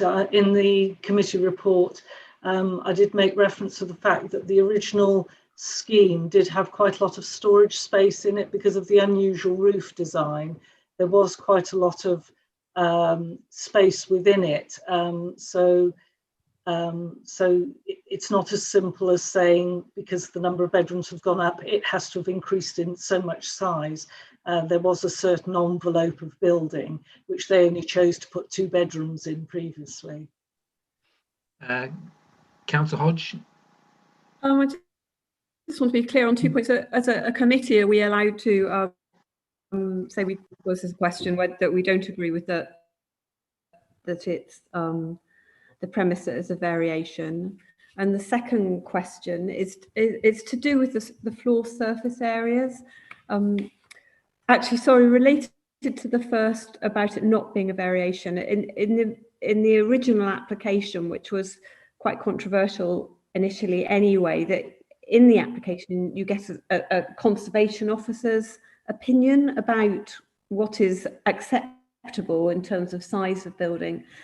And I feel in the variation, there is no repeat conservation officer's opinion, and should we have expected that, or is it because it's a variation that those conservation matters no longer are applicable, even though the building has changed quite a lot? And secondly, in the original application, quite a lot of weight was given to the square meterage, and in one of the presentations, the figures, various figures were mentioned, but they were of the order of, there was a 207 metres squared and a 242 metres squared. In the original, the design and access statement for the original application, there was a lot of weight given to the existing stable block being 140 square metres, and that the dwelling plus garage together of this 2-bedroom property would only be 127 square metres with no hard standing.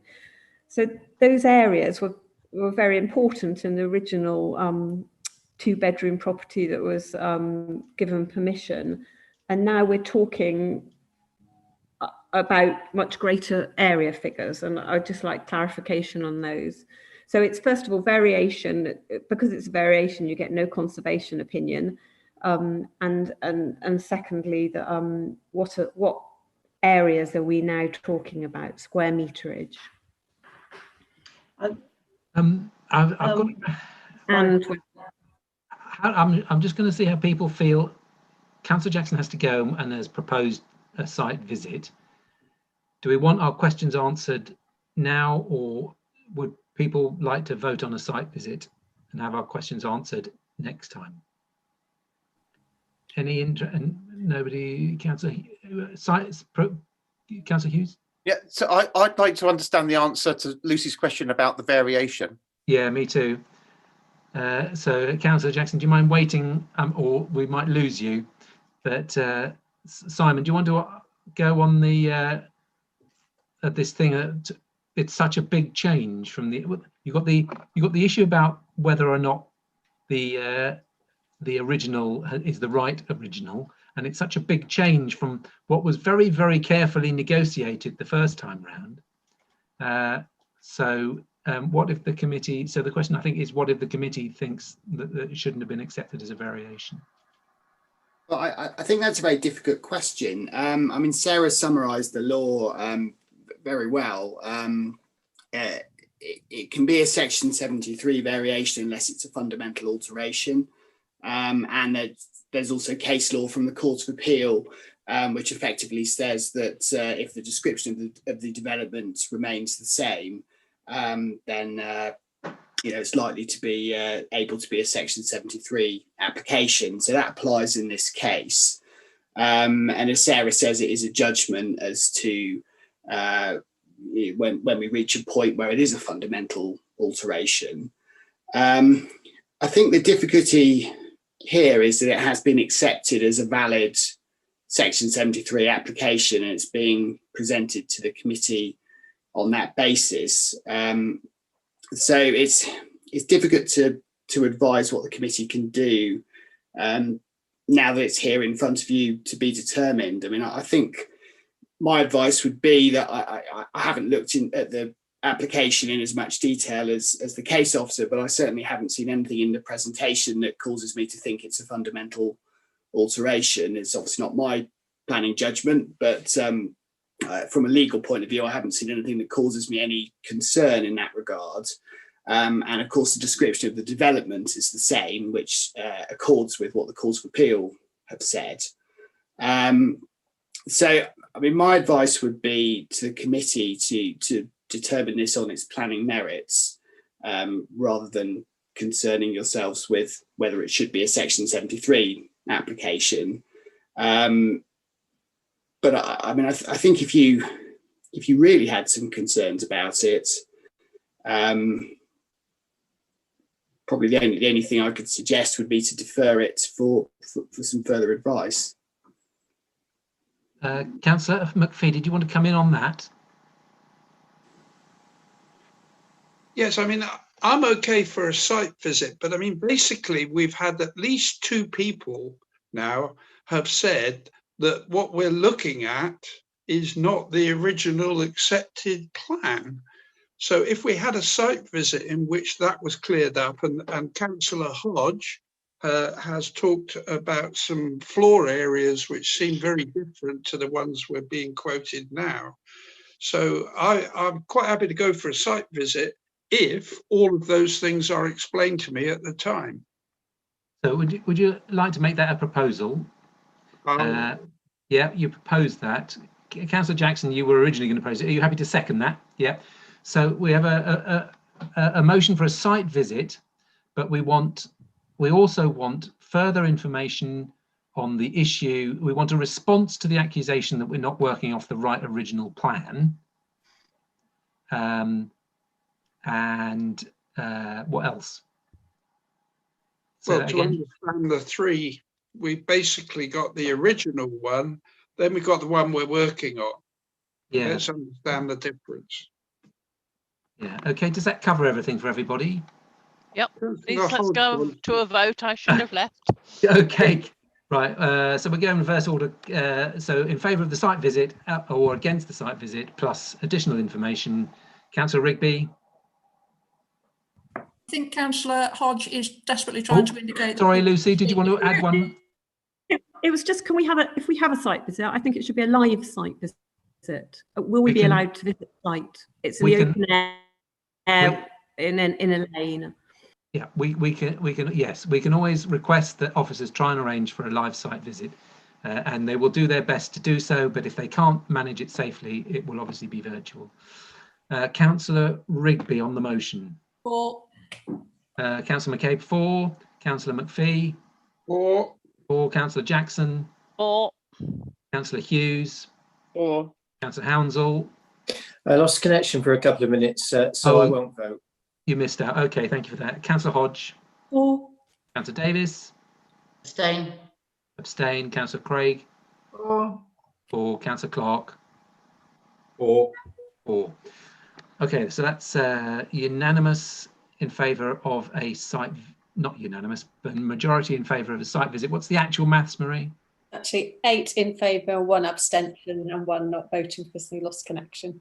Lovely, thank you. And the additional information as requested. Councillor Hughes wants to say something on that? Yeah, I mean, I'm happy with all of that, but I would still like some clarification on this issue of a variation, because when a property's been increased by a third in number of bedrooms, it's increased in every dimension and the roof. I'm just not sure what point does a variation become a new application, and I'd like some clarification if I could. Okay, can we ask for that clarification to be brought to us at the next committee meeting? We can come back with some further information as to the judgment that has to be applied when deciding whether it's a Section 73 application. So I can work with Simon to provide that additional information. It is not black and white. Yeah, so because my concern is that the principle of development was established by the last application, but that was very, very carefully negotiated, clearly, by the local residents and the parish council, and it was very sensitive and it's controversial. And what they're saying is that what was finally agreed has not been the starting point for this when we're measuring the variation. So I think if we get the undertaking that you'll go back and look at that and have a response, and then if you find that there is any truth in the accusation that we've been working off the wrong plans, that you will then be in a position to reconsider whether this is a variation or whether this should be a new, yeah, I'm getting a thumbs up, or whether this should have been a new planning application. If on the other hand you find that you are working off what got permission and you still think it's a variation, then we have to accept that. But in the meantime, we'll have the site visit and we'll take it from there. So is everybody happy with that summation of what we're doing? Yep, getting up. I agree, but I don't understand whether we can actually refuse an application on the fact that we don't agree that it's a variation. My understanding is we can't. So we either accept it or reject it as it stands, but by asking the officers to go back and look if we've had the right starting point, if we're actually varying from the right original, then officers can make that reassessment and maybe tell the applicant that it needs to come back as a full planning permission. Fingers crossed. Hope I got that right. So I'd like to thank the people who came in to speak about that. Shall we crack on to the next one as well, as we're all here? 91 Fairfield Park Road. Can I invite the case officer, Danielle Milsom, to present her report? Thank you. Sorry, it's so... It's okay. I'll just share my screen.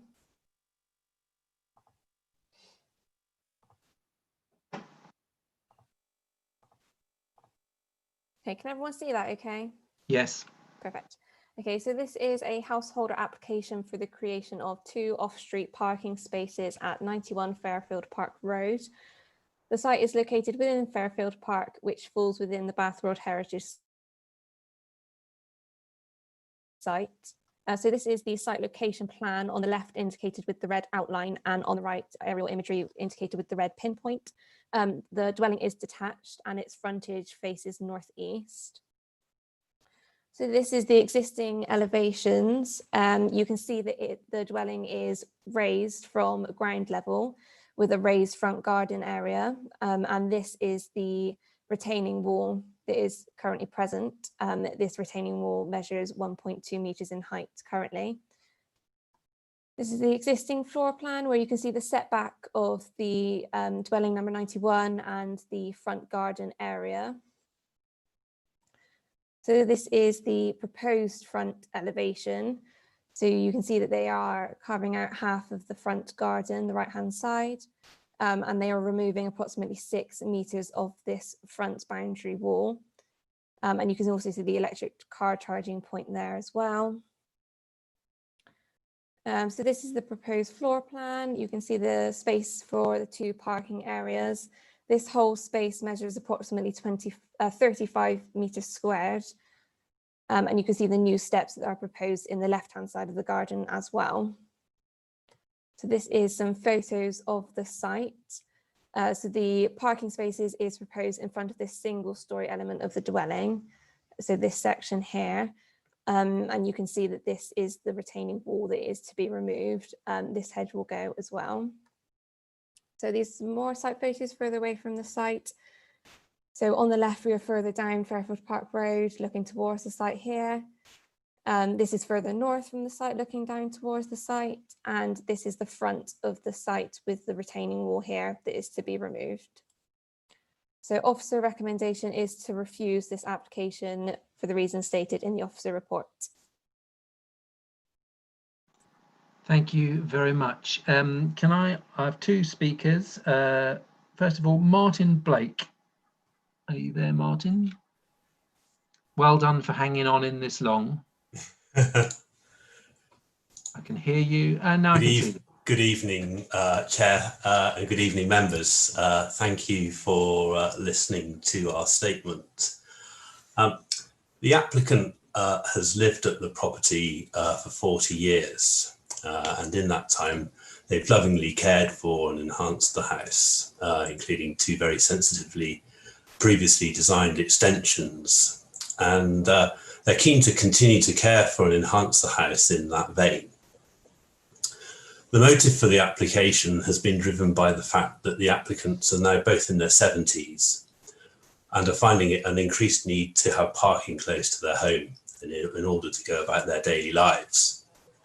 And such is the pressure on parking in the area, they've become reluctant to leave the house for fear of not being able to park close to home on their return. A particular issue, for example, having done a week's grocery shopping on a day like today with heavy rain and so on, there's no parking available in the street at all. And so they're forced to have to carry heavy items of a considerable distance to their long-standing home. And this is quite a problem and quite a common problem. And therefore they've set about having designed off-street parking facilities, and in doing so have engaged with the local planning authority via the pre-application planning consultation process, which is encouraged by the local authority. And this resulted in a positive response from the council and stated that the application would be supported subject to the confirmation of drive gradient and visibility sleighs. And these were duly dealt with in the formal planning application. And so accordingly, a formal application was prepared and submitted with the proposals being accepted by the Highway Authority and with no neighbour objection. And it was therefore rather surprising and somewhat disappointing to find that the new planning case officer would be recommending the application for refusal, contrary to the pre-application feedback. And as you can imagine, this has caused a great deal of stress and anxiety to the applicant. In reading the case officer's refusal for reasons for refusal, there are a number of key factors we'd like to highlight. Whilst the site is in the World Heritage City, it's located in a quiet backwater off the beaten track. And the site is also outside of the conservation area, and the property and none around it are listed. And the boundary wall in question, whilst relatively old, is in no way historic. It was considered to be, it was not considered to be of historic importance when consent was granted to locate a BT open reach cabinet just outside of the wall. The case officer states that there's no precedent for off-street parking in the area. However, from the subsequently submitted photographs, there's clear precedent up and down the street of wide entrances at the frontage of properties, many of which are for off-street parking, and there's also clear precedent for retaining walls and steps leading up to properties. We therefore query whether a full assessment has been carried out of the site, despite the case officer stating that this is now being done. And it's important to mention this, as the new case officer stated that the reason for the change of mind as regards whether the local authority was able to support the proposals was due to the fact that the pre-app was carried out when we were under a state of lockdown. Your time is up, so if you could bring your remarks to a close. Yes, well, so therefore the site is it's not had a neighbour objection, has no Highways Authority objection. It's not in a listed. It's not listed. It's not in the conservation area, and it technically falls within permitted development rights, which should also be kept in mind. Sorry, I've run out of time, but that's okay. That's okay. Thank you very much for sticking with us. Councillor Rob Appleyard, are you there? You are. I most certainly am, Chair. Well done. Thank you very much. God, this takes me back to the old days when we used to have planning meetings for about 5-6 hours. I'd like to support this this application.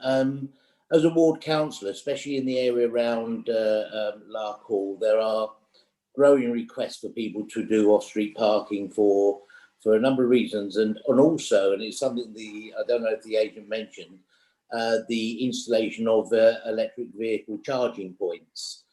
and obviously not all of those actually fit any sort of criteria and are acceptable. This one, I've taken a slightly different view to the officer. The wall itself is actually quite a substantial wall, and actually itself does nothing to enhance that street scene as you go along the various properties. The road itself is quite a mixture of properties and also frontages, and it's quite correct what the agent mentioned. Further along the road, there's a number of properties that have actually created different entrances into the property, either for pedestrian or for vehicle and everything like this. And I think by achieving what the applicant wants to do with this particular piece, first of all, it won't take out any parking spaces from the road, because obviously the frontage will only be replaced with the access into that area. At first, I was questioned whether there was any issues regarding highways, and because of the slight bend in the road, there is good visibility coming out of there. So I would actually ask the committee to seriously look at whether the officer's recommendation is the right one, and to actually grant this one. And looking at the summary from the planning officer, there's no evidence in fact indicating why it is actually not suitable or explores the street scene, and so it really comes down to an opinion, and I take a slightly different opinion to the officer. I took the trouble to go down to the area. I spent some time there walking up and down. I actually spoke to a couple of the neighbours. None of them have any issues with it because it's been done quite sympathetically. And I suppose one thing that I would ask maybe the committee might be mindful of, if they are taking the stone from the front, maybe we can ask that stone is actually used at the rear of the cutout, so it does sort of keep that continuity of maybe a slightly darker appearance as you're actually walking down there.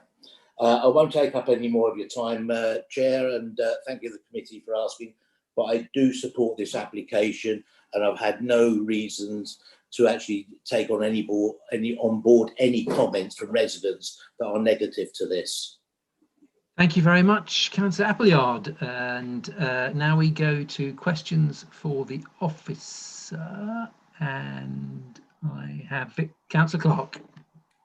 Yeah, I think my questions will be for both the officer, but also for Darren Cox, the transport guy. Is he still with us? I see he's. Aha, that's a test of. Oh, yes, yes. Your moment's come, Darren. Well done. I guess it is because I'm rather intrigued that the statement that there were no objections from the transport department in the first place on this, because I don't know if that's factually correct. So that's my question, Darren, as to why there was no objection. I will then have some further questions and comments. Yeah, sure. Good evening, Chair. Good evening, councillors. I looked at this site and we haven't raised any highway issues. When looking at this site, we did interrogate CrashMap, the accident database, and over the past 60 months, there have been no recorded collisions on this particular road. When the pre-application came in, we did highlight that we were concerned about the gradient of the driveway. That has been satisfactorily addressed as part of the full application that we have received. We also did mention that where we consider private driveways, we do ask that visibility of 2 meters by 2 meters to make sure that drivers entering in, more exiting the driveway, can see pedestrians on the footway. The plan that was submitted did show that they could achieve the visibility of 2 meters by 2 meters as we previously requested at pre-application stage, and for those reasons we found that there were no valid reasons on which we could sustain a highway objection. Yeah, I guess my question stroke comment to you both goes along the line. I have some sympathy because to the applicants, because I too am of a similar age, but I don't think that should actually be a material consideration. Car parking space is a problem, and I don't think we should be making short-term decisions on that basis. And the photographs actually, as far as I was concerned, didn't help their case, because I think that you're taken away from gardens, which we should be preserving, going across pedestrian side, and actually taking up just as much car parking space off of the road as you're creating in front of the garden. So that's my comment there. I don't accept that only one car parking space is lost when you create a drive like that, particularly, as you say, if you're having to create a wider screen so that they can see the pedestrians. But my question, I guess, then following on from that, as you can see where I'm going on this one, I am supporting the officer's view.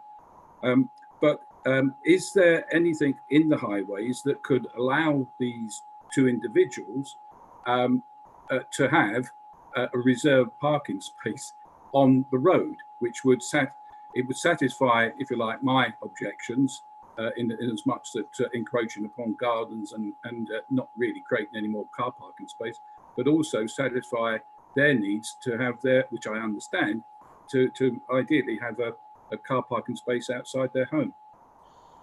Unfortunately, Councillor, that wouldn't be possible. The purpose of the highway is to allow users to pass and repass, and the unrestricted parking, which is currently available at the front of the dwelling, is available for all to use, be they residents of that particular street or indeed visitors to the area. So we wouldn't be able to provide a space on a public highway for the dedicated use of individual owners of dwellings, even if it were a blue badge holder space. That blue badge holder space, I'm not saying that it would be, but that's the only space that is dedicated for use, and that would be for any blue badge holder. So unfortunately, no, we wouldn't be able to support that now.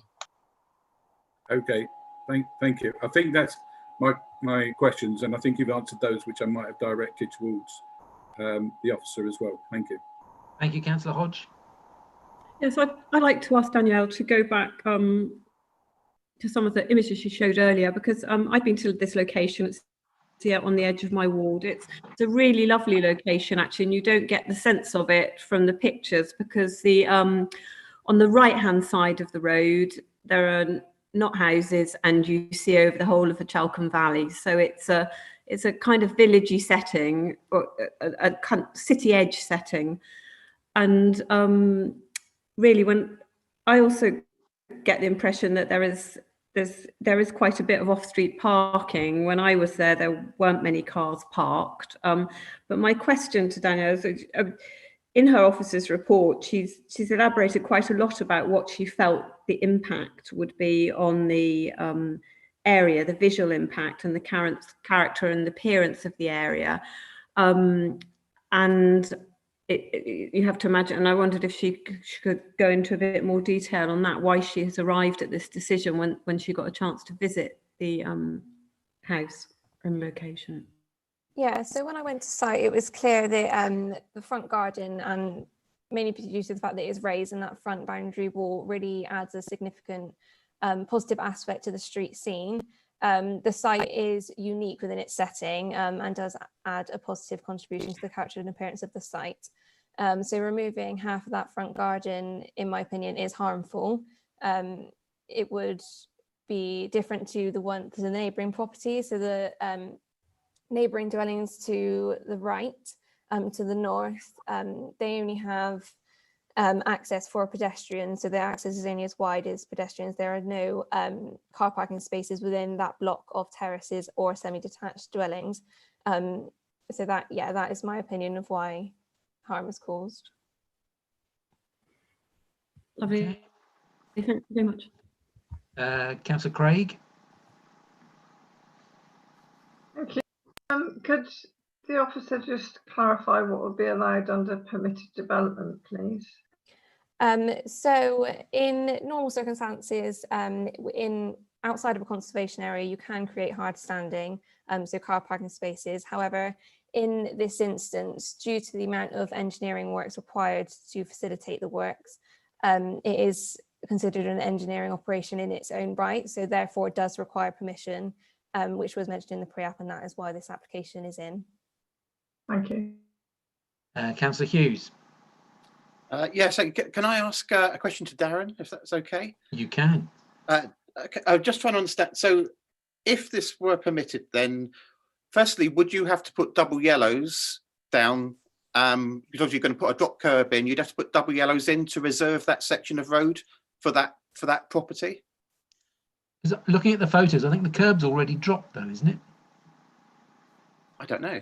The curb is already dropped, but its function isn't known. It is, as far as I'm aware, is not that curb has not been dropped to facilitate off-street parking at that property, and we're not really sure why it's there. Okay, so would we have to then would it require double yellows to reserve that section of the road for use for that property only, to avoid people parking in front of their access? Would that have? We think that if a visitor or indeed one of the occupants of the dwelling wanted to park across their own driveway whilst two cars were already parked off street, that's perfectly legal. If the situation arose whereby people who weren't visitors or residents of that particular dwelling were parking across the driveway and obstructing access, then we would look initially at a white H bar marking, keep clear. If the problem continued, then we would speak to traffic management to see if they would support double yellow lines, but we certainly don't put double yellow lines over every single private driveway in a district, no. Okay, so but I guess my point is that this, if it did set a precedent, this would be a way for all the properties to reserve the road space outside their own properties. They would, visitors or residents of each individual dwelling would be able to park across their own driveway, yes. Any further questions for the officer? So move to the debate, Councillor Hounsell, and then Councillor. Thank you, Chair. Well, we all know that personal circumstances don't apply to consideration for consideration of planning applications. There is parking space that can be created here because of the particular configuration of the front garden. I think it's significant that it's planned to have an electric charging point. We will only address climate change and the need to reduce fossil fuels by a multitude of individual actions, of which this is could be one. I think if we allowed this, it wouldn't set a precedent, because the other properties are very different in their orientation and what room there is. So I would propose that we actually permit this application and see whether there's a seconder and support for that. And I was impressed by the presentation of Councillor Appleyard. Thank you. Councillor Rigby's holding up her hand. Are you happy to second? I'm happy to second, Chair. Thank you. So we have a motion to permit the application. Further comment, Councillor Hodge?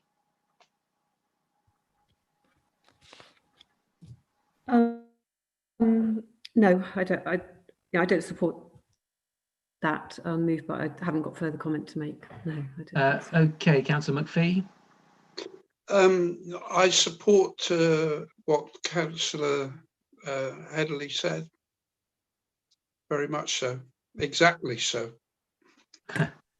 Councillor Clark. Yeah, I must say I do disagree. I do think it sets an ugly precedent. And with regard to Councillor Hounsell, seems to be swayed by the fact that it might be an electric car there. Well, if you think that you've actually just dug up what looks like a very big garden, from the conservation point of view and an environmental point of view, I think that's a big price to pay for an electric point, frankly. So I do think it sets a bad precedent, and I do think you'll find elsewhere along that road over a period of time, you'll actually reduce the number of car parking spaces for general visitors, because once people have those kind of places, car parking spaces established, it's funny how they decide that they don't need them because they can actually park outside now.